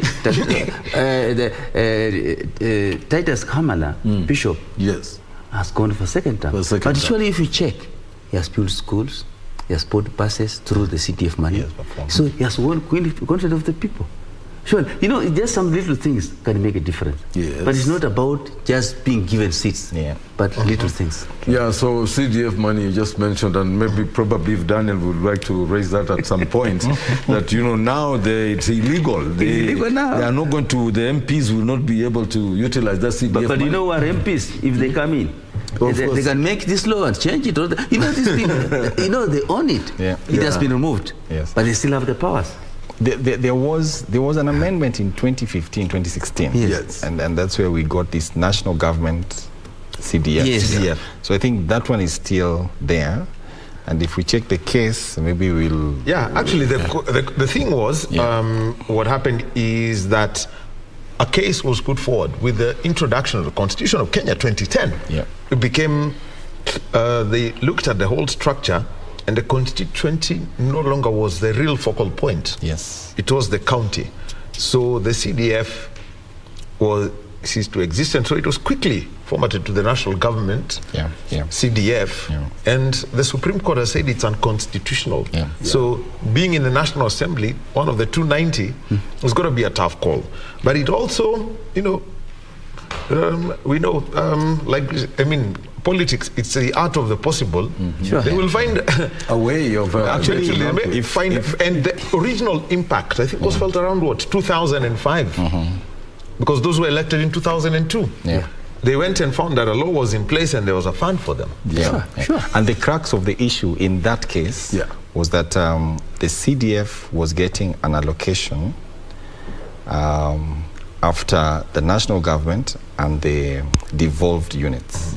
So the CDF almost appeared like the third arm of government, because we have two levels of government. We have the devolved and the national. So they were getting money allocated directly from the budget. It was 2.something%. 2.5%. So that the CDF Act 2013 is what was found to be unconstitutional. But as that case was going on, there was a change. 2015, the National Government CDF Act was enacted. It was amended in 2016, which is what is active. And if you look at the merits of the case, one of the grounds for the appeal from the defense side, what they were saying, this appeal is moot. It's of no consequence because the error had already been treated. So it didn't overlap. But back to Kawira, I wanted to say that leadership is genderless. It's genderless, actually. Yes, a leader is a leader. So long as you're pursuing the interests of the people, the community, you are a leader. Merit should carry the day. Let's select based on merit. You see, the gender, where you come from, it doesn't matter. Like for me, where I've been working all the time, it doesn't matter where you come from, but what matters, what you can do together. For Kenyans. For Kenyans. But what is, maybe like, you know, because Homi brought up this idea of the gender perspective, and it brings me back still to Nakuru.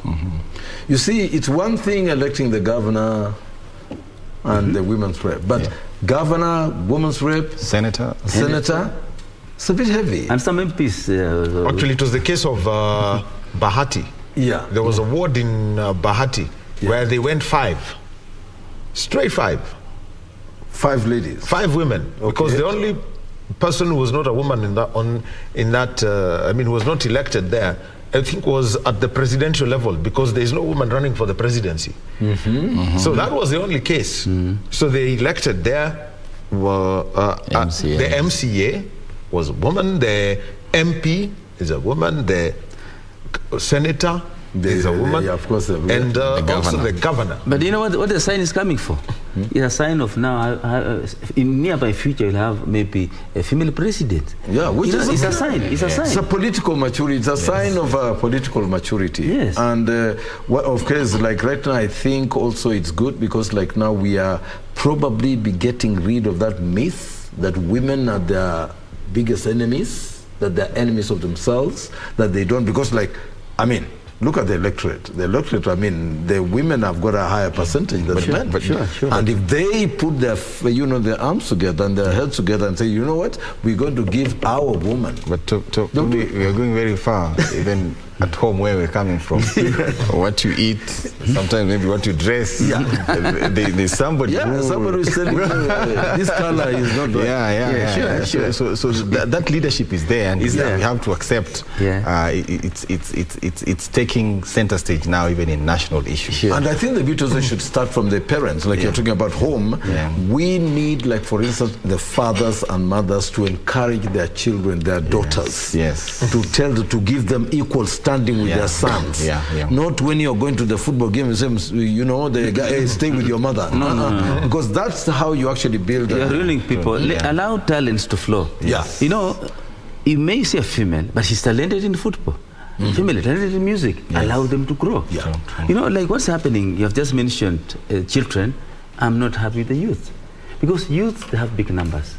But the youth, most of them don't have votes. Those who have votes, they don't go and vote.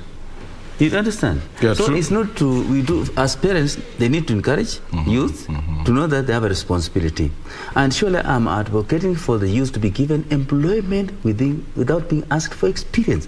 Some of us, we just worked without experience. We are nurtured by other people. So if you tell a youth, bring experience, where do you expect that to come from? It's important that you give them a job with little money, and they can have more responsibilities and apply responsibilities within the job arrangement, and then good money. And if someone comes to office says you want employment for this money, then that person is not the right worker. So we need to know that we need to work. Money will just follow. But the other aspect, when you're talking about the youth and employment, also I think I'd also like on this case to laud the new curriculum, the CBC. Because that is what is allowing for that. And do you realize that even originally, like at independence or before even independence, the form of education was actually bordering on CBC? What we did, even after independence, what we did, we used to do these things that are coming today, like the CBC thing. We used to do those things. Because and that's why you'd find even a standard 4 leaver can speak and write very good English. And you find that Anyway, let me just put the train back on the tracks. Back to the women who've been elected. And let's take a look at 3 of them. Actually, I'll mention 3 of them. Cecily Mbarire, Gladys Wanga, and Wavinya Ndeti, who have now come from the National Assembly, and now they are holding gubernatorial positions. There's this transition that we've seen. Previously, it was senators who realized oversighting governors was a different thing, so they go for gubernatorial seats. But now it's being said that governors want to go to Senate to oversight their history. But let's talk about these 3. Cecily Mbarire, Gladys Wanga, Wavinya Ndeti. I'll start with you, Davis. Gladys Wanga was in Kenyatta University where I was. So I have a classmate. Ukiniuliza kama niko na degree, think iko mtu. Ulipiga picha lakini? Hiyo tunaweza tengeneza haraka. But Gladys was a student leader from university, and she came out and jumped into politics. She's done 10 years as a women rep. And, you know, her win was against all odds, you know what I mean? The challenge. Yes, the writing was on the wall, the patriarchal nature of that place, and she did it. She did it. So we must really, and in the just ended parliament, she ascended to be the chair of the budget committee. Oh yeah, because she became very powerful. Yes, so that's leadership. Leadership, sure. Without considering the gender. Yeah. And she has it, and she has shown that she has it. She has it, and she has shown to her people. Yes, even in Bomas, she's present. She's present. She's there. She's there. So we want to give it. The much I remember about Cecil Mbarire, she was even the chair of the Women Parliamentary Caucus. Yes. Yes. So we can trace that these are leaders who have proved themselves. With experience. Yes, and they are ascending. And who knows? All these are very young ladies. I think the future is very pink and bright for them. Wavinya Ndeti, again, she has history in leadership. She was a CAS. She fought it out with the outgoing governor, Alfred Mutua, and it was a worthy fight. I think it was decided in the courts. So you can see all these are people. She's been in and out. Yeah, she lost at some point. Yes. Yeah, so she's also come from the... Yeah, she has come from far. Yeah, so these are leaders. They have fought in the trenches. They know what they want to do, and they have performed. And equally, those kind of three good leaders you have mentioned, they are not people that are given anything. Yes. They fight for it. They'll see them just wanting, going for what they want. Yes. And standing with men, saying, I want this. Yeah. And that's what you say, that's a good leadership. Yeah, that's good. You know, you can see it. Yeah. And I think in Cumberland it's quite, because I remember also Agnes Ndetei. And then Charity Ngilu. Yes. These were very powerful women in those days. Yes. Sure. So they kind of, you know, like Wavinya also picked it up, and you know, then also, and also Cecil Mbarire has also been really up and down in Embu. Yes. It's not been an easy. Actually, if you decided quite to run a rocky against terrain there. the last 30 years, if you are running against Charity Ngilu, you had an L already on your name. And she had the W already set for her. So there it is. Then for Anne Waiguru, this was a heavy battle against Ngirish, who was running on an independent ticket. Surely. You know, much can be said about a person, but what is important is what the person can do for the people. Yeah. So if you see, Anne Waiguru has been elected in Kirinyaga.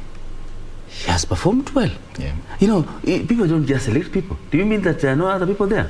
There are many people who are in that. There are also people who wanted to have the seat, but they have not met it. Yeah. So it's important also for public to know that what's important is the leadership and what the leadership do for the people. Yes. People never forget. Even if any other person, any other region, anywhere will say something about me, and this is my home area or my area of jurisdiction, I can hear that noise, but I just maintain my work. So what has been there, she has been working. Noise is made from other people, places, but on the backyard, she's working. So it's important that she manage by objectives. And that's what she has achieved. Yeah. Well, the other one who's been elected is Susan Kihika. You know, she's one of those I'll call second-generation politicians. Her late father had a reputation, and here she is, and going into this county, and you know, the competition there was against Lee Kinyanjui, who's still holding off, the incumbent. What kind of battle was this? You know, because it's not, you know, people will say Lee Kinyanjui, Governor Kinyanjui, is a person who's done a lot. Yeah. Nakuru has had its status. I know the Naivasha people may be saying, okay, that flop, it's really had some effect here and there. But what's the kind of messaging that would have been sent to change this? For me, I think what I would give Susan is that, you know, she's a politician's politician.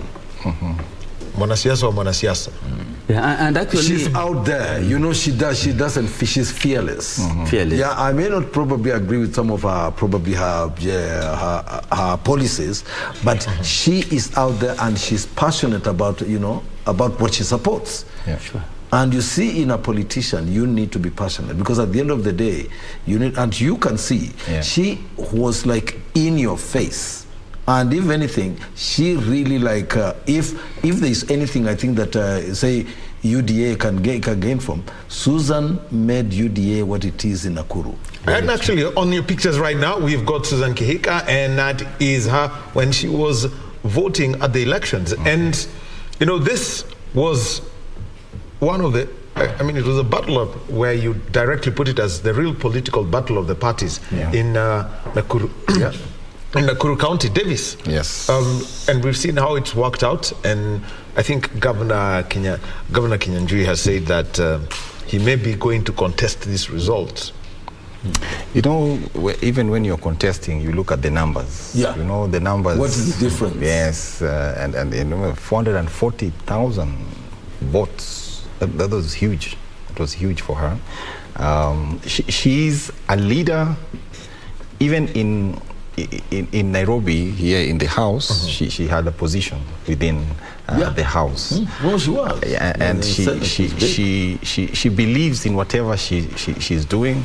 She had a reproductive health bill, which raised a lot of dust and all those kind of things.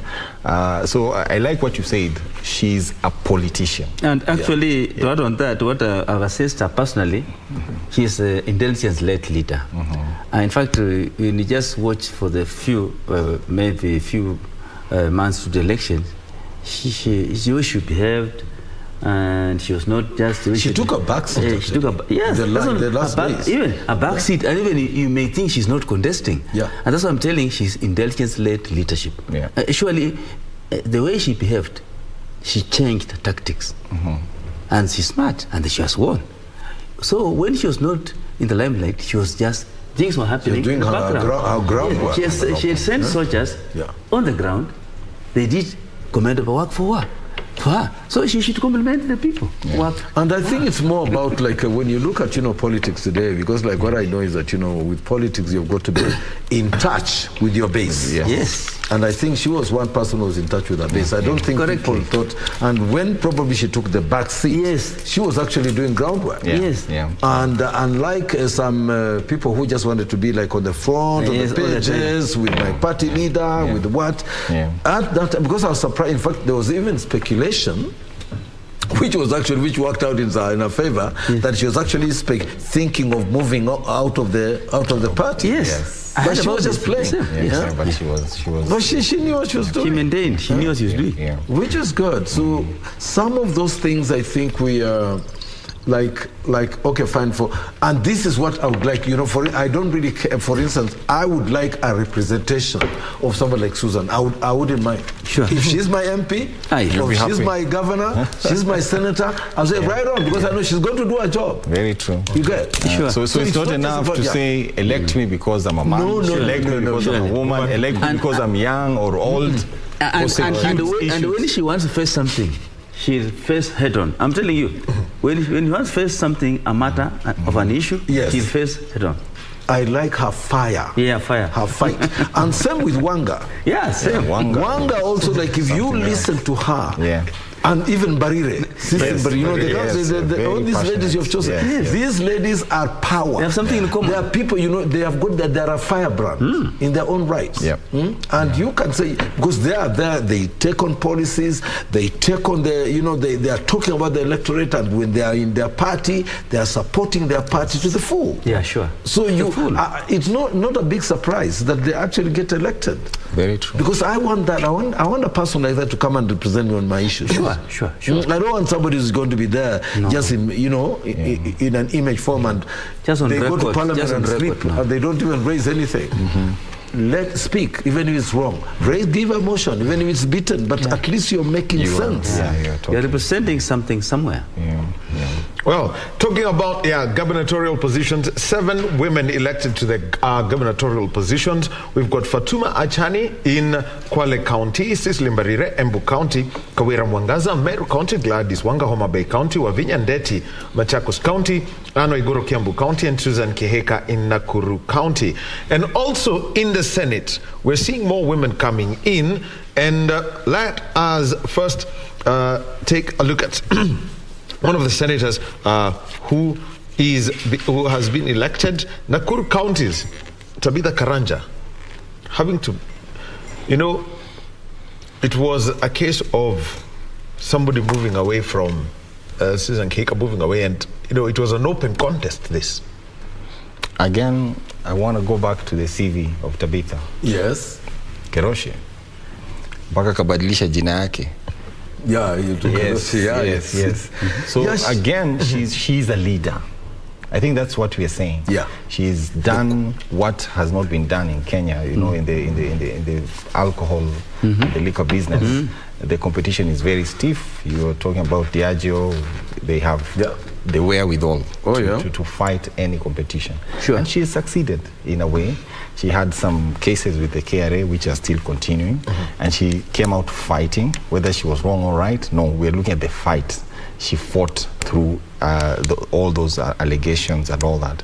And now she's been able to, impress the electorate in Nakuru city, which is a city, and she's going into Senate. So she is a leader. She was not elected because she's a woman.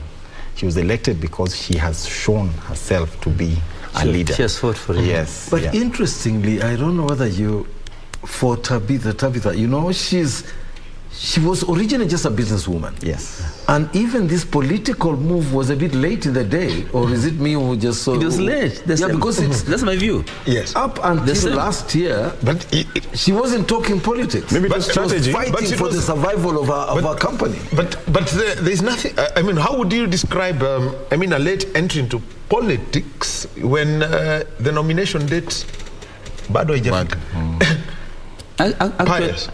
Actually, what my colleagues have said, she didn't show that much interest in politics. The ambition. The ambition earlier on, but she has developed it just of late, and she has met it. And actually, the way I've said she has had issues with this business, it's a lesson for her to know that people can go through that.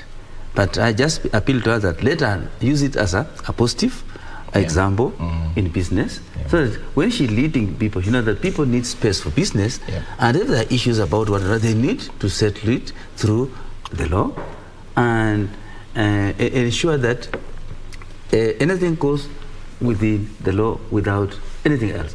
And it's important that now she has come to politics, but also her coming to politics has some other issues, maybe protecting her business, because politicians protect their business.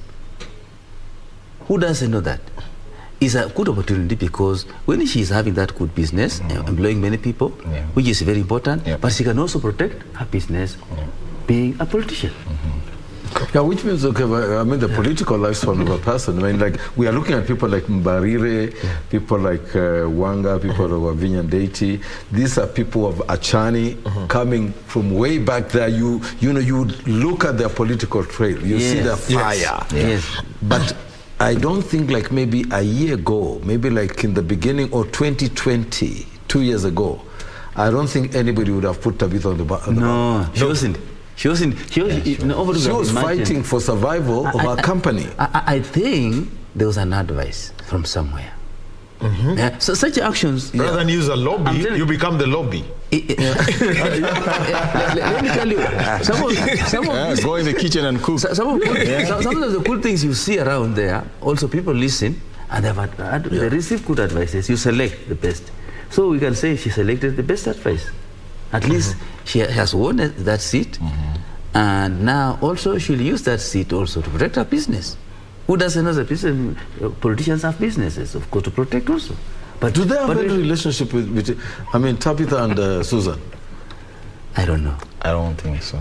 Okay, well, I don't know. Let's see what happens, because in the American way they call it, you've got the lobby, so they will always make sure that some through legislation and all that, some things are taken care of here and there.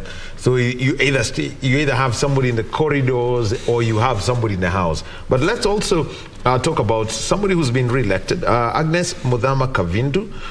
She's been elected Machakos County Governor under Wiper Party, and this is an interesting case. We know where Senator Muthama's leanings are, and we can see where Agnes Kavindu's interests are. They won't go, deeper into that, but her re-election, straightforward. Kavindu, as a person, I saw her talking today at KICC. She's a strong woman. Yeah, also. Yeah, she's a strong woman. She's commanding. You can see fire in her eyes. She knows what she's going for. Being a spouse of, or a former spouse, I don't know how you want to call it, whatever she's coming with, and yet she was able to talk to her community and get elected.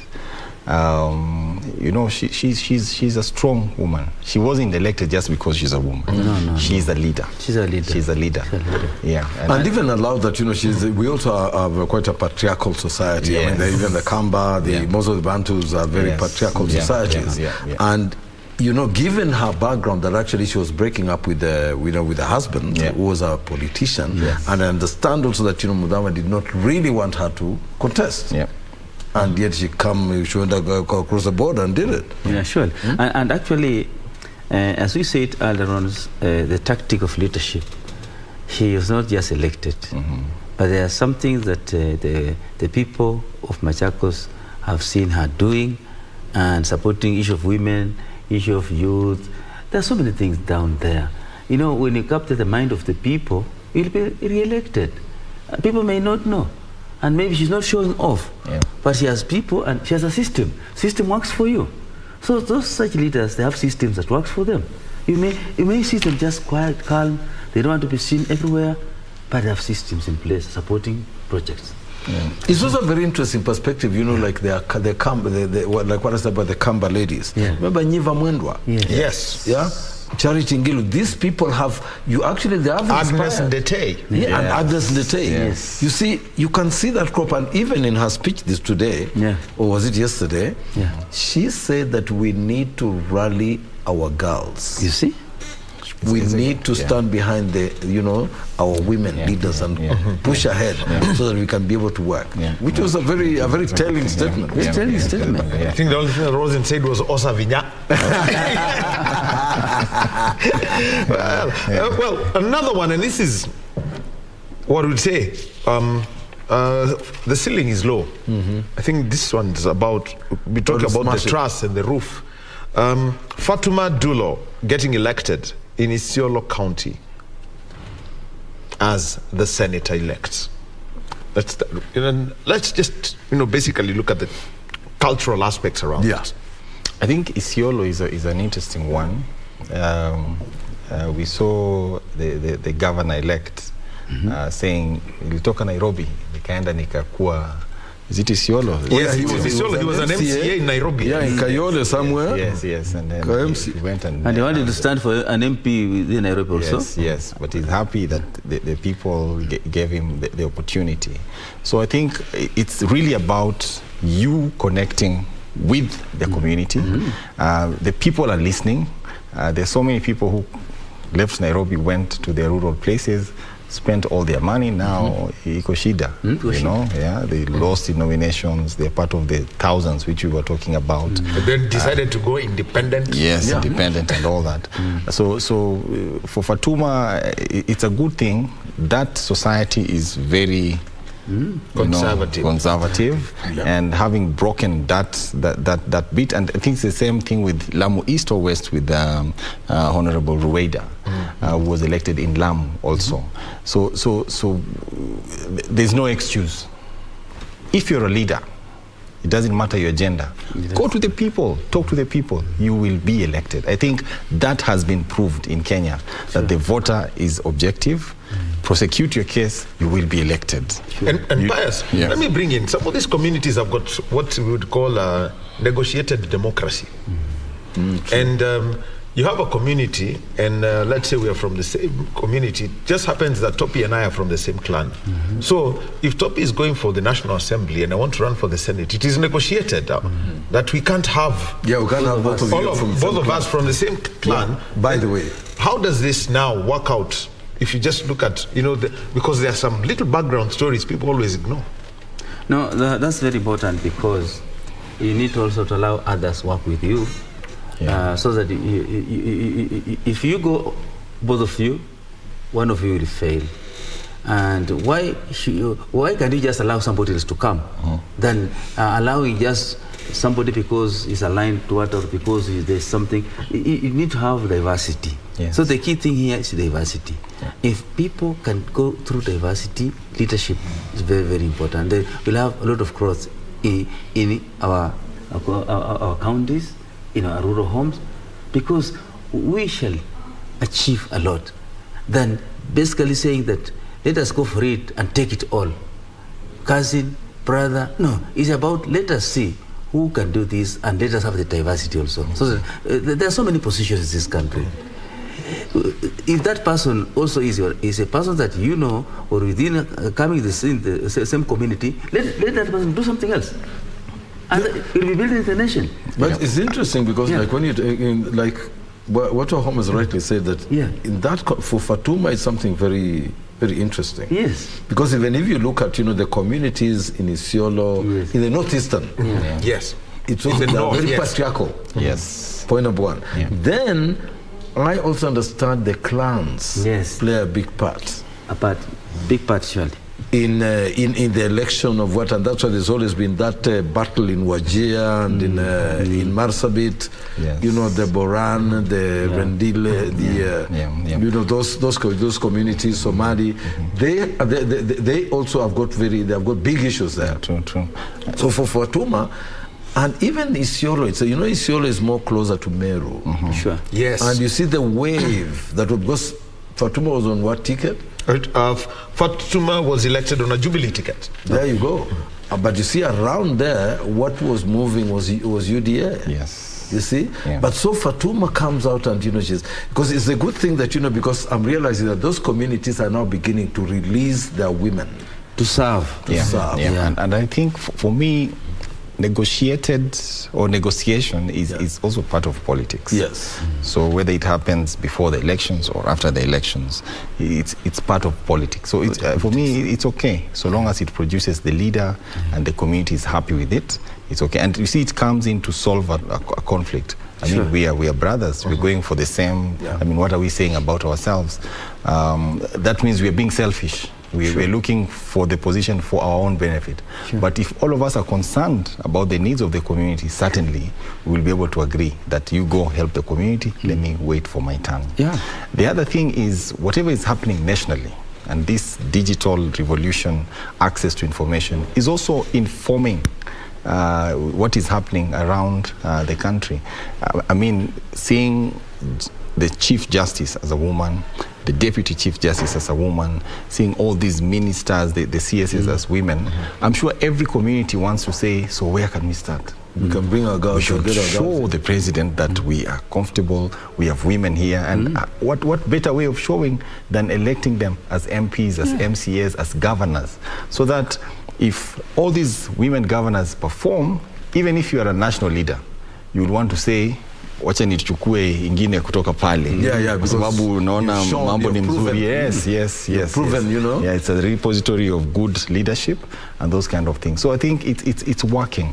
People are seeing women, men, based on merit, not based on the agenda. And even, like if we look back even at traditional African society, I think there's been too many assumptions that, we grew up in a, like in the patriarchal society I'm talking about, but you do realize that, when you went to any home, of course, out there was the father who was the main guy, but the truth of the matter is that, the person who runs the home is the woman. Is the mother.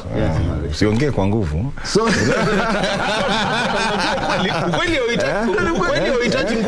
simu ikilia hapa, utaona wewe sema, excuse me. Yes. Kila mtu anaongea.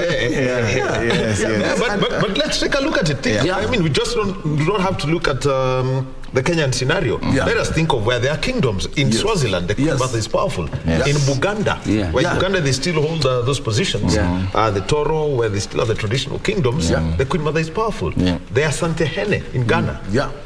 The Queen Mother.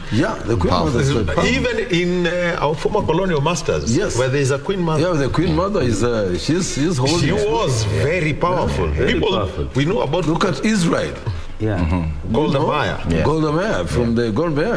Even the other lady from the Palestinians. What was her name? She became the prime minister. Actually, she's a lobbyist, and then she became a prime minister. So you look at what Angela Merkel did in Germany. Wonders, right now, I don't know if the UK is done again. From Theresa May to Boris now. Looks like it might go again. Look at what's happening in the States. Yes, the US. The same thing here. The US also. I mean, we almost had Hillary Clinton, being the president of the US. All right. So, gentlemen, well, it's time for us. Najua tunatama la maji, lakini tama kula maji lazima tupate kidogo, and we will be back and we will be telling you what's going on around the country. Remember, the focus at the moment for us, with most of the elective positions having been sealed when it comes to the National Assembly, for example, when it comes to the gubernatorial ones, just looking at the where we haven't had any results, we shall be keeping our eye on Kisii County, Nyamira County, Nairobi County, Kakamega and Mombasa. We'll still have to wait a little bit for that. We know that Kiambu, that is a done deal now. With the issuance of the certificate of election to Senator Kimani Wamatangi. So that's been taken care of. But we shall be talking about some interesting things that we've come through. We have seen the number of senators who've gone and picked up gubernatorial positions. So can think of Senator Orengo, Senator Mutula Kilonzo Jr. We have the Speaker of the Senate, Ken Lusaka, who's gone for a second term, and other people who come in. Think of Isiolo County, where the governor elect Hassan Ali Ibrahim from MCA Nairobi to Governor Isiolo. We have the case of George Natembeya from provincial administrator to governor in Trans Nzoia. And also those, Dr. Ayako, Senator Dr. Ochilo Ayako, Migori County. So we're going to be taking a look at all of those who've gone in, and also the return of the governors who were there in 2013. You can think of Governor Kachapin, Governor Cheboy. So there have been some returns made by some governors who've made a return to office. And you've got to think what happened in between. Those are the elections of 2017 and 2022. So all that and more coming back after we take a short break. Remember, keep it Kenya Decides on KBC Channel 1.